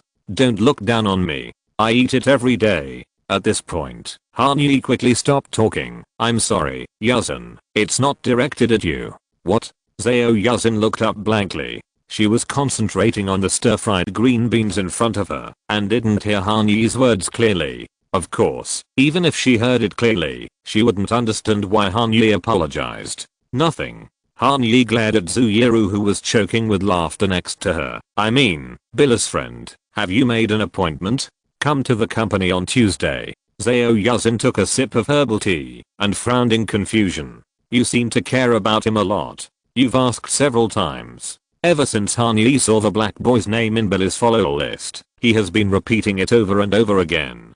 Don't you think his works are great? Han Yi asked back, including his voice, a perfect baritone, which can't be described as full of magnetism. I don't deny that. Zhao Yuzhen nodded. Are you coming? Around 2 o'clock in the afternoon. Probably not. Han Yi opened his phone, clicked on the calendar, and looked at the densely packed dots inside. Tuesday at 2 o'clock at Sony Pictures. Jumanji. Well, there are 4 other projects under review. Let's see if we can package them into a slate deal. Han Yi stretched lazily. I guess it won't work without a slate deal. They won't agree. There should be one. Zaoru interrupted. I've checked out the movies Sony is producing, and there are a lot of projects that look pretty good.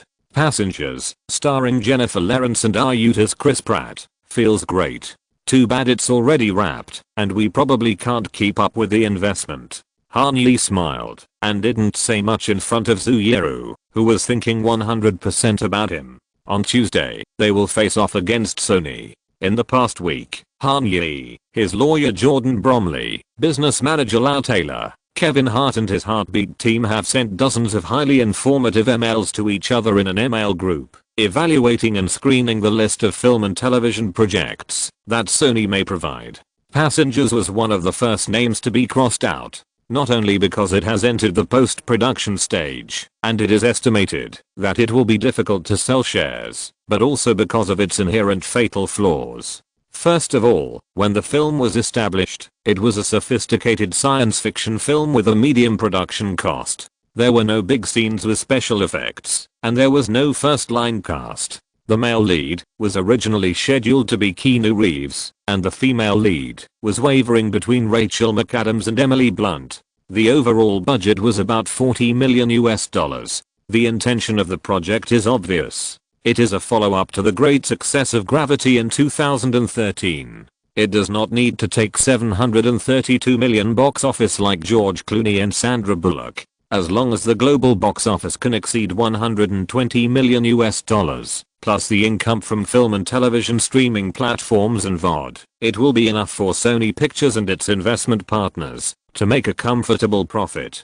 But Tom Rothman, chairman and CEO of Sony Pictures Group, wants more. Although Tom Rothman was known as a stingy guy who likes micromanagement when he worked at Fox, when he came to Sony Pictures Group in 2015, he was eager to consolidate his position in the new organization with a super production. There are 2 movies he bet heavily on. The first one is called Spider-Man: Homecoming, and the second one is Passengers. Tom Rothman approached CAA to build the team for Passengers. As soon as CAA's acting agency team took over the job, they removed Brian Kirk, the director of Boardwalk Empire and Game of Thrones, on the grounds of lack of experience in directing A-level films, and replaced him with their own client Morton Tyldum. Later, they sent 2 of their top-tier actors, Chris Pratt and Jennifer Lawrence, to give Passengers the infrastructure to become a commercial science fiction blockbuster. Up to this point, things were still under control, but Utah's midnight raid in April 2015 took away Chris Pratt and completely angered CAA.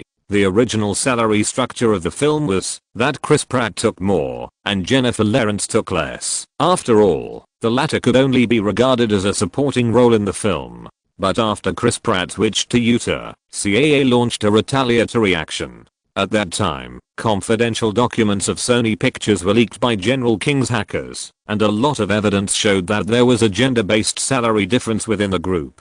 One of them is that in American Hustle, Jennifer Lawrence, who has a higher commercial value, received a lower salary than Jeremy Renner, who is also a supporting actor and has a much lower commercial value. CAA made a big fuss in the media, raised the banner of gender equality, and lobbied Sony Pictures to make Sony, whose public image was seriously damaged, agree to use the movie Passengers and Jennifer Lawrence, one of the protagonists of the leak scandal, for crisis public relations. As a result, the original reasonable salary structure of Passengers was seriously damaged. Jennifer Lawrence received a $20 million advance payment and a 30% share after the film recovered its costs. However, Chris Pratt, the absolute leading actor, could only get $12 million and no share. On the movie poster, Jennifer and Chris also have half a face each, just like 2 protagonists. But the script written by John Spates for this movie was not written in the way of a super blockbuster, and did not leave enough room for the female supporting role to play.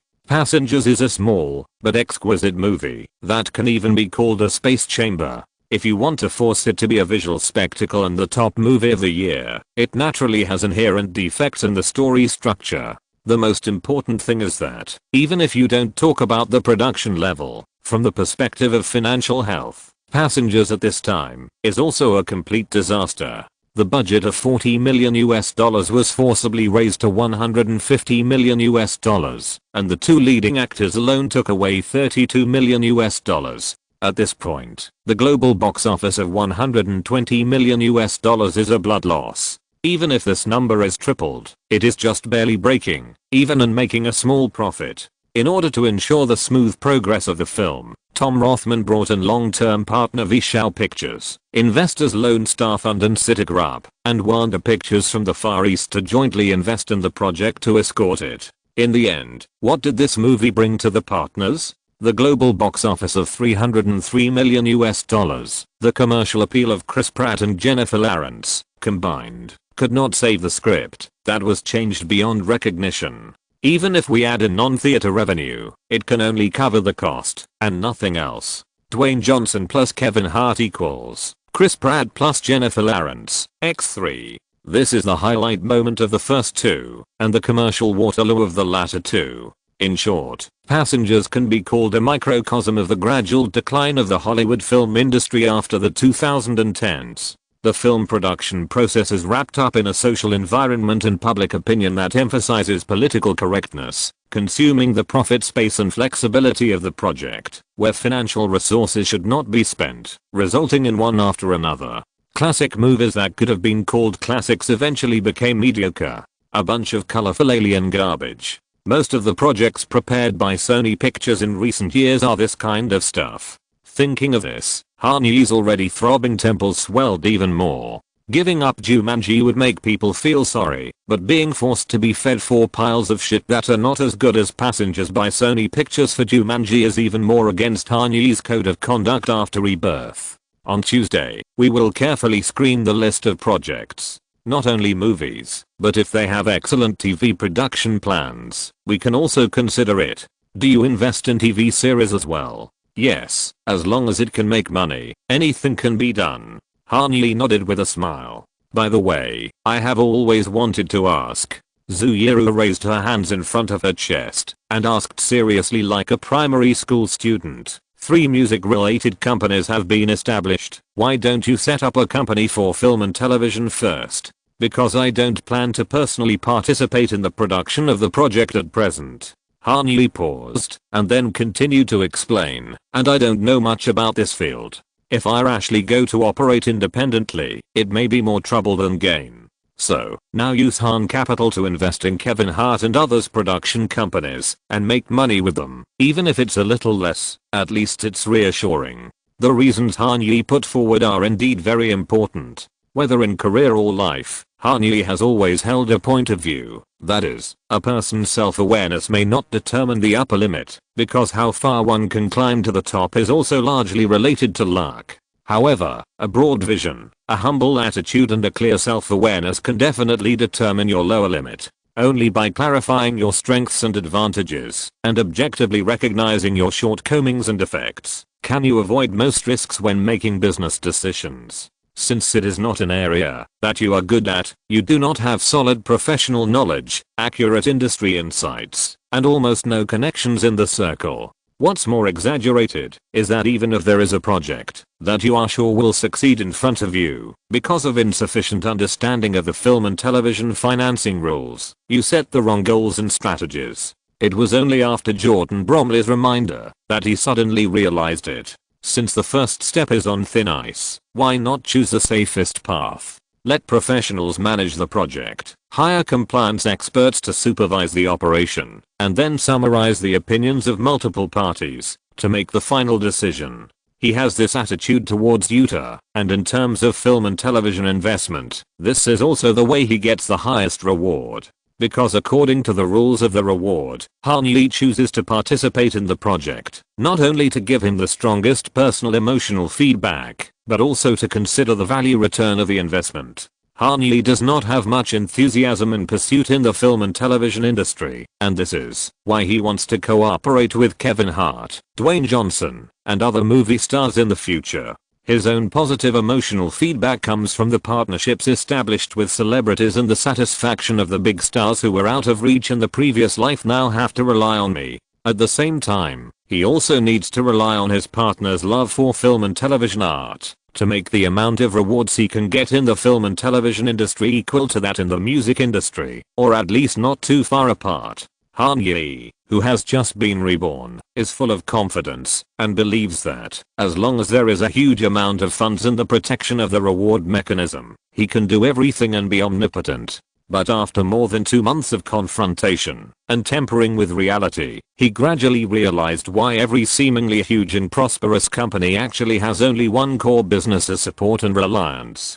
Not only because the modern consumer market requires companies to have a clear identity to effectively build a brand, but also because human energy is inherently limited and cannot be overcome. This is especially true for a time traveler like Han Ye, whose advanced information is not time effective and will lose its information advantage in just a few years. 7 years is not enough for him to slowly explore the tricks of other industries. In fact, even if he devotes himself to the music career, these 2000 days are still a bit stretched. Therefore, with music as the main axis, using investment and mergers and acquisitions in film and television and other fields to accelerate the capital accumulation rate and the value of assets under management, so as to build a deep-rooted and unshakable entertainment empire, has become Han Ye's gradually clear career development line. Only by learning to give up can you get more. So, the music industry will always be the core business, right? Zhao Yaozhen, who had been listening silently for a long time, suddenly asked. Yes, for me, the thing I know best, am best at, and love most is always music. Han Yi spread his hands and smiled as he told all his feelings. I only realized, when I really started to do things, that it is enough for a person to be able to do one thing well in his whole life. I do like movies, fashion and other art forms, but they cannot replace the place of music in my heart.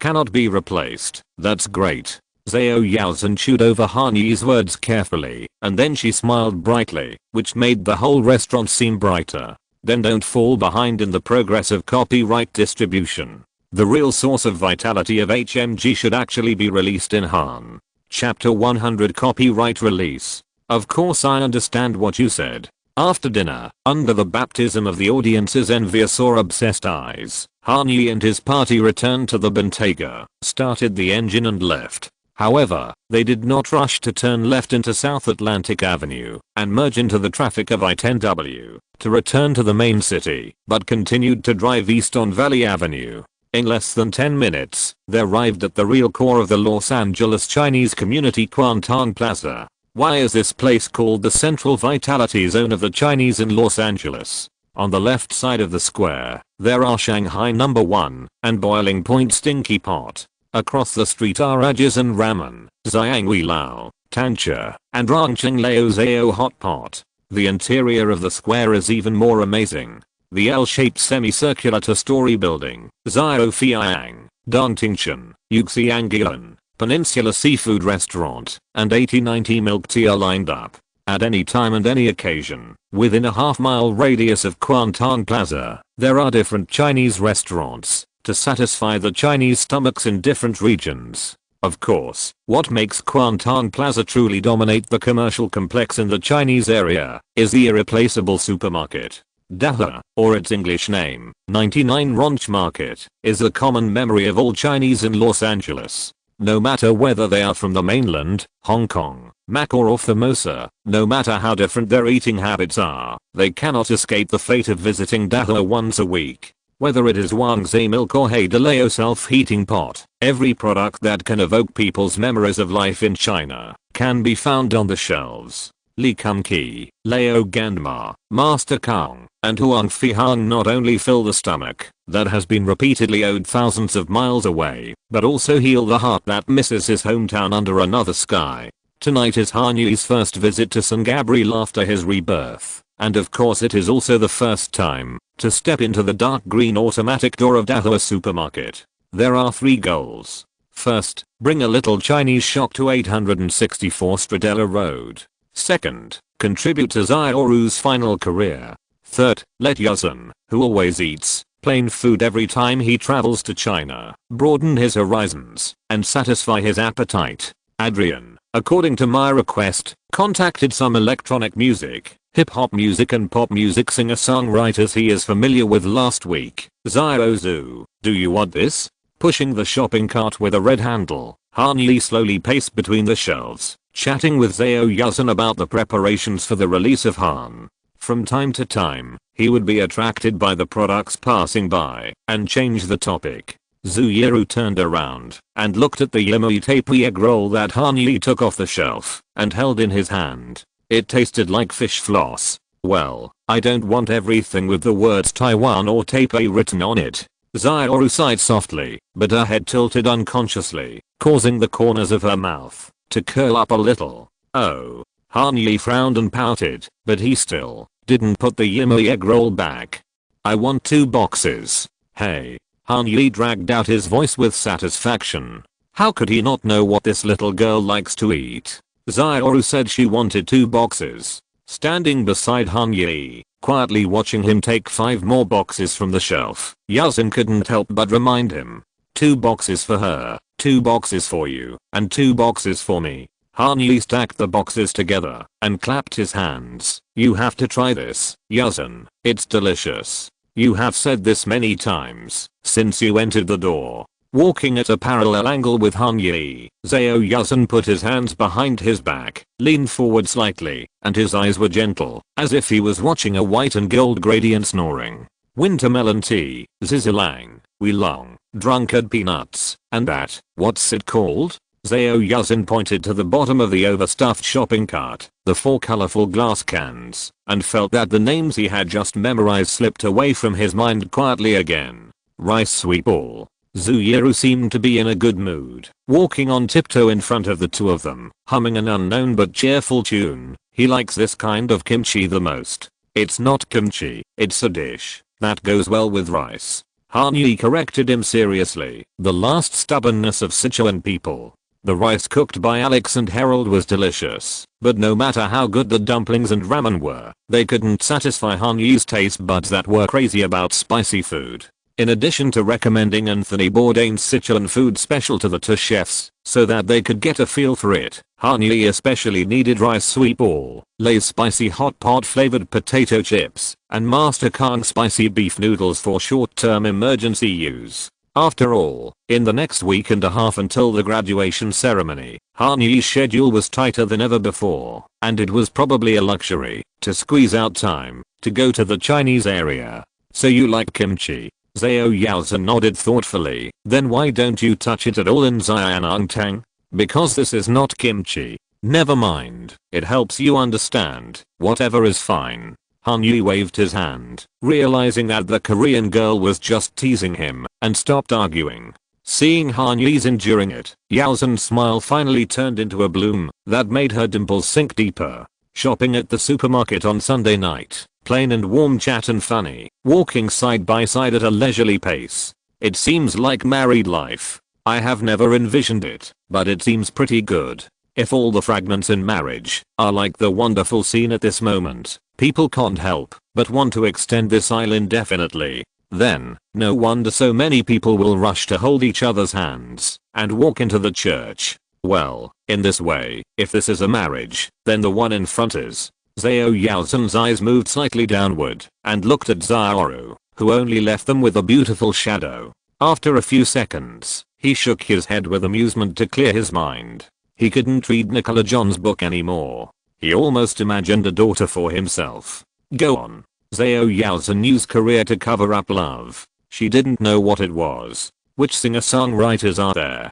21 Savage, you must know him. Han Yi chose a name that was closest to Zhao Yuzhen from the list. He performed at home last time, remember? Of course I remember. He's a signed artist of Utah. For some reason, Han Yi's tone and way of saying home made her feel particularly comfortable. I thought he had signed the copyright distribution agreement. No, the distribution agreement, including the record agreement, has not been signed yet. Han Yi's smile was quite fortunate. If rabbits don't eat grass near their nests, then Han Yi is indeed not a rabbit. He was born in the year of the dog, and his favorite thing to do was to loosen the grass in front of his house. He has only released 3 mixtapes, one with Sony Digital and 2 on his own. Sony's Epic is also contacting him, wanting to sign a full contract, but 21 is closer to us. After all, the entertainment contract has been signed, and signing a full contract does not require any more money to be paid. Adrian will talk to him next Wednesday. If it is suitable, he will sign a full contract with him in the name of Han Publishing, and then TGA will be responsible for his artist management. I'm a little worried. After one heart-to-heart talk after another, Zhao Yuzhen is getting more and more courageous to show her vulnerability in front of Han Yi. I have confidence in pop singers, including producers. But as for rappers, I can't get used to that kind of lifestyle, and I can't get into their inner world. Of course there is no problem with management, but I'm worried that the stickiness won't be too high. We can look for managers with experience in the rap field to join us. I can ask Andre to see if he has any recommendations. Han Yi thought for a moment and continued. Also, if 21 signs with us, my idea is to let Lei and Abu take charge of the R&R work of his record section. At that time, whether in music or life, you will have helpers who are more culturally similar to him, so don't worry too much. Okay, I'm just telling you. I will do what I should do, so don't worry. Zhao Yuzhen nodded and turned to comfort Han Yi. I understand, you've done a good job. Han Yi put another bag of Zuyeru's favorite bubble milk tea Daifuku into the shopping cart. But you shouldn't be too nervous about Khaled, right? I'm talking about Billie Eilish's SoundCloud friend. He and 21 are not the same concept. Khaled won't Like Han Yi, Zhao Yaozhen was also very cautious in his words. He's more special. In the United States, many things can't be said too obviously. Khalid, the netizen of Billie Eilish that Han Yi attaches great importance to, has been traveling between military bases with his father, who is a soldier, since he was a child. Growing up in Fort Stewart, Fort Campbell, and the US Army camp in Heidelberg, Germany, Khalid, who has been learning singing and musicals since childhood, is naturally very different from most black rappers. Whether it is accent or values, they are far apart. As for 21 Savage, this ruthless man who has been blacklisted by all educational institutions in the DeKalb School District in Georgia for carrying a gun since the 7th grade, and has lived in the juvenile detention center as his home, is Atlanta's most famous cultural specialty, a Southern Pan blood gang rapper and a part-time drug dealer. It is no wonder that Zhao Yaozhen feels that he can't control this kind of devil who lost his best friend in a gunfight at the age of 19 and was shot 6 times by a rival gang member on his 21st birthday. Han Yi himself doesn't like and even physically rejects gang rappers like 21 Savage. J. Cole, who can almost be called a poet, is a master of word choice and sentence construction, and Kendrick Lamar, who carries the entire black community on his shoulders, is the one Han Yi admires. But the reward is too good. Not to mention 21 Savage. Just considering the strong performance of hip hop music in the mainstream market in the next few years, Han Yi has to take one after another until half of the rap circle belongs to him. As for the correct output of values, what kind of music do Americans want to use as nutrients for the growth of the next generation? What does it have to do with him, a Chinese? Of course, as Zhao Yaozhen worried, not only can Korean girls not directly manage rappers, but Han Yi should also try to avoid the bloody storms in the rap circle. It's not that I'm worried that someone will turn him into XXXTentacion or Pop Smoke. After all, no matter how lawless a gang is, they will not provoke Hollywood's top capital. On the one hand, it is because their lucrative record contracts are signed by these capital tycoons, and on the other hand, this group of rabble hanging sneakers on telephone poles cannot beat Albania, Russia or retired special forces soldiers of the Navy SEALs.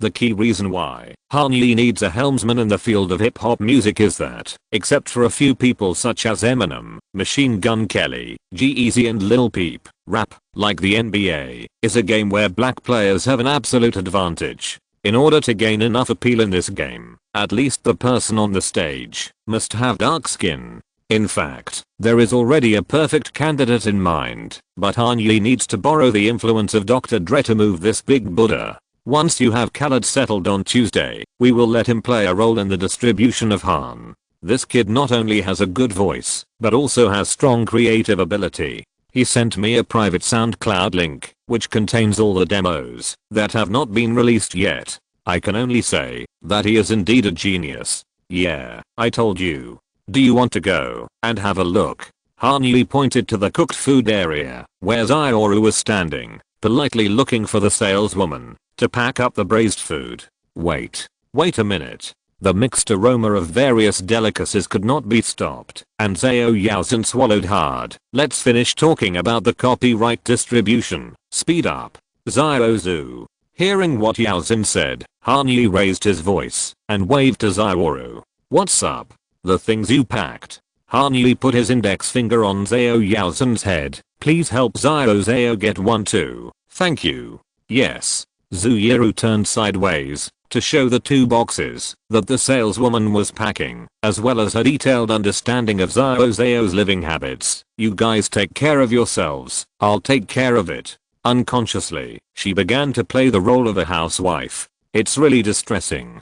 Zuyuru pursed her lips, and there was no pain in her relaxed and comfortable brows. It's not that men must be the breadwinners and women the homemakers, but when the other is too busy, taking care of them a little is not bad, right? Speaking of which, I'm a housewife. Yi is working hard outside. Then the other one. Oh, Nicola John recommended by Sister Yaozhen. I will delete the ebook when I go back. How can you give birth to a child older than yourself? The others are all pop singers or electronic music producers. I recommended a newcomer who just graduated from Nayu to Adrian. Eri Love, stage name Love. He graduated last year and has not signed a contract with any company. From his image to his singing skills and creative ability, he meets our requirements. Unable to hear the strange psychological activities of Zuyero and Zhao Yaozhen, Han Yi continued to tell the Korean girl about the progress of Han's distribution. Like Khaled, he will also come directly to LA on Tuesday to sign with us. In addition, Adrian is very influential in the electronic music circle and has found several creative groups with good potential, Cheat Codes, NOTD, and several other producers. By the way, Diplo also recommended two great guys, Gray. In this passage, Han Yi deliberately concealed his leading role in the selection of artists, so as not to appear too forward-looking and arouse Zhao Yaozhen's suspicion. This series of electronic music production groups and individuals mentioned or omitted by name were all named by Han Yi for Adrian to contact. As mentioned before, electronic music, like jazz, has a big difference from mainstream music in terms of record agreements. Pop or hip-hop singers generally have to sign at least 1+3 album contracts, but in the field of electronic music, it is not uncommon to sign one-on-one or even one-on-one contracts. Only well-known producers such as the Chainsmokers, DJ Snake or Zedd who are signed to large record companies will have longer-term constraints in their contracts. This feature also makes Han Yi's layout in the field of electronic music much easier. When he sees the right producer, he can just wave his checkbook and sign a full contract. In addition to being a behind-the-scenes producer, all of the things I just mentioned can be performed on stage as DJs. So when Adrian signs the contract, you must also be deeply involved and help them achieve good results in both aspects. Okay. Zhao Yaozhen gladly accepted the challenge. I'm quite interested in the DJ field, and I feel that there is still a lot of room for development in the future. Indeed. Seeing that Zuyero had already packed the food and walked towards them with a smile, Han Yi did not stop and revealed the last and most important development in the field of copyright distribution today. Then there are the pure behind-the-scenes personnel. Adrian contacted a management company called Electric Feel Entertainment, which specializes in serving behind-the-scenes composers, lyricists, and producers. I plan to acquire it as a whole and put it on TGO's side as a docking port for our behind-the-scenes talents. End of this chapter. Thank you very much for reaching the end. Don't forget to like. Looking for more exclusive content and immediate access? Subscribe to our Patreon. Remember, every like, subscription, or donation encourages us to continue. Thanks to everyone. See you in the next video.